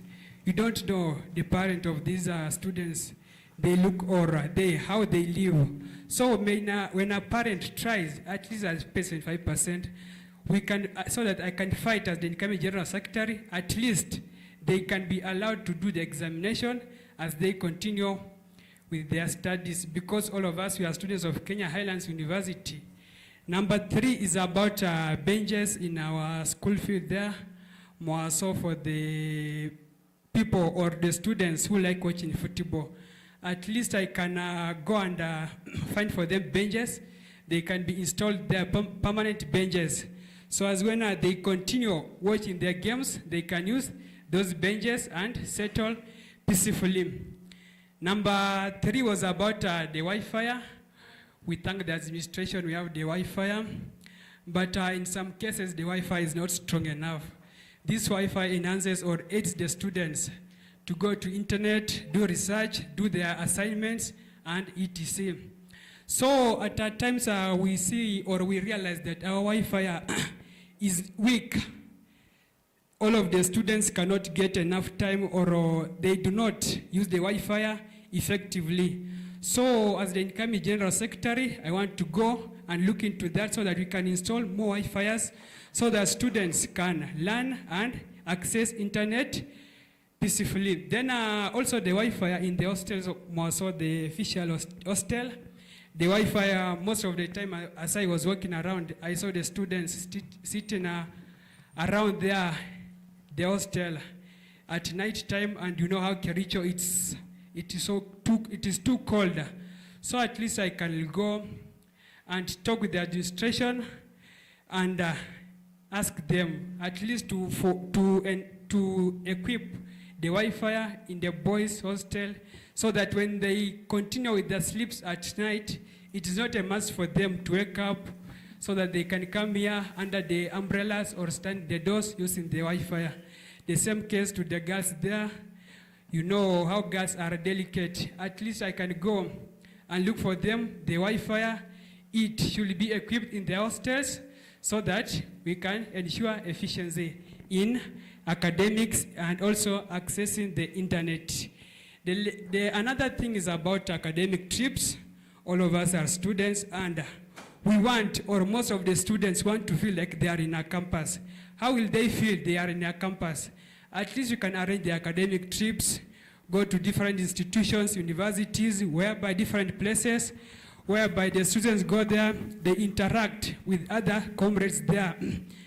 You know, when you interact with other students, there are those knowledge and skills you acquire and you get them from the other institutions. Also, you can just see how the environment of those institutions, how they look, and you can compare with them with our university here. Another thing is about co-curricular activities. Thank you, Omala. Thank you. You are 2 minutes has elapsed. Okay, thank you. Let me direct this question to you. That the roles of GS. Roles of GS, number 1 is just act as a link or the spokesperson between the administration and the students. Okay. How many clubs do we have in school in Kenya Islands currently? Currently, for the clubs I know, there are around 4. Name them, one of them. Number 1, Scouts, the Scouts Club, which I'm an active member of it. Number 2, we have the Drama and Music Club. Then number 3, we have the CSA. I'm not sure if it is a club, but we meet there as members. Okay, you say you are an active member of a Scout. Yeah. If the comrades of Kenya Islands elect you in that office, what mechanism will you use to ensure that all the clubs and societies get the equal amount distribution of the money that rather than passing on one of them, which you have said you are a member of a Scout? The first thing is that for these clubs to ensure for these clubs to utilize or to have their activities, the rule number 1, they are supposed to register with the administration as the clubs of Kenya Highlands University. So as the incoming General Secretary, first of all, as I'm an active member of all the clubs, I will at least go and fight for them or look for them the funds so that they can facilitate the activities in case they are, because we have the activities fees which the students have paid, and those activity fees, they are supposed to be used in such a manner or such a scenario. What is the most important document needed to register a club? The most important document, number 1, we have the data registration. there's such a registration. We have the certificate of that club, which is supposed to be, which the club is supposed to have. Is constitution among them? The constitution is among them. Okay, thank you for that. I have a question to Lucas Bet. How would you institutionalize a transparent, predictable, and publicly accessible communication calendar integrated with ERP notifications?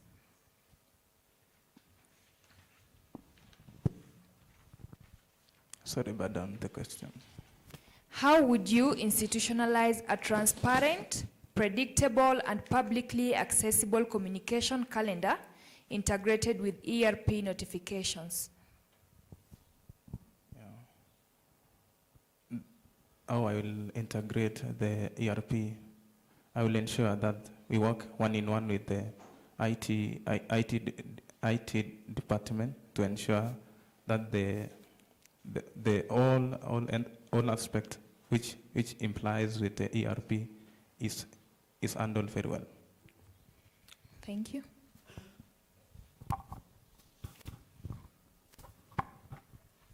My question to Lucas. In your manifesto, you mentioned about anonymous feedback platforms. And my question is, why do you believe anonymous feedback platforms are necessary in a university setting? Thank you for the question. Anonymous, it means unhidden.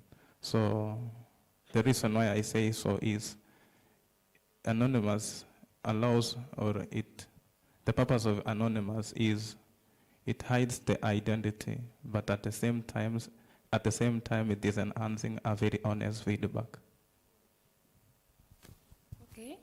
How then will you ensure the anonymous feedback is not abused or used irresponsibly? Sorry?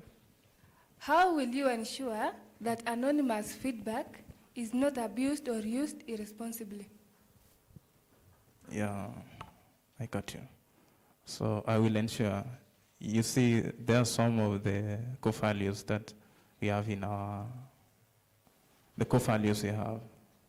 So I will ensure that the student are strictly, I will ensure that the student will apply those core values, because at the same time it is marketing our school. Okay, thank you.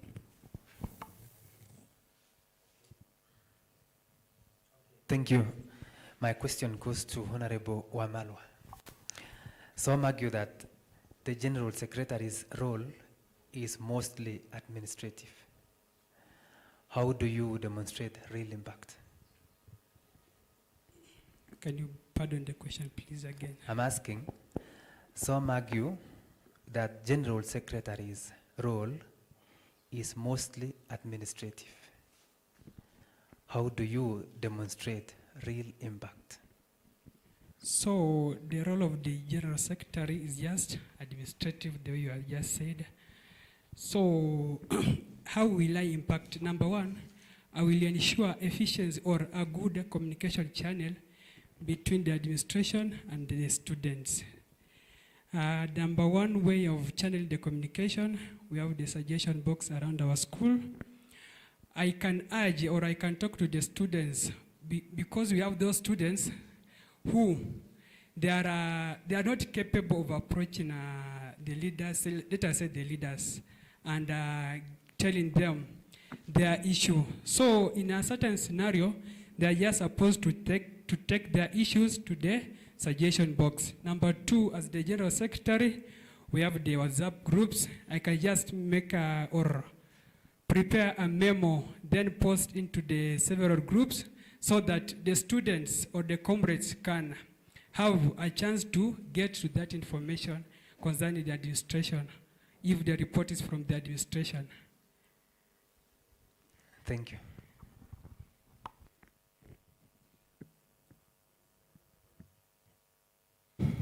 To Mr. Brighton, in the absentia of the chairperson, or rather the president, Article 19, Cap 6 may position you as a financial signatory, what multi-layered compliance threshold, segregation of duties control, documentary verification standards, and risk assessment protocols. Will you demand prior to endorsing any fiscal instrument to prevent financial impropriety or procedural irregularity? Thank you for the question. In absentia of the chairperson, I think there are stamps for the official use.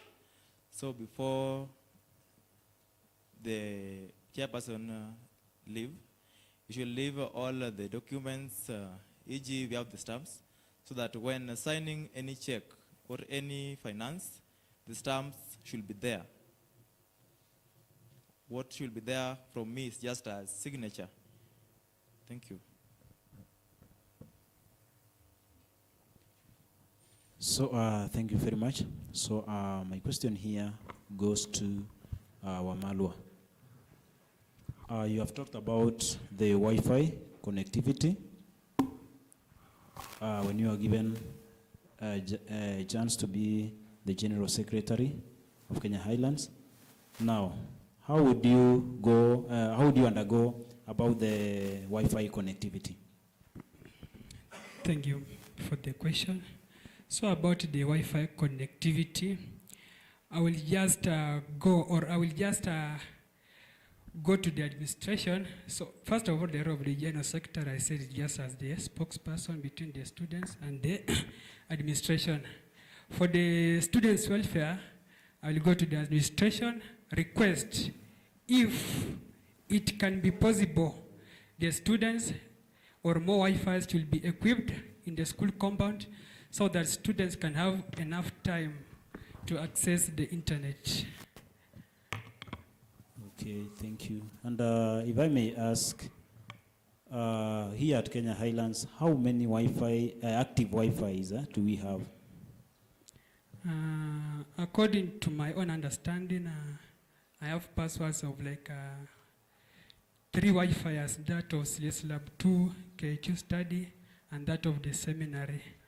So in that case, I will just urge the administration for the favor of the students to at least put or insert more Wi-Fi's for students to access the internet.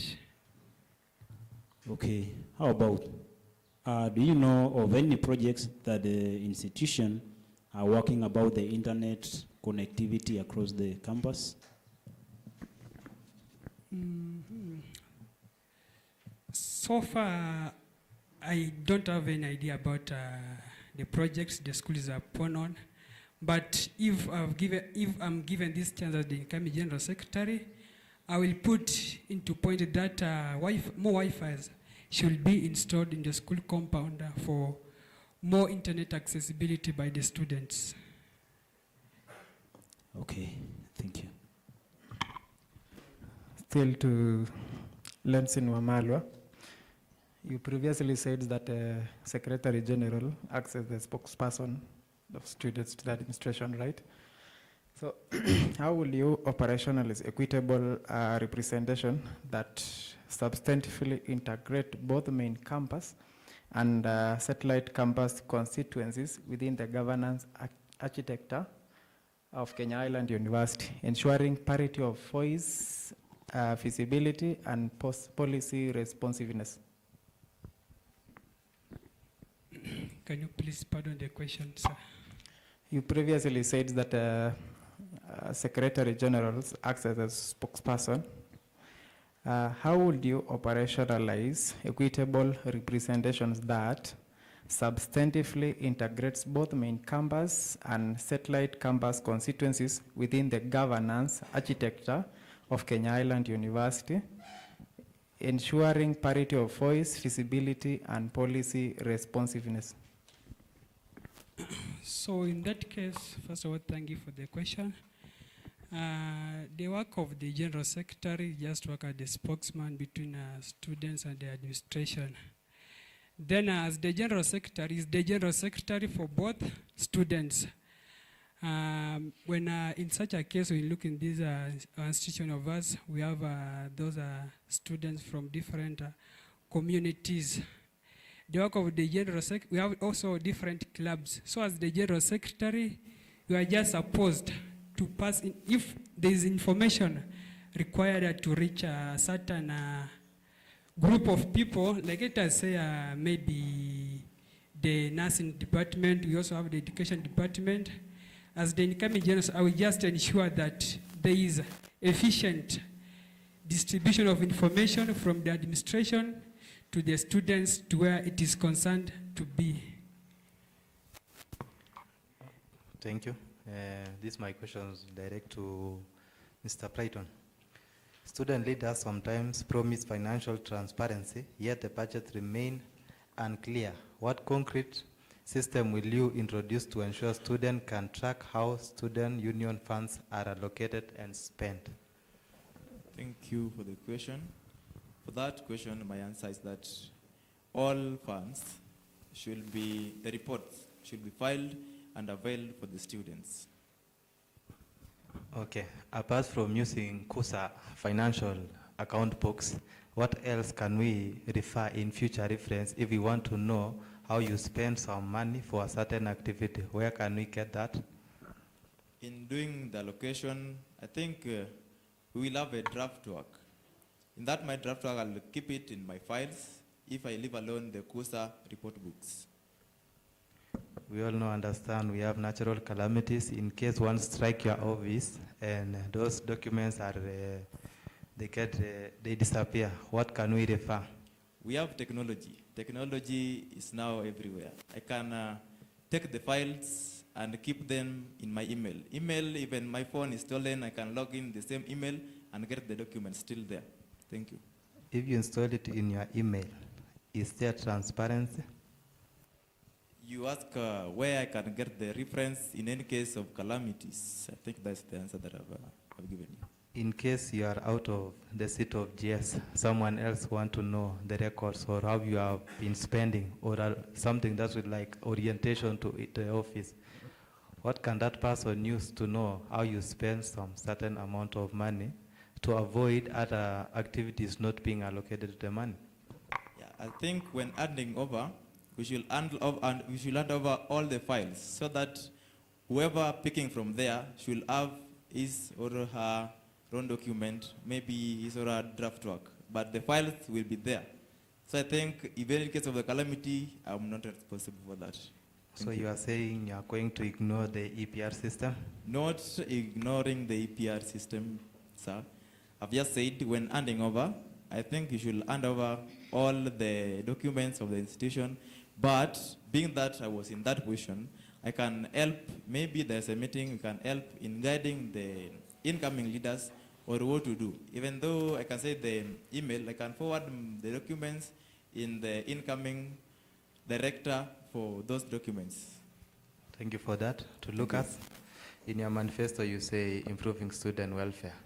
So what do you mean by improving student welfare? And kindly give the examples of what you want to improve there.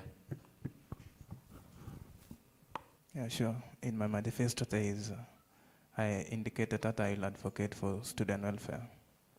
And as I have said earlier on, we thank the school for initiating the program of Compassion Kit. And given a chance as a Secretary General, I will continue upholding that Compassion Kit for the welfare of our students, for the welfare of our fellow comrades who are at times they are in need. Another thing is for the boy child actually.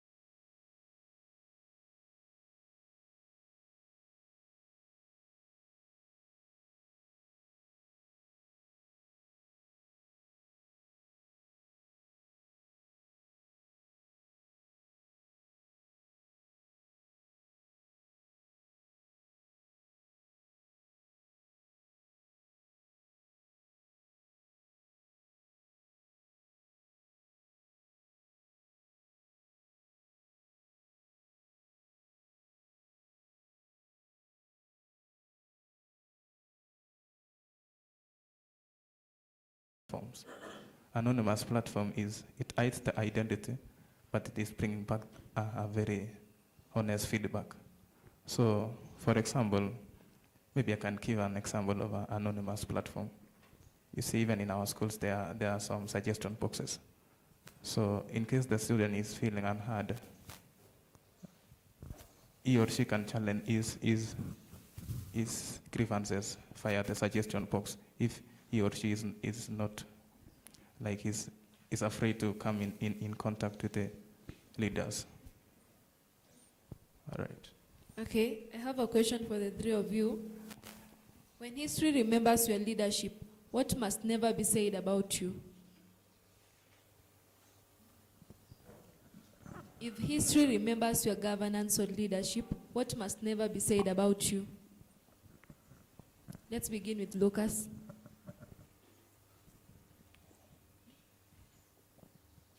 Maybe you can pardon me once, sorry. Okay. When history remembers your governance, what is it that must never be said about you? Okay, anybody who is ready?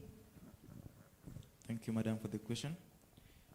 I think they should not enclose your secret. Maybe, let's say, though it's not me, Ojwang was did his best, but although he was a drunkard. So something like that, they should not say about the leader or about me. Thank you. Okay, in my understanding, you mean you're not a drunkard. So something like that will never be said. Okay? Yes, yes. Okay, thank you.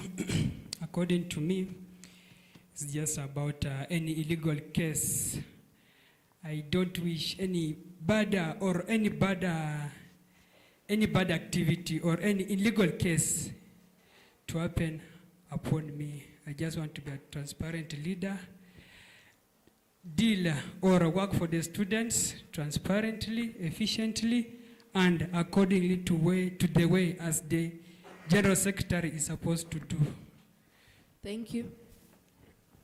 Lucas? Yes. What I will not like my fellow comrades to say after my given a chance, after my services end, is I will not like when the comrade says, or rather the student says, this was not a good leader.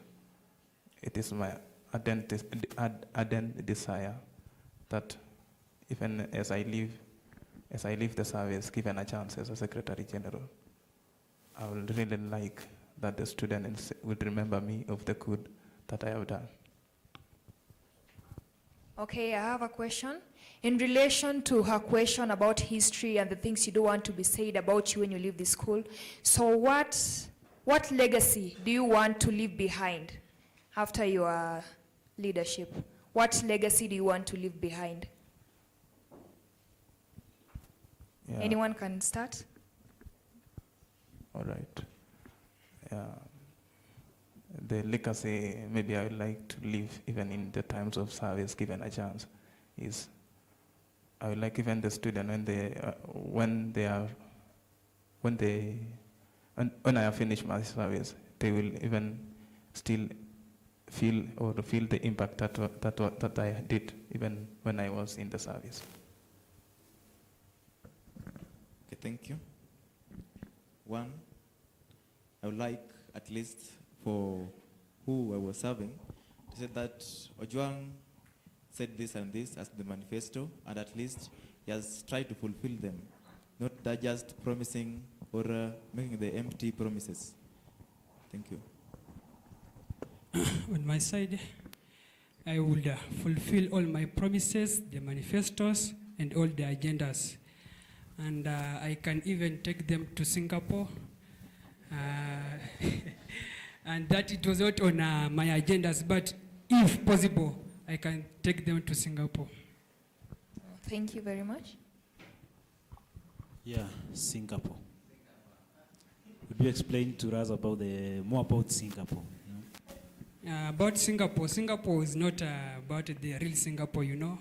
I can just arrange for them, let us say, academic trips or just a trip so that they can go outside and enjoy themselves. To Wamalo, what is your slogan? My slogan is Si Mimi Ni Sisi. Can you give a specific example of how you would prioritize student-led project or collaborative development effort over personal initiative during your term as GS? Can you please pardon? Okay. Can you give a specific example of how you would prioritize student-led project or collaborative development effort over personal initiative during your term as GS? In the beginning, I said as the incoming General Secretary, I have those agendas, manifestos to work on them. So as the incoming General Secretary, I will just ensure those are agendas that I had mentioned earlier, that I work on them. So which one of the agenda you will work on it? Number one agenda is just about, we'll repeat on the doing of examination and the payment of fees. That thing when a student, or that scenario when a student or when a parent has studies based has paid at least 50% of the fees, then a student is not allowed to do the examination. I will go to the administration and at least talk to them so that they can just understand the scenario of the parents, because some of our parents, they come from very poor backgrounds, so that the administration can just understand and accept the students to do the examination. And after that, as long as the student is still at Kenya Highlands University, before he or she graduates, it is a must that he's supposed to pay all the fees then or before graduating. So just to ensure that no student is left out during the examination time, all of the students will be given time or the examination to work on it, because it is very bad when a student has been in school for the whole semester. He has some of them wanasema kuinama, ameinama, then at last he's not allowed to do the examination. So at least I will fight for them, or I will go and look into it so that students can be given the examination at the end of the semester to sit for them. So you are saying to allow students to do the exam as long as they are in Kenya Islands, they will not graduate if they are not finished the fee. Yes? Is that yes? It's not like that. My point was just that all students will be given opportunity to sit on the examinations. Then when it comes or when they are done with the 4 years, the school rules says that one cannot graduate until he or she pays or fully pays the school fees. So at the end, he or the student will look into so that he can finish paying the fees, then you'll be able to graduate. So let's say we have a debt of last semester and we move it to this semester, then we move it to tri-semester. Are you sure the school will not go bankrupt because the lecturers demand they should be paid, or they will not teach or administer examination at the final of a semester? So in that scenario, it's not a must that when a student, when he or she has been given a chance, let us say this end of semester exam, he has done examination without paying or fully paying the school fees. In coming or before the coming of the next semester, I will try to make some memos or to pass information to them so that they can complete their fees, or they can try to pay their school fees before the coming of the new semester. At least they pay 75% or above. So if I can get you well, you are saying you will set some amount so that they can do an exam. If you want to do an exam, at least pay some amount. So with this amount, are you going to make it with the admin as a policy so that they can do the examination? I will not set some amount, but when you look on our admission letters, we have been told, or the rule states that a student is supposed to pay 75% of the fees, then he or she is allowed to do the examination. So I will just request the administration to look into that rule they had put for us on the admission on on those admission letters. Okay. When it comes to EPR system, you are not allowed, or it cannot, the exam card cannot be allowed to, you download it direct unless you pay all the money. So what kind of modification are you going to talk to admin or the IT director so that you can agree or modify those some of the conditions? About the EPR, for the time being now, EPR is or still have some challenges. So about that, I will just talk to the IT director to at least check into it before it is put into performance effectively. Because as we are talking now, the EPR is not functioning well. When you go and check your balance, it might tell you the balance or the amount of money that it is that amount of money that will be mentioned in the EPR. It's not the exact amount of money that students are supposed to pay. So I will just talk to the IT department so that they can go and check into that and correct it. Okay, thank you for that. Okay, maybe my final question, which goes to Lucas. As an aspirant championing digital transformation and enhanced institutional communication, what integrated records management and information governance system would you agitate to guarantee procedural fidelity, documentary precision, and the preservation of institutional memory? Pardon the question. Okay, I repeat. As an aspirant, championing digital transformation and enhanced institutional communication, what integrated records management and information governance system would you agitate to guarantee procedural fidelity, documentary precision, and preservation of institutional memory? As a candidate who is championing to be a Secretary General, is even you have talk of communication. So I will enhance the communication. I will ensure that the communication is well through the faculty members and the comrades. Okay, thank you. Thank you. Thank you for your time and thank you for showing up. We now open the floor for the cross-examination where each candidate will ask a question. You will ask one question to the other candidate. Maybe Lucas, you'll start with Brighton. Yeah. So if you don't have a question, then it's okay. Do you have a question? Maybe you want to ask your colleague? Okay, if you don't have, I want to give maybe an opportunity to each of you to address the comrades. Lucas, you can start. 1 minute. 1 minute each.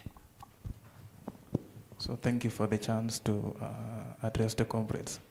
So dear comrades, where they are following us online, I want to stand before you, not just a candidate, but your fellow comrades who believe in power, dignity, and even progress. Comrades, I want to humbly request, even as I'm going to fight for this seat, I would request all of us that even come on Friday. I would request all of us that we come out in large numbers and vote for Lucas as the incoming General Secretary. To my fellow aspirants, I want to say let us work together. Even you see the campaigns is just coming and going. So let us continue with the unity. Yeah. Thank you, Brighton. Thank you for the chance. For dear comrades of Kenya Highlands University, here is Ojwang Brighton asking for your support.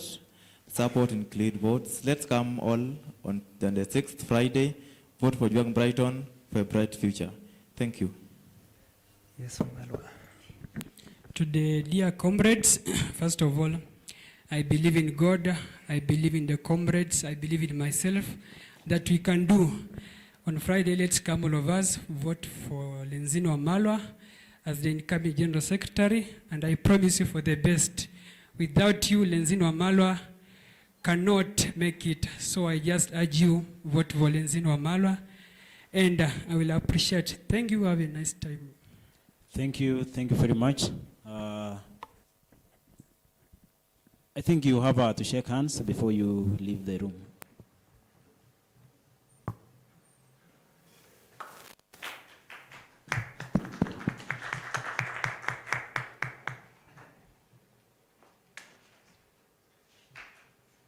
Okay, thank you very much. You are free now to leave the room. So,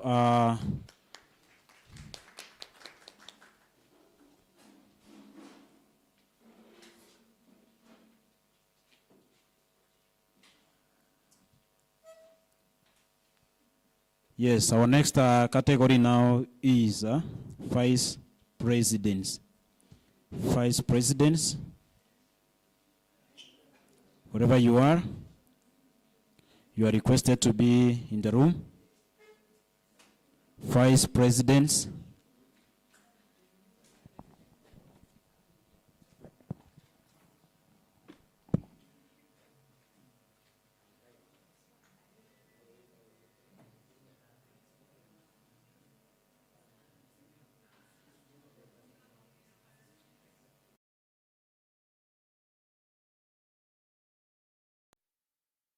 Welcome to Kenya Highlands University.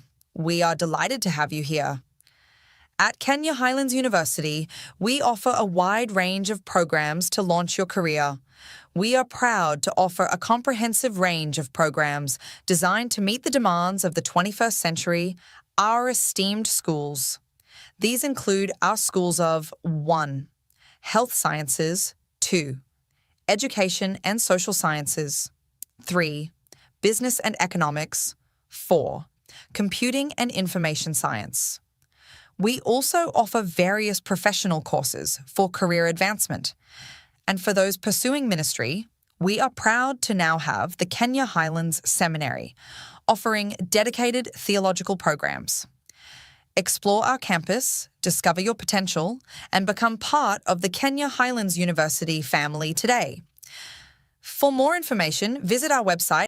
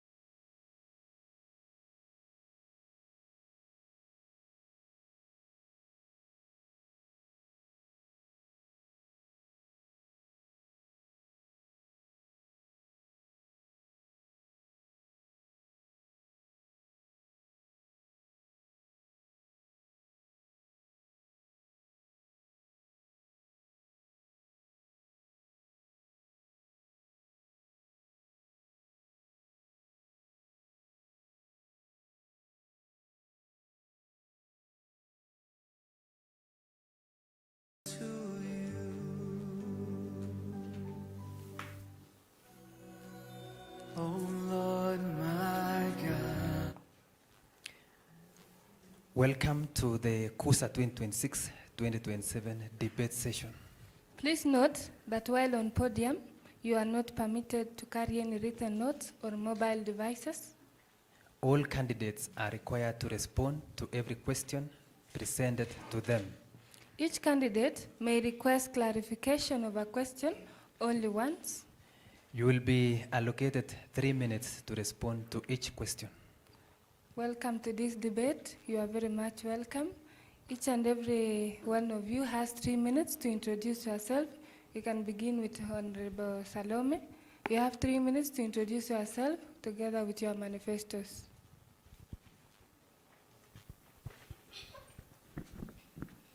Thank you very much. Good afternoon.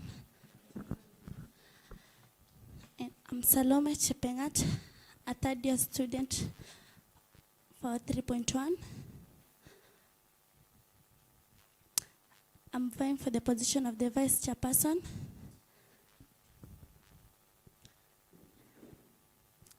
Thank you. Your manifestos? Some of my manifestos are the student welfare, where I'll based on the security, on the hostels, on the outer environment, the welfare of the outer environment, the accountability, and the students' representation.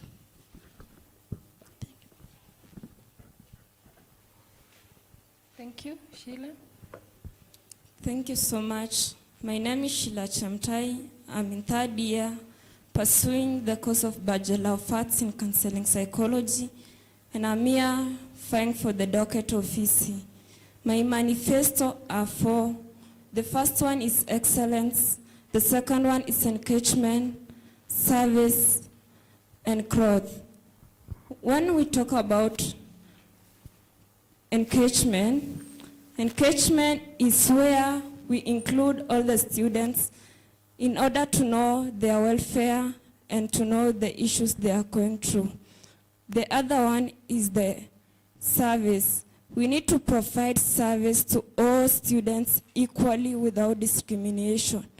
We need to see and know that each and every student have equal and are able to have their rights respectively. The other one is the growth. Our institution grows, and most of the time when our institution grows, we have questions as the students. Are the things our institution bringing, like the projects, bringing impact to our lives, or it doesn't bring impact to our lives? So when it comes to growth, we have to ensure that all the projects that we are bringing to the institution have impact to the lives of the students. Thank you.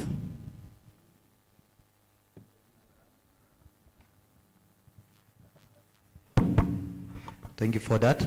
My question goes to Salome. Given that hostel allocation is integrated within the EPR system, what anti-manipulation, control, transparency protocols, and digital audit trials would you institute to protect allocation integrity?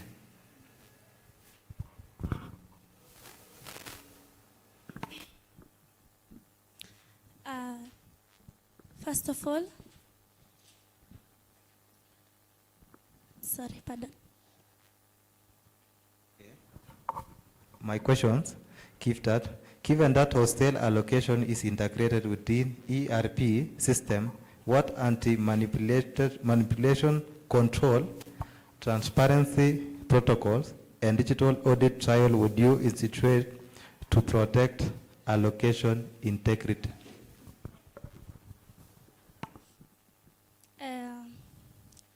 That one will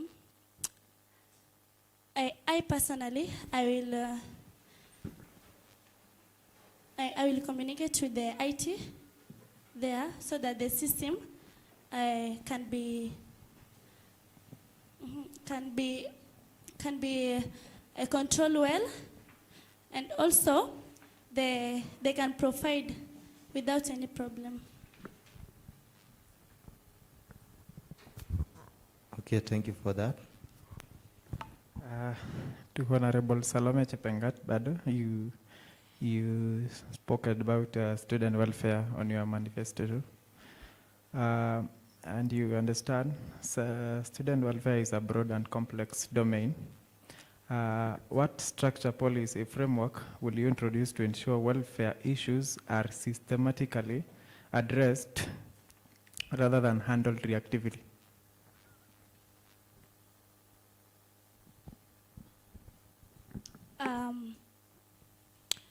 By communicating with the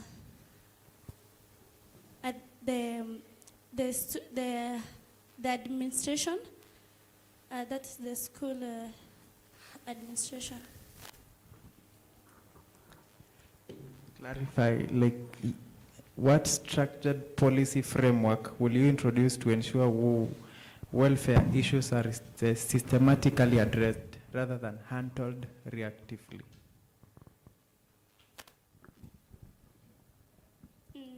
For example, for the welfare of the hostels or for the outer environment, that one will provide will address it rather than that handling.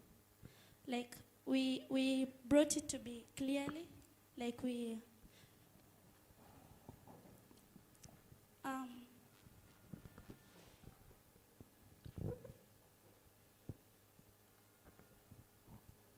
ensure that it comes just clearly that we brought it clearly here.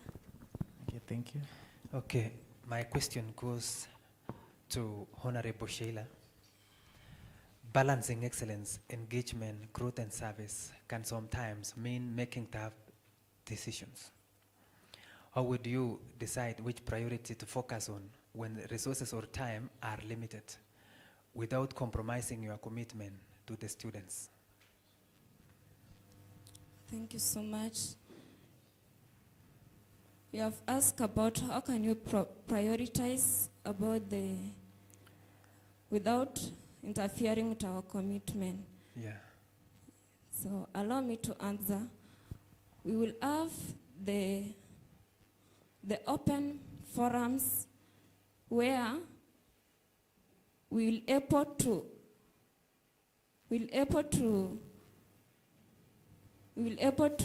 talk with other students to say their decision, and we make up with a conclusion, then we move to the administration. How will that be effective? Because as by your manifesto you said you will be dealing with, your manifesto deals with excellence, engagement, growth, and service. How will this be effective? How it will be effective? According to Article 11, we have the audits where the students are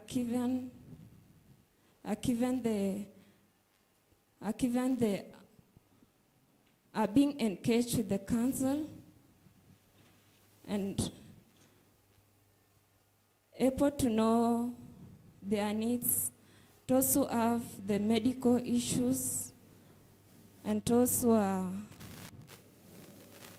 have medical issues, and the other students who may be living far away. Thank you. Thank you. Sorry for interruption. You can use either Kiswahili or English for your communication.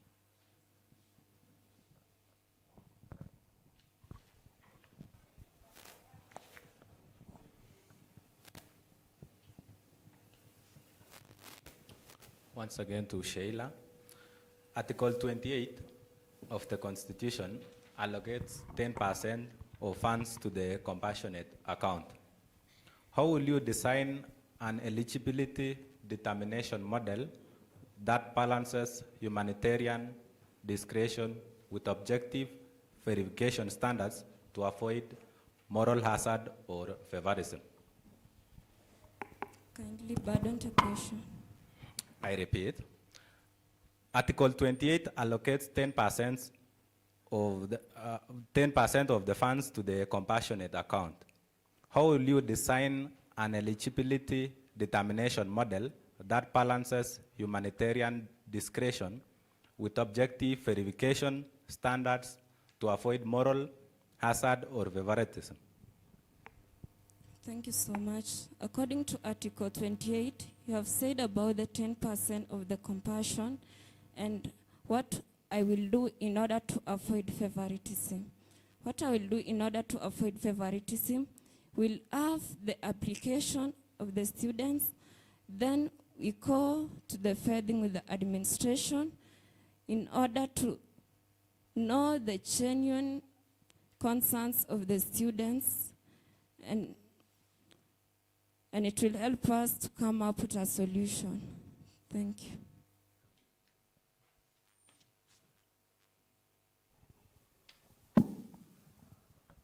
I have a question for both of you, and I would like you to give me your opinion. So the question, the administration introduces a policy students dislike. How would you represent your students without disrespecting the authority?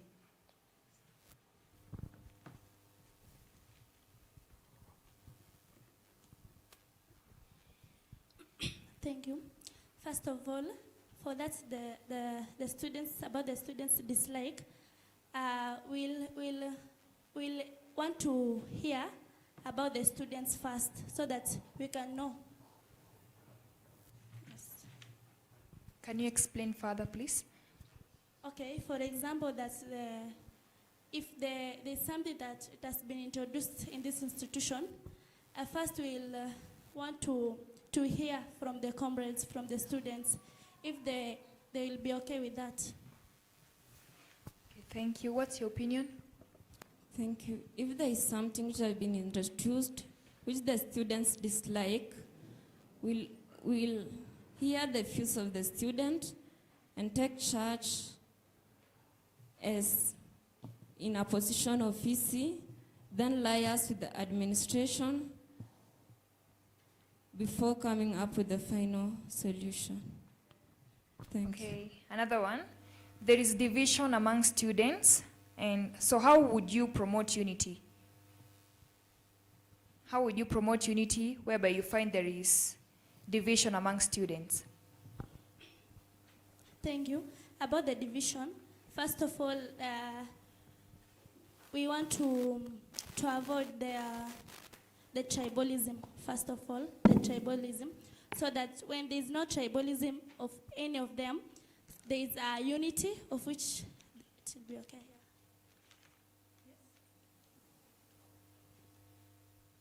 Okay, I've said about that, we want to avoid this thing about the tribalism. So if there is not any tribalism among the students or the comrades, that bring up the unity. Your opinion?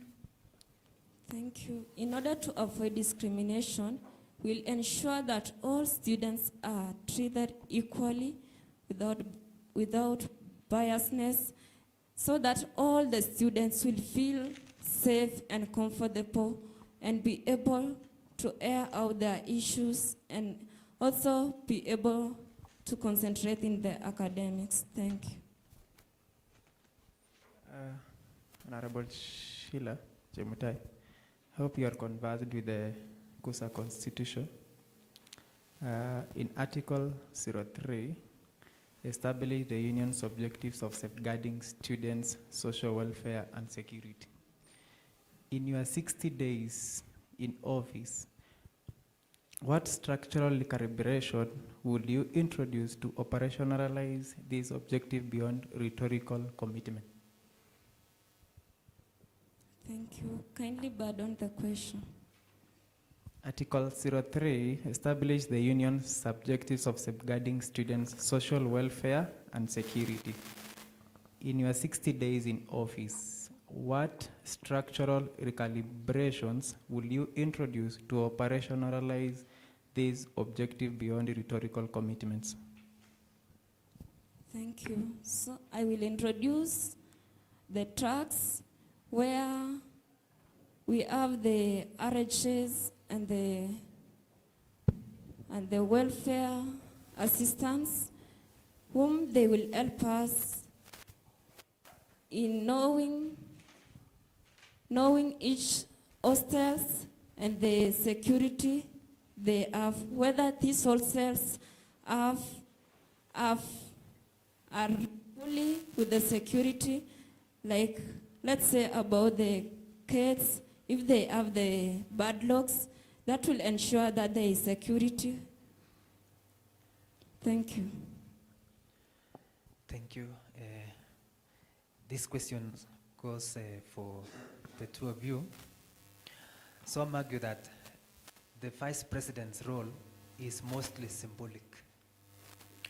How do you demonstrate real impact? Can start from. Some argue that the Vice President's role is mostly symbolic. How do you demonstrate real impact? The role of a VC is that through simplicity, because we deal with the welfare of the students, where it's about the accommodation, the hostels, the welfare of the outer environment, and about all, it is easier because that's the things that we work on them, and it appears to be real. Thank you. So we'll ensure that places we have, we keep the hygiene and ensure that each and every student feels safe in the places they are by allowing them to, let's say we have few bed or few accommodation, we'll ensure that they are added. And also about the gathering services, we ensure that there is hygiene in the places of gathering. Thank you. Thank you. So my question goes to both of you. Mostly our duty is welfare for students, yes? Is that correct? So if it is correct, what are the protocols or mechanism you will put in place to ensure that even the boy child get their well-being are okay? You are ladies, you cannot enter to hostel of men. What are the protocols or mechanism you will use to approach the mother so that boy child again is well represented in your agendas? Thank you. For the welfare of a boy child, and from my own perspectives, for the hostels for men, they are down. There are some things that they are supposed to be there, like the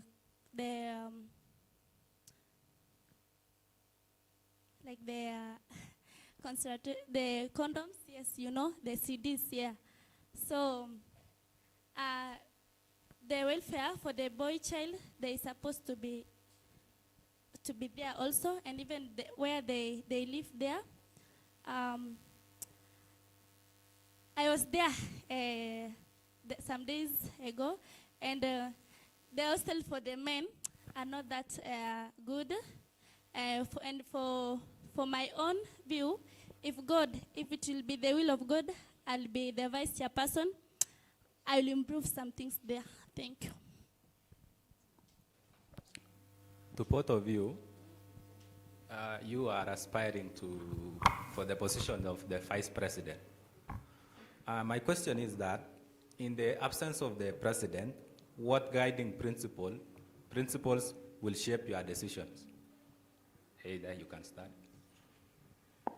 I pardon.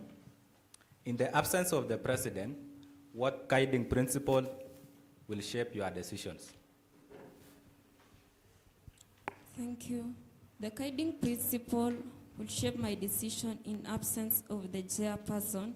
In Article 18, the roles of the vice chairperson, we have to ensure that all activities run smoothly in his absentia by coordinating the meetings and ensure that everything runs smoothly. Thank you. Sheila. Sorry. Salome. Thank you. In the observation of the chairperson, as a leader, you are supposed to know or to lead the meeting or to chair the meeting. So, for the observation of the chairperson, my role there, I will take over the role of the chairperson, and yeah. Thank you.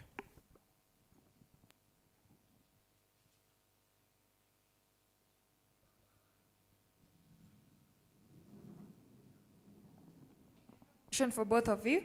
How would you balance being a student and being a leader? Thank you. They say that there's time for everything. I'll balance the leadership, the time for the leadership, and the time of my academics. Like during the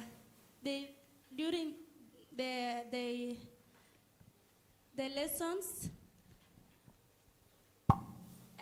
because I am a leader, I'm not supposed to miss the lectures or to attend that lectures. And when it go to the duties for the leaders, for the leadership, also supposed to be there. Thank you. Your opinion, Sheila? Thank you. I'll be able to balance my academics with the leadership. First, I will know my roles as a leader and know the part of my academics. Then I come up with a structured and well timetable where I will not miss the leadership, nor I will not miss the class. I will be able to balance both of them without any interference. Thank you. So thank you for that. Now it is time you ask your opponent a question. If you don't have, it is okay. So we can start from Salome. Thank you very much. I have no question to my opponent. I want to thank you for being here today for us. And I want to tell the comrades, if it will be the will of God that I'll be the vice chairperson of the comrades, my commitment is their voice. Thank you. Sheila, do you have a question to your colleague? Thank you so much. I don't have any question. Yeah. So my manifesto is real engagement, will be practical, and growth will be for everyone, where all students will feel safe and comfortable. Thank you. So maybe you can look in the camera and ask something for the comrades. You tell some supporters. 1 minute each. Thank you very much to my dear comrades, to my fellow comrades. I want to thank you for this period that you have been in the campaigning. And I want to request for your votes for this as we're ending these campaigns. And I'm really requesting for your vote on this day of the 6th March on Friday. Come all and vote for Salome because your voice matters a lot and my commitment also will be there. Thank you very much. Sheila. Thank you so much for this time. And to my comrades, I want to thank you also for listening to us and for being with us since we began the campaign period. As you are heading to the 14th day, I want to request you for your support and also for your thoughts in that day. Thank you. So after date 6, we are all Kenya Highlands University students. We remain students regardless of the position. Either you win or you fail.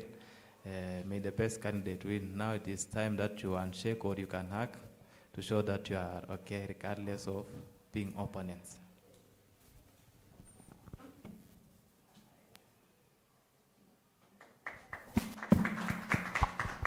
Yeah, thank you very much. The VC aspirants, success. Welcome to Kenya Highlands University. We are delighted to have you here.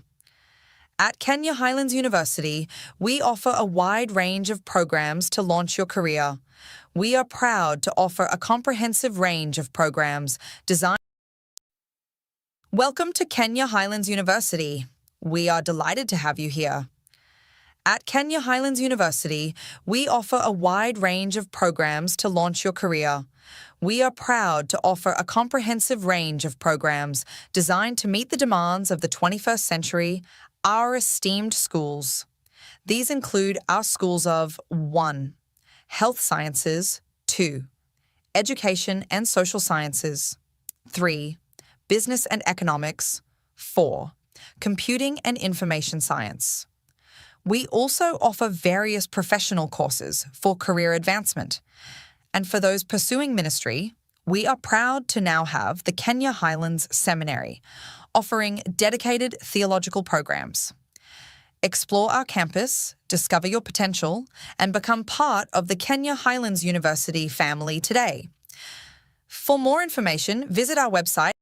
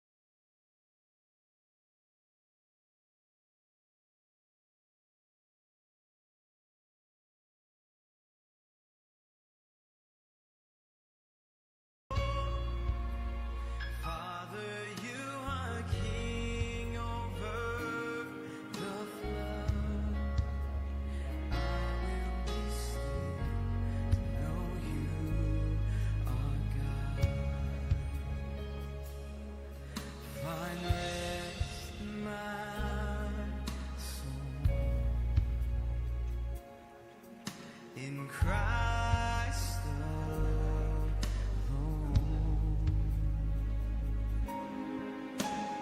Know His power in quietness. Welcome to Kenya Highlands University. We are delighted to have you here. At Kenya,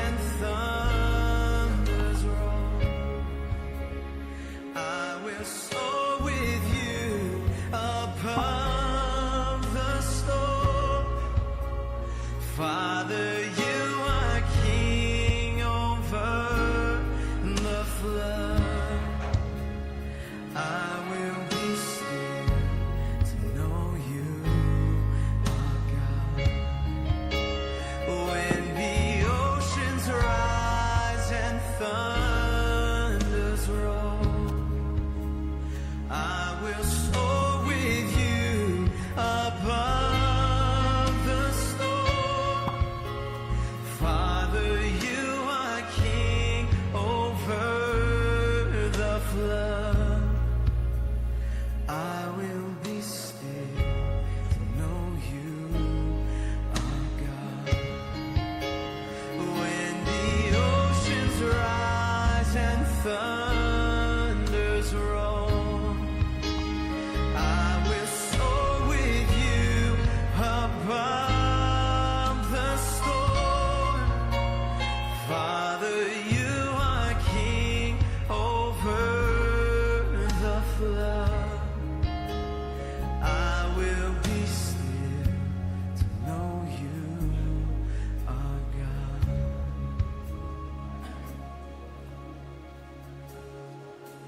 So when the oceans rise and thunders roll, I will soar with you above the storm. Father, you are king over the flood. I will be still to know you are God. You are God, you are God. Find rest, my soul, in Christ alone. Know His power in quietness.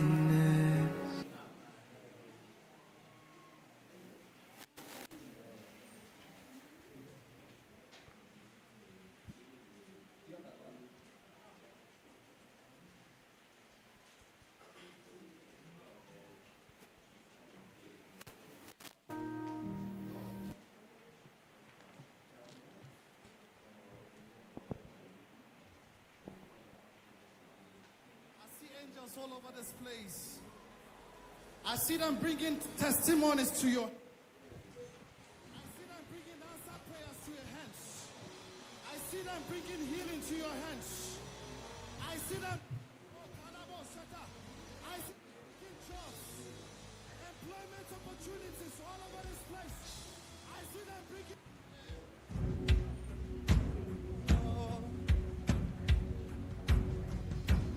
Angels bow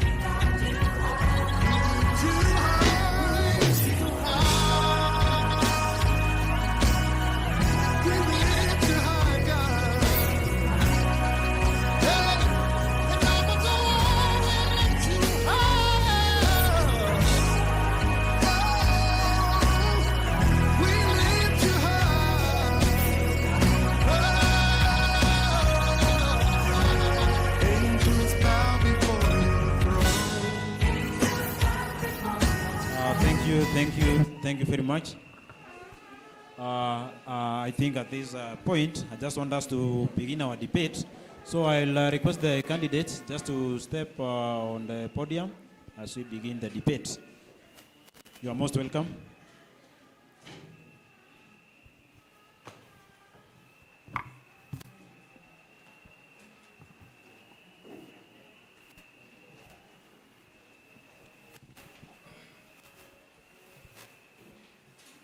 Welcome to Khusa 2026-2027 debate session. Please note that while on the podium, you are not permitted to carry any written notes or mobile devices. All candidates are required to respond to every question presented to them. Each candidate may request clarification of a question only once. You will be allotted 3 minutes to respond to each question. So today we are choosing voices that will represent us, minds that will make decisions on our behalf, and a heart that will carry the responsibility of this institution. We begin with your introduction. You have 3 minutes. You state your name and your manifesto. So thank you. You're welcome.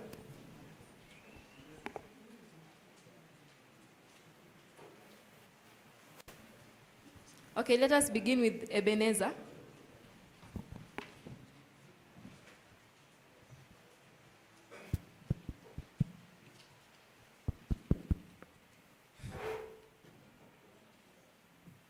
Good evening, comrades.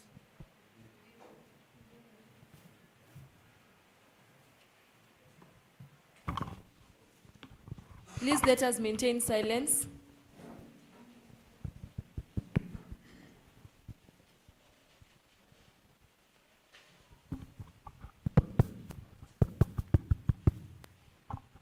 Good evening, comrades, my fellow aspirants. I'm Ebenezer Cheriot, a 3.1 student, pursuing education arts, Bachelor of Education Arts, Kiswahili, History. I'm standing before you as a presidential aspirant here at Kenya Highlands University with only 4 manifestos. Number 1, equitable welfare. Number 2, sustainable development. Number 3, equitable development. And number 4, institutional development. Thank you. Thank you. Philip. Thank you very much. Good evening all. Good evening again. God is good and all the time.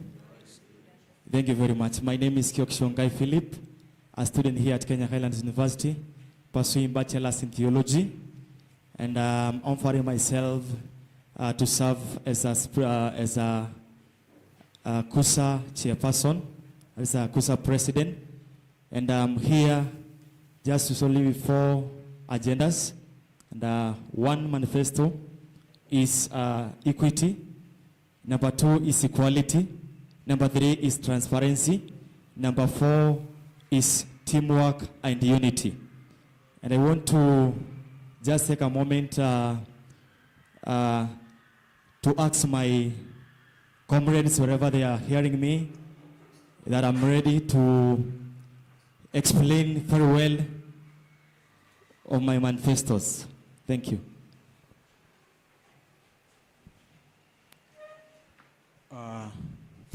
Thank you for that introduction. And my first question goes to Ebenezer. In foregrounding digitalization of learning as a transformative pedagogical paradigm,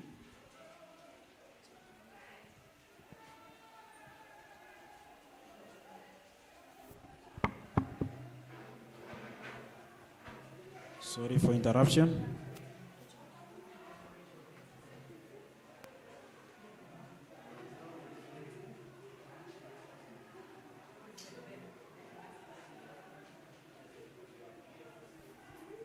Let us be patient for a moment.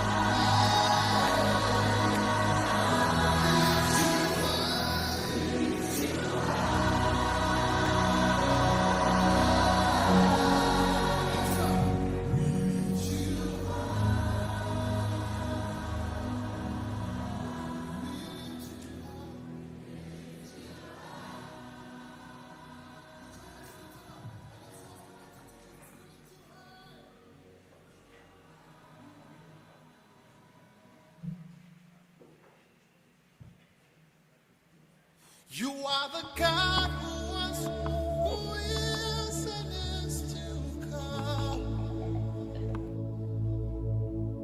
Jesus, Jesus, and in you I trust. My life is in your hands, Jesus. You are the miracle walking God. And you are Yahweh. You are Yahweh. You are Yahweh.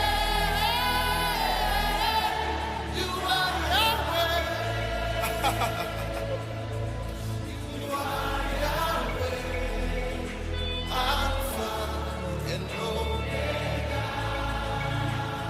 We reverence you, Lord.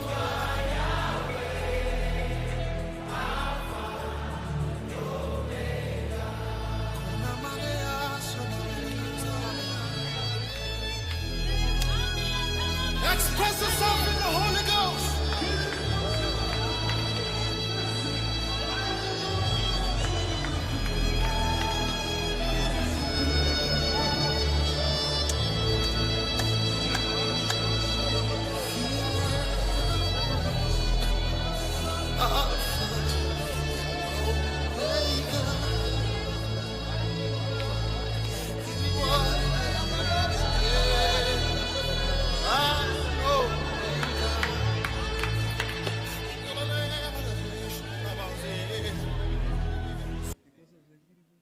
Great time with friends.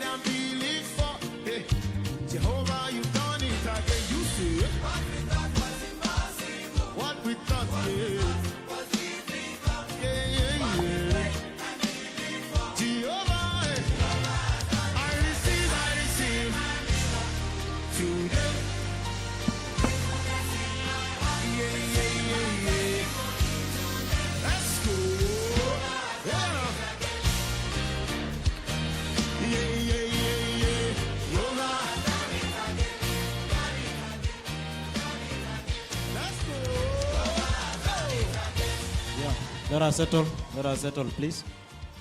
Remember, time has gone. Let us settle.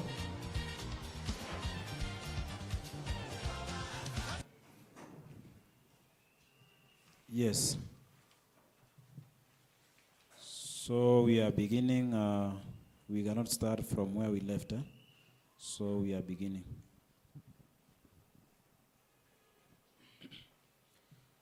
Welcome to Khusa 2026-2027 debate session. Please note that while on the podium, you're not permitted to carry any written device, any written notes or mobile devices. All candidates are required to respond to every question presented to them. Each candidate may request clarification of a question only once. You will be allotted 3 minutes to respond to each question. So as I said before, today we are choosing voices that will represent us, minds that will make decisions on our behalf, and a heart that will carry responsibilities of this institution. And I'm giving each and every one of you 3 minutes to introduce themselves and tell us about their manifestos. Thank you. You're welcome, Ebenezer. Good evening. I'm Ebenezer Cheriot, a 3.1 student pursuing Bachelor of Education Arts, History Kiswahili. I'm Kenya Islands presentation aspirant, and I have 4 manifestos. Number 1, equitable welfare. Number 2, institutional development. Number 3,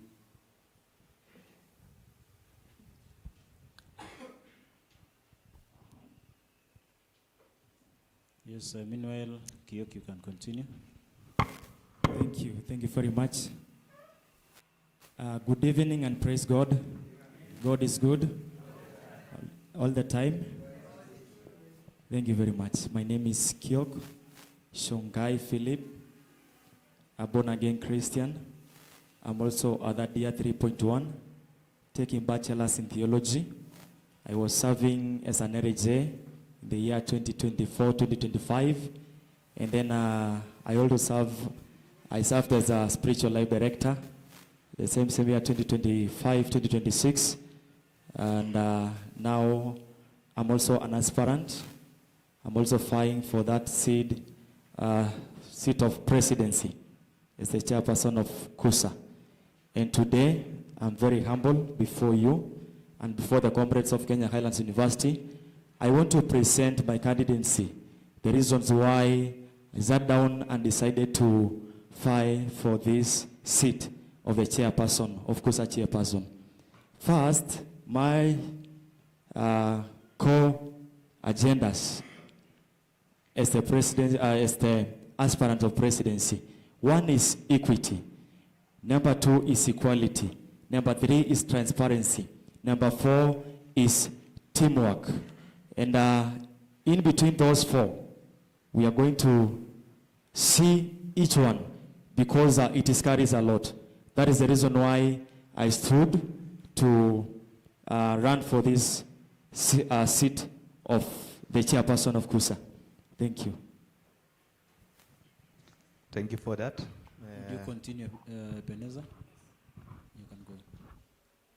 Can I continue? Yeah, continue. Okay. I have 4 manifestos: digitizing learning, institutional development, equitable welfare. Yeah. Thank you. So my question goes to Mr. Philip. Article 3 articulates that the protection of student academic welfare, social rights.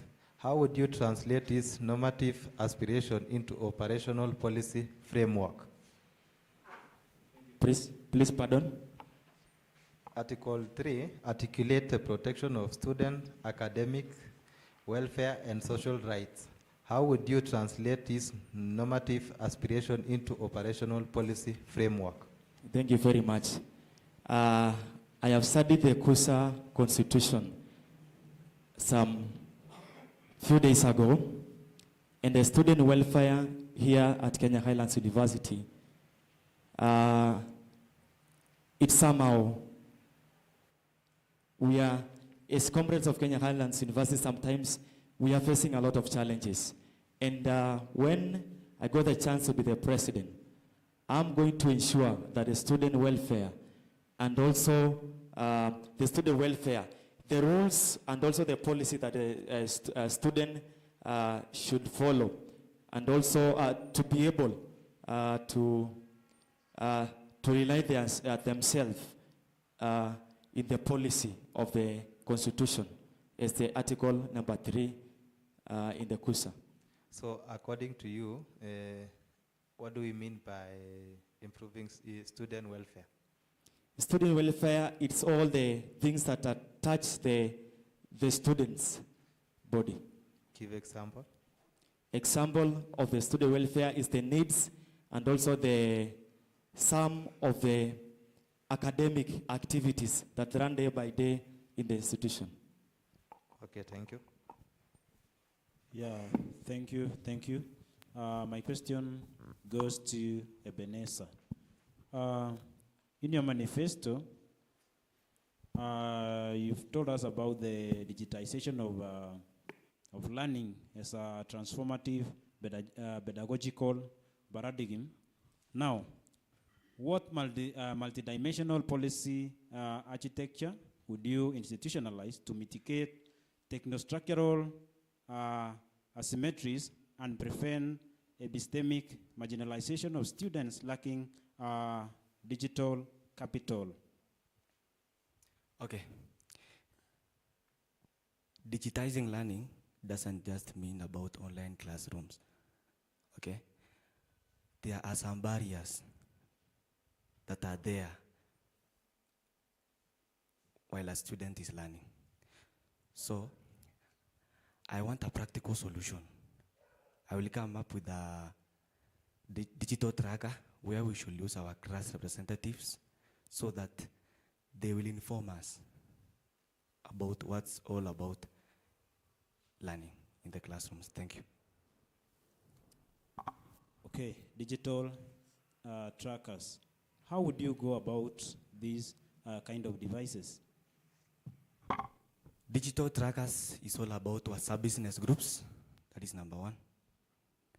Yeah, so the students will just bring all students to a certain WhatsApp group so that they will be bringing their opinions and their issues. Yeah. Okay, thank you. Mr. Kyoko. The presidency requires vision. What is your 3-point strategic plan for your term? Thank you very much. Once I'll be elected to be the president of Kenya Highlands University, in a period of 30 days or even less than 30 days, some of my vision toward Kenya Highlands University is to make sure the compassion kitty, whereby we want our students who are very needy and those who are not able to pay their fees also to live their daily life. And at this compassion kitty, we are going to partner with the institution, that is the dean, assistant dean, and also also the leaders. We are going to partner with them and to make sure that the vision that we have towards what I was written there or what I have to for the Kenya Highlands University is well accomplished. And then that is my vision number one. And then vision number two, please repeat the question. As the presidency requires vision, okay. What is your 3-point strategic plan for your term? Thank you very much. So as I said, within the 30 days, I will make sure that what I promise Kenya Highlands students will be accomplished, or whatever I'm going to tell them or I promise them that I'll do. I'll make sure that within 30 days, I will be able to do what I promise. So that's strategy number one. And then strategy number two, in each and every agenda or in each and every vision, I'm going to break down and also to, for example, if I have one of my manifesto is to make sure that even our library, we are going to improve some of the facilities in the library. And when I promise them, I'll make sure that I'll form the committee that will be able to follow or to make sure that whatever you have discussed is going to be gathered for. And then another thing, number 3, we are going to deal one by one. If we say that this one, we are going to do this, we are going to, it's another strategy where we'll make sure that whatever we promise Kenya Highlands students or comrades, we are going to make sure that we are followed one by one or agenda by agenda. Okay, I have a question. You've said you're going to follow everything that you promise. So if you fail to deliver key promises, should students have the right to initiate a vote of no confidence? No, yes, because if I fail to accomplish whatever we have started, a vision is something that we can sit down and also make some strategic plan to make sure that it's going to happen. So if I fail to promise, because whatever I have written there, it's not just promises. I know that whatever I have written in my paper or in my vision, I'll make sure that it's going to happen on time, because even my agendas are not just those empty promises, but I'll make sure that whatever I've written there, but just in case of anything, I'm going to, but I know it will work whatever I have planned. Okay. My question goes to Mr. Epenesa. Transparency requires accountability. If members of your executive committee misuses fund, what independent oversight or audit structure will you put in place to investigate them? The same thing I was just saying. What we need is all about practical solutions. So, in the welfare tracker, the WhatsApp business group, the students are likely to place their issues there. They will raise concerns, and we will just have a forum with an administration, link with the Dean of Students and Assistant Dean of Students, and all will be well. Yeah. Okay, thank you. I have a question here, and I'll direct to the two of you. I'll start. The question says, why do you believe you are the right person to lead Khusa at this particular time? Maybe Honorable Kyoki. Thank you very much. I think I'm the right person to lead because I started my leadership since I came to Kenya Highlands University. So once I stayed in hostel, that's one thing that makes me to feel what the comrades are going through in this Kenya Highlands University. So since I came to Kenya Highlands 2023, I got an opportunity to serve students in various ways. And I once served as an RHA. And I have seen many problems that the students are going through. And also, I love interacting with people. And I sat down with them and I listened some of the issues and some of the problems and challenges that they're going through. For example, in the case last year, while the time we were approaching to exams, I didn't have enough space to help some of our students who are struggling with in one way or other.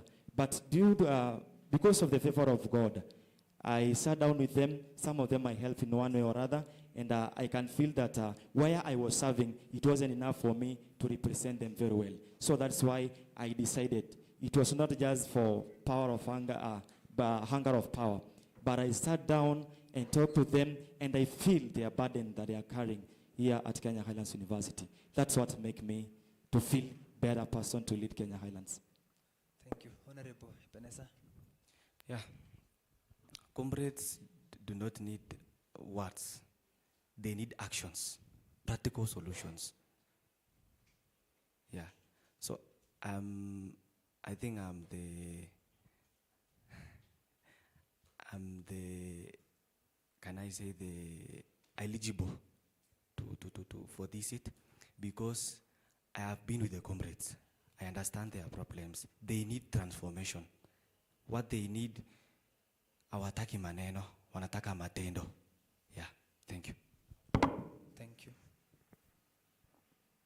Okay, you have said that comrades have problems. Now, what are these problems that needs transformation, as you have said? In my manifestos, there is equality of welfare. That is where we should place a tracker, the same tracker I was just talking about, so that the students will be placing their issues there. Yeah. Okay. Now, which kind of welfare are you agitating for? We need practical forums where we should engage with comrades a week or two. We have a talk with administration so that they should be aware about the issues that comrades are going through. Thank you. I mean welfare. Which kind of welfare are you talking about? The welfare I'm talking about is all about the concerns that the students have. We should bring them together at the same table, discuss, and hand it out to the administration. Thank you. Okay, another question goes to Kiok. I see from your manifesto you have much talk about transparency and unity. Now, given your emphasis on transparency and unity throughout your tenure, what constitutional entrenchment strategies and compliance enforcement matrices would you establish to institutionalize transparency as a non-negotiable governance action rather than discretionary virtue? Thank you very much. Yes. Thank you very much. One of the strategy is partnership and also community engagement. For us to be united and also to make sure that everything is transparent. First, I have two things that I'm going to mention here. One, transparency. It's very much important, even in our daily life, not just for us as comrades. Transparency, we need transparency for us to progress and also to have a clear leadership. Transparency, the reason why I mentioned transparency in one of my agendas is that as student, there's no way we can just make decisions that even the comrades are not aware about, or we are just doing as leaders, or me as a leader, I'm just doing things that is not transparent to the students. I don't want our comrades again to be in a position to ask themselves what is going on. They don't know what is running in the university or even in whatever we are going to do. And then transparency also touches our finances and also our offices, whereby the finances are being okay, in short, the finances of finance office, because I have heard from our comrades that some of the things concerning their finances, their fee structure, some of the fee structure they are saying that they are not the same. Some students are paying more, others are paying less. I don't know the reason why. So they don't have that transparency. They ask their friends that, how much do you pay per semester? How much do you pay per semester? But each one of them, they are saying that they are paying different things. So the reason why I want to tie that transparency, I want our students to be able to know what is going on and what about whatever the breakdown of the fee that they are paying,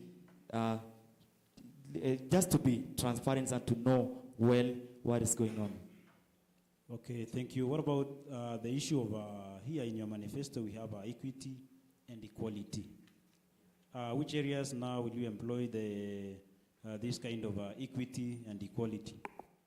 Thank you very much. The reason why I said equity and also equality, I want to start with equality. All of us, we have to be treated equal. No one is special here at Kenya Highlands University. when it comes to finances, once we are going to, I have once had that issue that some of us are treated differently. And the reason why I want us now to be treated equally, there is no one of us who is special. And that's why we need equality. And also equity. We are going to, for example, I mentioned about compassion and also that compassion kitty. We don't want our students also to suffer hardship or to drop out of school because of maybe some of the problems that they are going through. Many of them, they don't afford food or they don't maybe have their basic needs. In that agenda, we are going to make sure that we partner with even other institution. We partner with church. We partner with some organization like Isuzu. We partner with other organizations like Marisha Sacco to make sure that our students are living well, and also every one of us are living well here in Kenya Highlands University. Thank you. Thank you. Okay, according to what he's mentioned, I have a question for both of you. In the school, we have different faculties. We have the nursing school, we have the IT, we have the education. So you being as the overall leaders, how are you going to integrate your manifestos to ensure that everyone is getting equal resources, everyone is getting equal concerns? How are you going to collect them, all those problems, and handle them as the overall leader? Thank you very much. Let me start. There is what is called, I mentioned somewhere in my manifesto, there is what is called town hall meetings. And this one is a platform whereby leaders, that is Khusa leaders, and also representatives from each and every class will be meeting to discuss the race issues, and also we as leaders, we are going to listen them and transform them. And then another thing we are going to hear from them. In each and every school, for example, the School of Theology, the School of Nursing, the school, all of them, they have their representative or their class reps. And we are going to form to make sure that each and every time we are going to have meeting with them to make sure that the issue that they are going through, we'll be able to know the issue that they are going through. And also the last one, even the suggestion box. I can see sometimes you don't use the suggestion box, whereby the student, maybe he or she cannot reach the class rep or any other leader. So when we set our suggestion box in every place, they will be able to raise some of the issues. And then the last one, personally as a leader, I will be visiting to each and every department to make sure that they are progressing well, to make sure that the problem that they are going through is well catered and well dealt for. Thank you. What we all know is that in this institution, we have class representatives in every department. So in a week or two, we should have a forum with the class representatives, table their issues, and we'll be able to sort them out. Another thing is all about the suggestion box. The suggestion box should be mandated to the class representatives so that what is inside the suggestion box should be tabled in front of the overall person and the class representative. Thank you. Thank you. Okay, just a few minutes after you entered the room, when we had started the debate, we've had students outside making noise and some chaos protesting. So if students protest against a decision made by the authority or rather the leaders, how would you respond to such a situation? I think the best solution to that is that it's all about holding a forum, talking and having some issues and the solution, the challenges and the solution.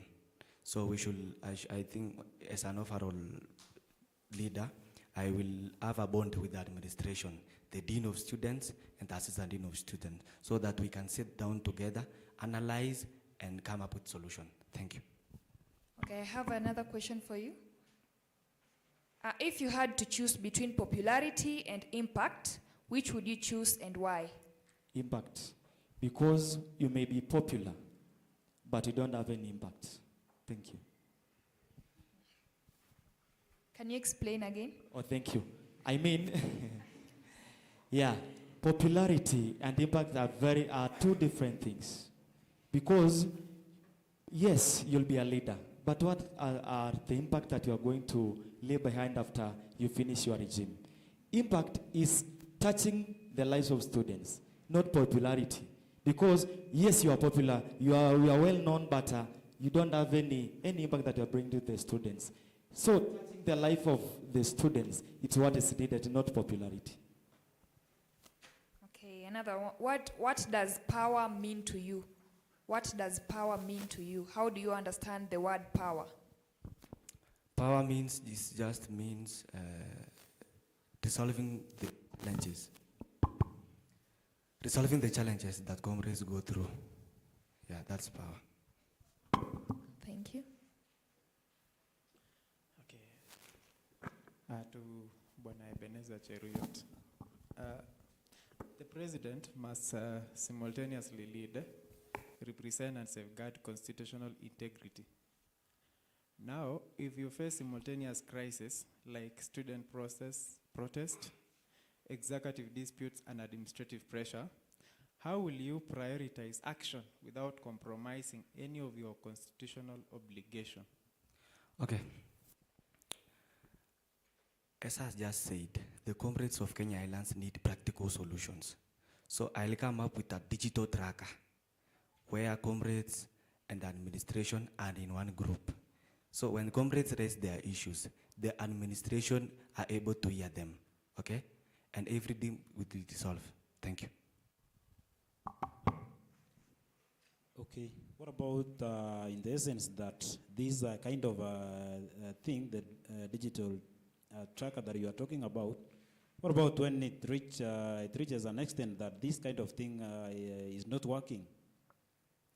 How are you going to do about this crisis that is coming to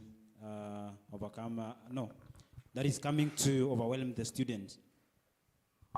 The most important thing is having class reps who are focused, who are ready to work, okay? So they are able to bring the problems that they are facing at their lecture rooms, okay?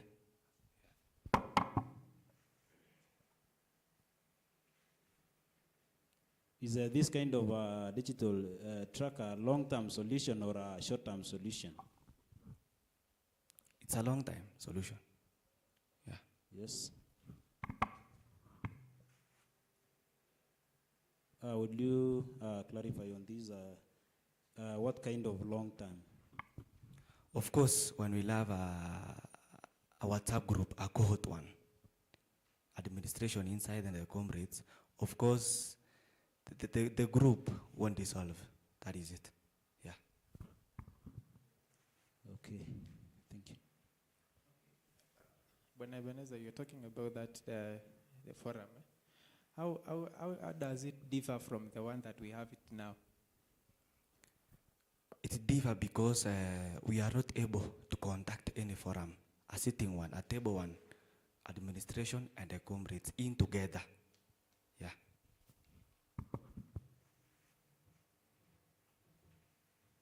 Okay, is this a kind of thing that you are talking about, like a digital tracker? Is it an online one or a physical one? What I've just said is that a digital tracker, it's about the WhatsApp business group and a forum held a week or two. Yeah. Okay. I have a question for both of you. So we've seen that social media is a platform used by students sometimes to bully candidates. As a leader, how would you respond to this problem, whereby you find a candidate is being bullied through the social media? Thank you very much. Each and every candidate, he or she must have his own followers, whereby maybe they are the one who are starting their problems. For me, when such issues arise, it's just about dialogue, just conversing with them, talking with them, and also making sure that even whatever they are saying, they know, because sometimes they just spread rumors and also things that are not there. So if in case they arise, just contact in person, because maybe you know my people, maybe the other candidate knows or her people, so they talk in person. Pardon? Okay, I say that social media is a platform used by students to bully other candidates. So, as a leader, what action will you take to respond to the problem? Okay. Each and every candidate and a student here has a right to expression. He or she should express himself or herself freely. That is number one. So, each and every candidate has his or her own followers. So you should talk and understand yourself. Yeah. Thank you. I have a question for both of you on accountability and ethics. When decisions fail or objectives are not met, how do you take responsibility? From Honorable Kiok. Thank you. Repeat again. When decisions fail or objectives are not met, how do you take responsibility? Thank you very much.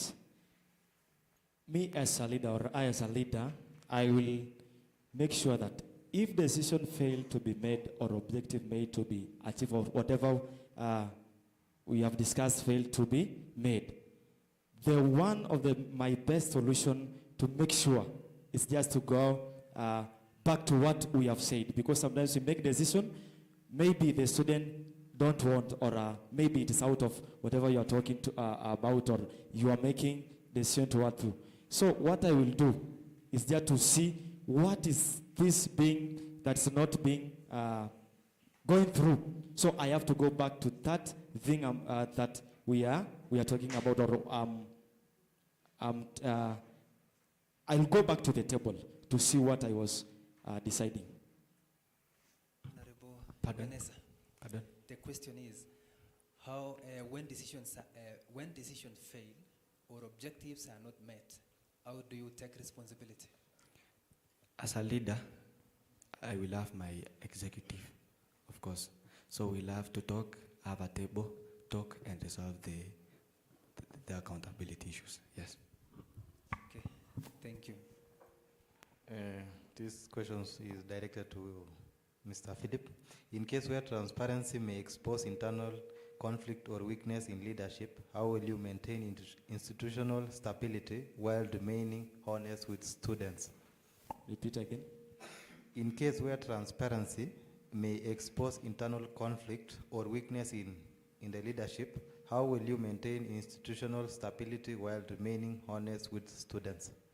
Thank you very much. And this normally happens, and as a leader, to make sure that everything is okay, it's just a dialogue, just talking, to be transparent to the comrades of Kenya Highlands University. Sometimes what makes us to fail there, it's just because of lack of transparency. And as a leader, I'll make sure that we have what is called town halls meetings, whereby we'll be meeting together with the students and discussing what they are going through. And if they fail, whatever we discuss, or whatever, when we fail, or if it can't happen or it can't work, we are going to make sure, or we are going to sit down as the leaders, and also to make sure that everything is well.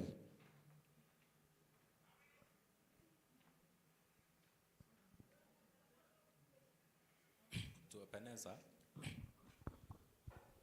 Article 17 designs the chairperson as the custodian of the Khusa Constitution. How will you preserve its supremacy and integrity while simultaneously operating within the oversight framework of the University Senate? Okay. I will work hand in hand with that school administration so that some of the issues are handled through dialogue. So I will work hand in hand with the administration so that the comrades' issues can be handled easily and with time. Yeah. My question goes to Mr. Philip. In a scenario where the ERP system generates the institutional data and it contradicts with the student allegations, how would you balance the digital evidence with equitable student representation? Repeat again. In a scenario where the ERP system generates institutional data, and the data being generated by the ERP system contradicts the students' allegations. How would you balance the digital evidence with equitable student representation? Thank you very much. If ERP failed, because sometimes it failed, and balancing equitable or for that solution, I will make sure as a leader that those concerned with the ERP or digitizing with that ERP, I'll make sure that as a leader, we just talk, we converse with them very well, and to make sure that they are doing follow-up, because sometimes we can feel that it is ignored, but we are going to push as a leader to make sure that there's no delayed or even the updates of in the URP. The case of data integrity comes in. How will you handle such? Thank you very much. Handling data integrity or whatever, that data integrity as a leader, it's just to work hand in hand together with those people concerned, and also to make sure that just in case of there will be correction, because sometimes we have that data may come out incorrect or in a way that is not clear or fail to come clear the way it is supposed to be. We will work together with the ICT offices to ensure that everything is run well. Thank you. Okay, thank you.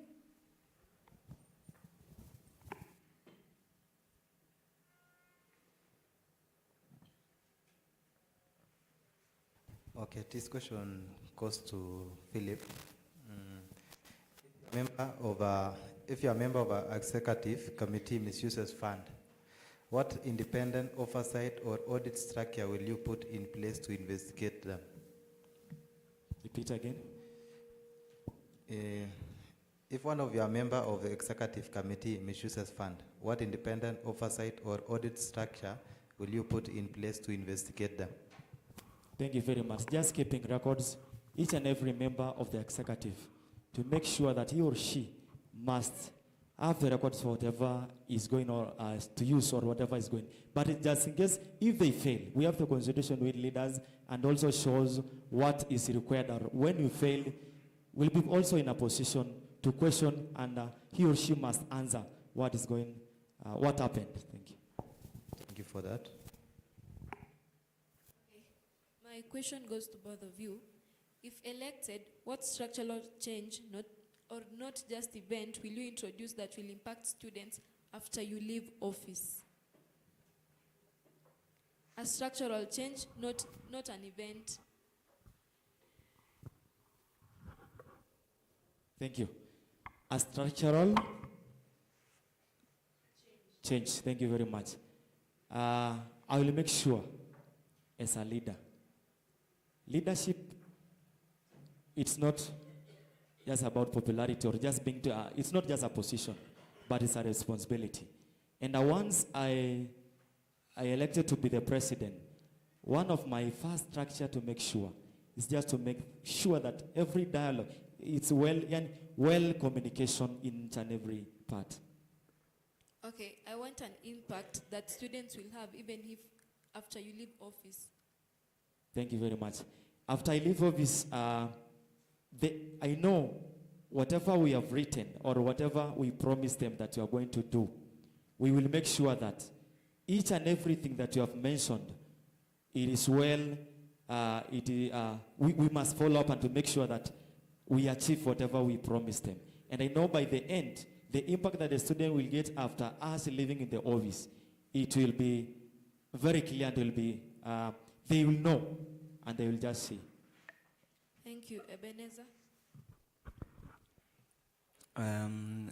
You have said, pardon? I said if elected, what structural change, not just an event, will you introduce that will impact students after you leave office? Okay, leadership is all about transformation. That is number one. So I'll try as much as possible to leave a legacy in the school. I will digitize learning, as I had said it earlier. Yeah. Thank you. And adding on that, to me, I believe trust is earned.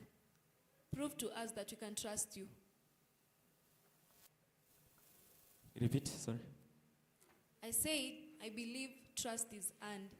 So please, would you tell us how to earn that trust to you? Thank you very much. First, it is very true. Trust is earned. And for me to prove you, okay, I want to trust me because whatever I have written or I have promised Kenya Highlands comrades, it was not just promises, but I will be committed to whatever I have promised them. Okay, Ebenezer. Pardon? I say trust is earned and it is not given. So how will you earn that trust? According to my manifesto, I have 4 manifestos. Those are not just manifesto from anywhere. They are comrades' issues. Okay, so they are the one who push them up. Yeah. To Mr. Kiok and Ebenezer, beyond campaign promises, what distinguishes you from your competitor? I repeat, beyond campaign promises, what distinguishes you from your competitor? Thank you very much. What distinguishes me from my competitor, as I've seen and as I've said, and as I've seen personally, it's just a character and also values. And also the services that I've been offering to the Kenya Highlands comrades since I came to Kenya Highlands University.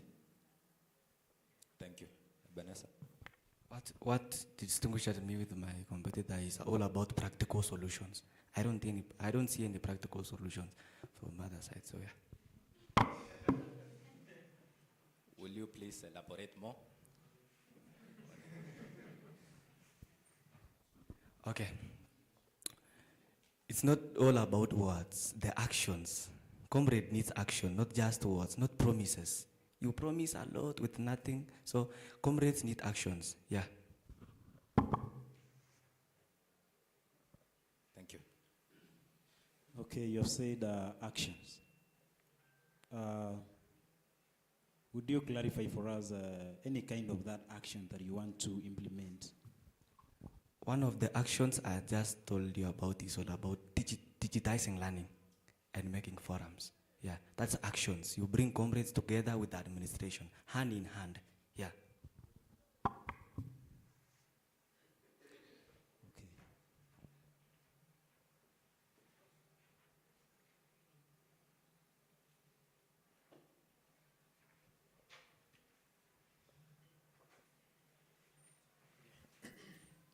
My question goes to both of you.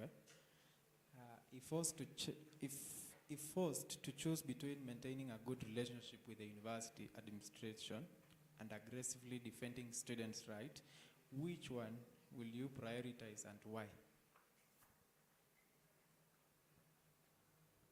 Thank you very much. Repeat. If forced to choose between maintaining a good relationship with the university administration and aggressively defending students' rights, which one will you prioritize and why? Thank you very much. I think for me, I will the one for the comrades or the students, because they are the main agenda why we are here, and also administration also help us in one or other. But whatever comrades are going through, we are the one who normally who usually interact with them, and I know their problems. And before even I make any decision, when the comrade says that we have this and this and this and this, or when they have the problem, any problem or any issue, they are the one to be listened, because they are the main custodian, they are the main people in the, or the body in the school. Okay, I will work with the comrades through the link from the administration. Yeah. I guess you didn't get my question. If you're forced to choose between maintaining a good relationship with the university administration and aggressively defending students' rights, which one will you prioritize and why? I will defend the comrades' rights. That is number one. Yeah. Why? The reason? Because the comrades are the one to suffer. Yeah. So I will work hand in hand with the administration so that comrades cannot go through. A question here to both of you. Some argue that leadership often favors certain groups. How do you prove your leadership is inclusive? Repeat. Some argue that leadership often favors certain groups. How do you prove your leadership is inclusive? Thank you very much. I can prove that my leadership is inclusive because I usually interact with comrades of Kenya Highlands University, and I've known their problems. And sometimes when I interact with them, I help some of them with whatever I have, and that shows my leadership. Even if I'm not in a position to help them much, but with position or without position, I'm always with them and I'm always helping them and also encourage them in one way or another. So I feel that my leadership is inclusive there because of what I normally do to them. Thank you. Honorable Ebenezer. Okay, I have been in this institution for 5 semesters. We have been interacting with the comrades. Yeah, so I think the comrades believe, they trust me. Yeah. What do you mean by interacting with comrades? We have been together for the 5 semesters. In classrooms, field out there. Yeah, that is interaction. Okay. Does that one bring inclusive? Yeah, the interaction, the way you interact, the way you talk with the students, the way you handle them, the problem they face, the way you resolve them, that is interaction. Thank you.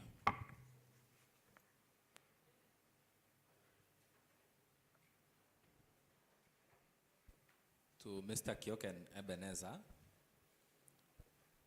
having said about your campaign manifestos and leadership, what leadership weakness do you have and how are you working on it?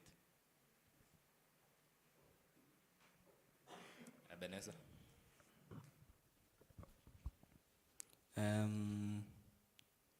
Pardon?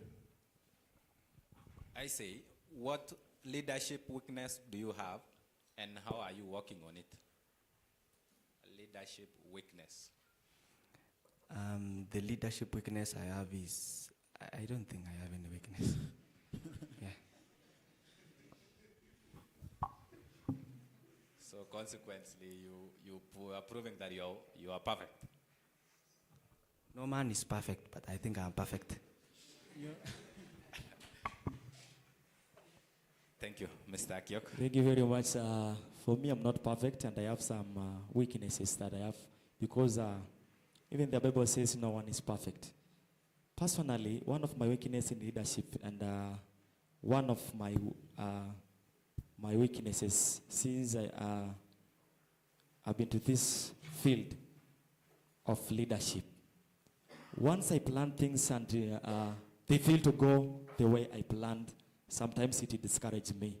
But when I plan anything and it failed to work, personally, I deal with it.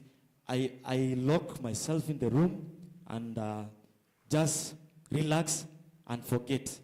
That's how I deal with my weaknesses. So you don't see outside. Thank you. You are clear. Okay, thank you. If I may ask Mr. Ebenezer, are you aware of the Kenya Highlands University core values? Yeah. Give us one of them or two. Teamwork. Yes. Now. and integrity. Okay. So you have talked about teamwork. How would you now incorporate those core values with the Khusa culture? Teamwork is all about collaboration. We will collaborate with the school administration together with the comrades so that everything will be fine.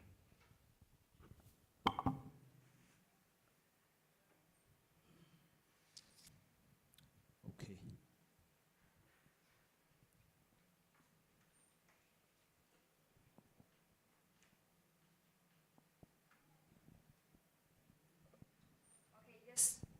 Just a creative question.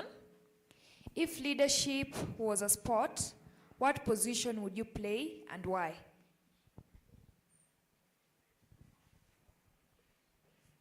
Thank you very much. I think I will be a goalkeeper. To make sure that the right of comrades are well defended, very, very well defended. What about you? I'll be a defender. Yes.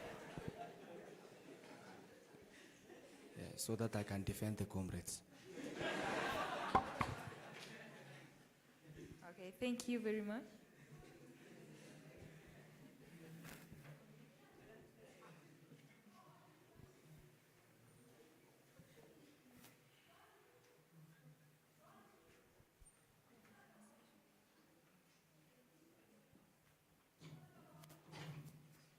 Okay. What would success look like 6 months into your term? What would success look like 6 months into your term? Thank you. What do success look? Yes, what would success look like? Okay, in 6 months. Thank you. Once I was elected, I will be elected as a president of this institution. 6 months, within 6 months, one of my manifestos that I'm going to make sure that we collaborate with the university administration, the dean of students, the assistant dean. It's what normally touches me here at Kenya Highlands University about the students who are suffering there outside, and some of our comrades who are suffering here inside the school. And one of the things that will make me to see that the success within 6 months is there to make sure that the comrades who are suffering or who have the problems in terms of their finances, their fees, or in any needed student, we are going to make sure that we are going to help them. We will collaborate with the institution, the other partners, and also the comrades to help those of us that are in need. Thank you. The same question. Pardon? Okay, I said, what would success look like 6 months into your term? 6 months. 6 months is too long, just 100 days. The changes that I'm gonna bring is practical solutions. That is it. So the comrades, I think, what we should know is that comrades need practical solution. They don't just need the words. Yeah. Okay. So as leaders, we believe that you usually have the mission, the vision, your principles. So as you are preparing as we are preparing for the elections on Friday, during that process of preparing, do you have any slogan that guides you? Yeah, Skiza comrades. That's my slogan. Thank you. Your voice, my priority.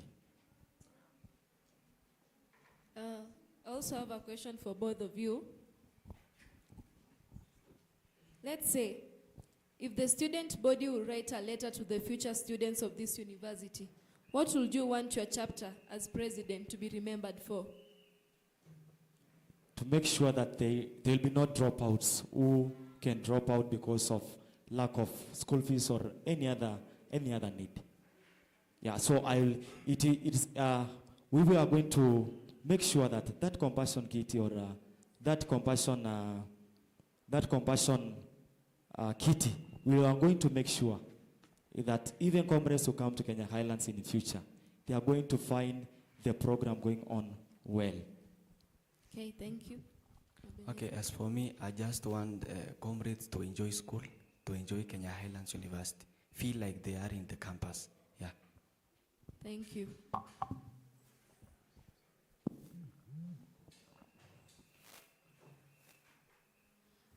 Okay, thank you very much. So this time we'll cross-examine each other. If you have a question for your fellow candidate, you can ask them.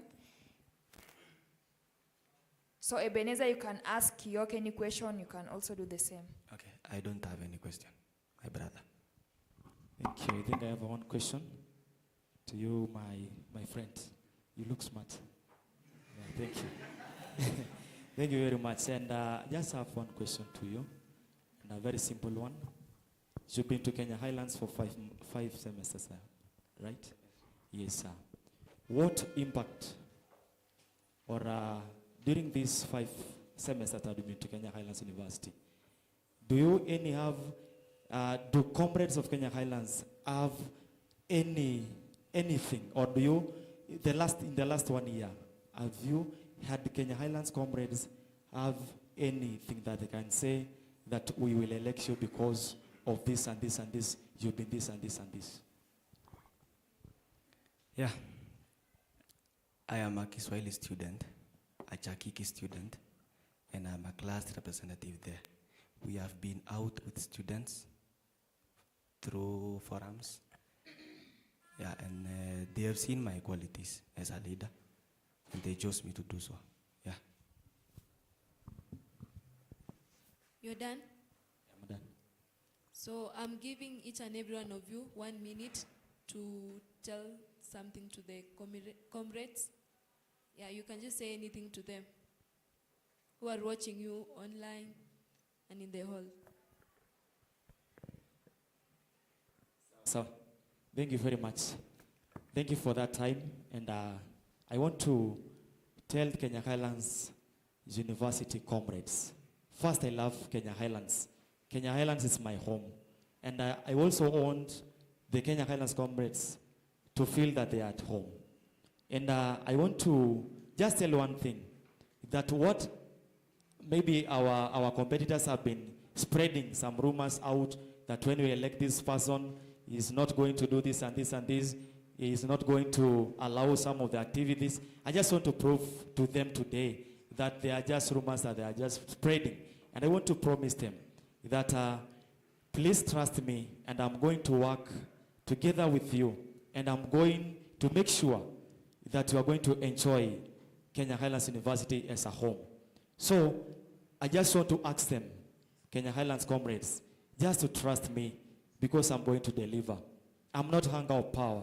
I'm not entering that seat to rule, but I'll be there to help you and to make sure that you are right and well noted, and also to make sure that you have a better place to be. So any kind of rumors that you have heard as a comrade, I just want, because I know there are some many first years that are very innocent, who are being maybe fed with some negative things, but I'm here just to tell them that it was just rumors, and just support me, and I'm here to serve you. I'm not entering into leadership to represent the church, as I've heard from my friends. I'm not entering there to represent any one department, because that was going around. So I just want to tell them that I'm here. My intentions are very clear, just to help you and also to work together. Thank you. Okay, let me be brief. Comrades of Kenya Highlands University, Ebenezer is a student defender. I will stand with you hand in hand till the last minute. I'll deliver my promises. Thank you. Okay, thank you very much. And so we believe that after Friday, after the elections, that you will still be friends, because we also know that authority comes from God, and it will only be one person. So you will either win or lose. So at the end of the day, life is all that matters, and we believe that you will still be together as students. We believe that you will still work together. So we would like you to handshake as you leave the podium. Thank you, the presidency. Thank you so much for your time. And here from our desk, we just wish you success. Thank you. So you can have a seat for a small ceremony.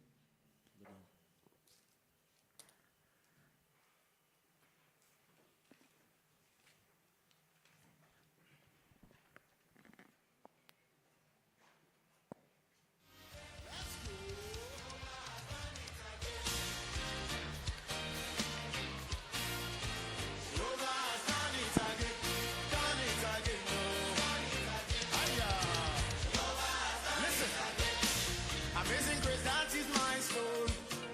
Every day I give you glory. You told me never to worry. Allah, Allah, Jehovah, Elroy, you see. Amazing grace, that is my story. Every day I give you glory. You told me never to worry. Allah, Allah, Jehovah, Elroy. What we thought was impossible, what we thought was difficult, what we prayed and believed for, hey, Jehovah, you done it again. You see, what we thought was impossible, what we thought, was difficult, yeah. Jehovah, I receive today.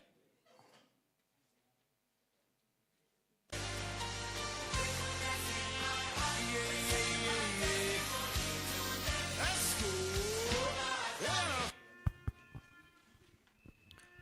go. The respectable comrades of Kenya Highlands University, the family of Kenya Highlands University, we have finally come to an end of our debate 2026-2027. So at this juncture, I would wish to receive the final remarks from Mr. President, our deans, and then we shall close with the word of prayer. Welcome, Mr. President. Thank you so much, the team, and I won't take this hour for granted. I must also thank the Lord. To my fellow comrades outside there, especially to our colleague, the aspirants, we are brothers. Election will end, but the color, the blood, the country where we came from, it won't fade from us. We remain brothers and sisters in Kenya Highlands University. I wish may the best win. I wish you all the best. You know, this is an electoral board. They wish you all the best. You have your followers outside there, but remember, they are not from any country outside there. They are not criminal. It depends with the words of your mouths and how you manipulate the group. Can you go and address them? Tell them peace, brotherhood will continue. We came with a slogan called Kenya Highlands University is our home away from home. Let us embrace that. Kesho si tutamaliza election na tutabaki classes. Why do you have to injure someone or to have some words inaumiza? Let us remain the people of Kenya Highlands University, the people of Kenya. So mine is just to say thank you to every one of you. You did to the perfect in your ability. To the panelists, may God bless you so much. Security starts from you. Let us all embrace unity and let us pray for the day. Otherwise, allow me to welcome the Dean of Students and he will pray for us. Hatutaki tuone any shida. Remember, disciplinary iko. Sawa sawa. God bless you so much. Sincerely, I love you deep in my heart. Asante.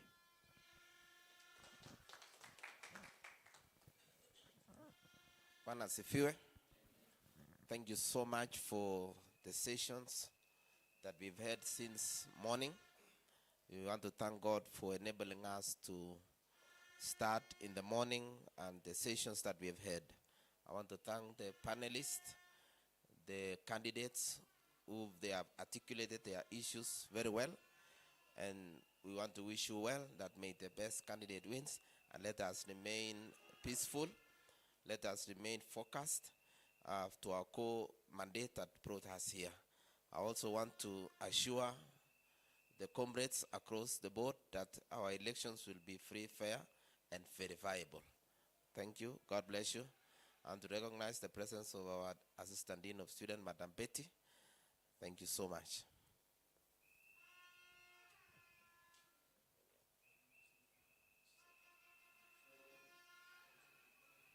I want to ask all of us if we can pause for a word of prayer. Heavenly Father, in the name of Jesus, we continue to thank you for what you've done to us today. You started with us this session. You have carried us through since morning, and our candidates and everybody else who participated.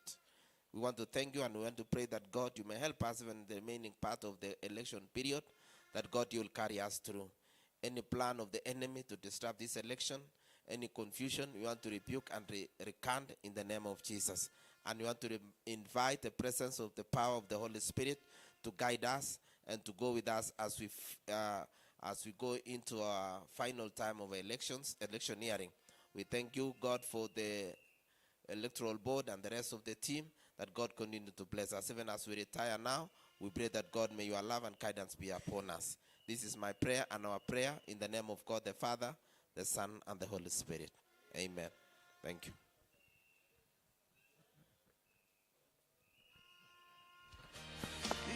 Okay, thank you so much.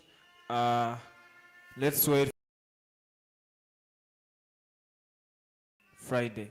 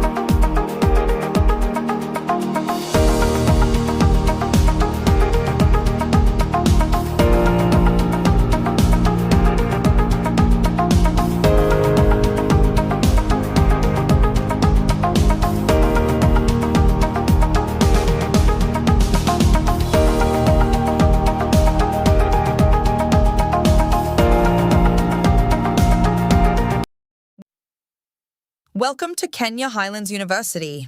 We are delighted to have you here. At Kenya Highlands University, we offer a wide range of programs to launch your career. We are proud to offer a comprehensive range of programs designed to meet the demands of the 21st century, our esteemed schools.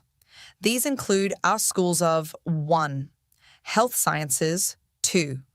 Education and Social Sciences, 3. Business and Economics, 4. Computing and Information Science. We also offer various professional courses for career advancement and for those pursuing Ministry, we are proud to now have the Kenya Highlands. Welcome to Kenya Highlands University. We are delighted to have you here. At Kenya Highlands University, we offer a wide range of programs to launch your career. We are proud to offer a comprehensive range of programs designed to meet the demands of the 21st century, our esteemed schools. These include our schools of 1. Health Sciences, 2. Education and Social Sciences, 3. Business and Economics, 4. Computing and Information Science. Welcome to Kenya Highlands University. We are delighted to have you here. At Kenya Highlands University, we offer a wide range of programs to launch your career. We are proud to offer a comprehensive range of programs designed to meet the demands of the 21st century, our esteemed schools. These include our schools of 1. Health Sciences, 2. Education and Social Sciences, 3. Business and Economics, 4. Computing and Information Science. We also offer various professional courses. Welcome to Kenya Highlands University. We are delighted to have you here. At Kenya Highlands University, we offer a wide range of programs to launch your career. We are proud to offer a comprehensive range. Welcome to Kenya Highlands University. We are delighted to have you here. At Kenya Highlands University, we offer a wide range of programs to launch your career. We are proud to offer a comprehensive range of programs designed to meet the demands of the 21st century, our esteemed schools. These include our schools of 1. Health Sciences, 2. Education and Social Sciences, 3. Business and Economics, 4. Computing and Information Science. We also offer various professional courses for career advancement. And for those pursuing ministry, we are proud to now have the Kenya Highlands Seminary, offering dedicated theological programs. Explore our campus, discover your potential, and become part of the Kenya Highlands University family today. For more information, visit our website.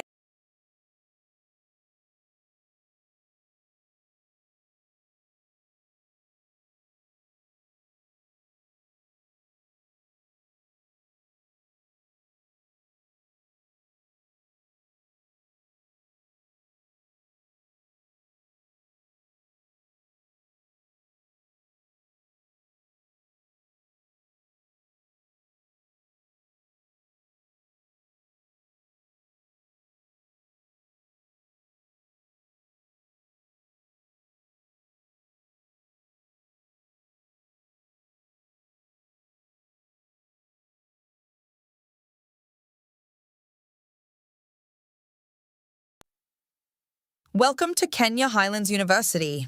We are delighted to have you here. At Kenya Highlands University, we offer a wide range of programs to launch your career. We are proud to offer a comprehensive range of programs designed to meet the demands of the 21st century, our esteemed schools. These include our schools of 1. Health Sciences, 2. Education and Social Sciences, 3. Business and Economics, 4. Computing and Information Science. We also offer various professional courses for career advancement. And for those pursuing ministry, we are proud to now have the Kenya Highlands Seminary, offering dedicated theological programs. Explore our campus, discover your potential, and become part of the Kenya Highlands University family today. For more information, visit our website. Welcome to Kenya Highlands University. We are delighted to have you here. At Kenya Highlands University, we offer a wide range of programs to launch your career. We are proud to offer a comprehensive range of programs designed to meet the demands of the 21st century, our esteemed schools. These include our schools of 1. Health Sciences, 2. Education and Social Sciences, 3. Business and Economics, 4. Computing and Information Science. We also offer various professional courses for career advancement. And for those pursuing ministry, we are proud to now have the Kenya Highlands Seminary, offering dedicated theological programs. Explore our campus, discover your potential, and become part of the Kenya Highlands University family today. For more information, visit our website. Welcome to Kenya Highlands University. We are delighted to have you here. At Kenya Highlands University, we offer a wide range of programs to launch your career. We are proud to offer a comprehensive range of programs designed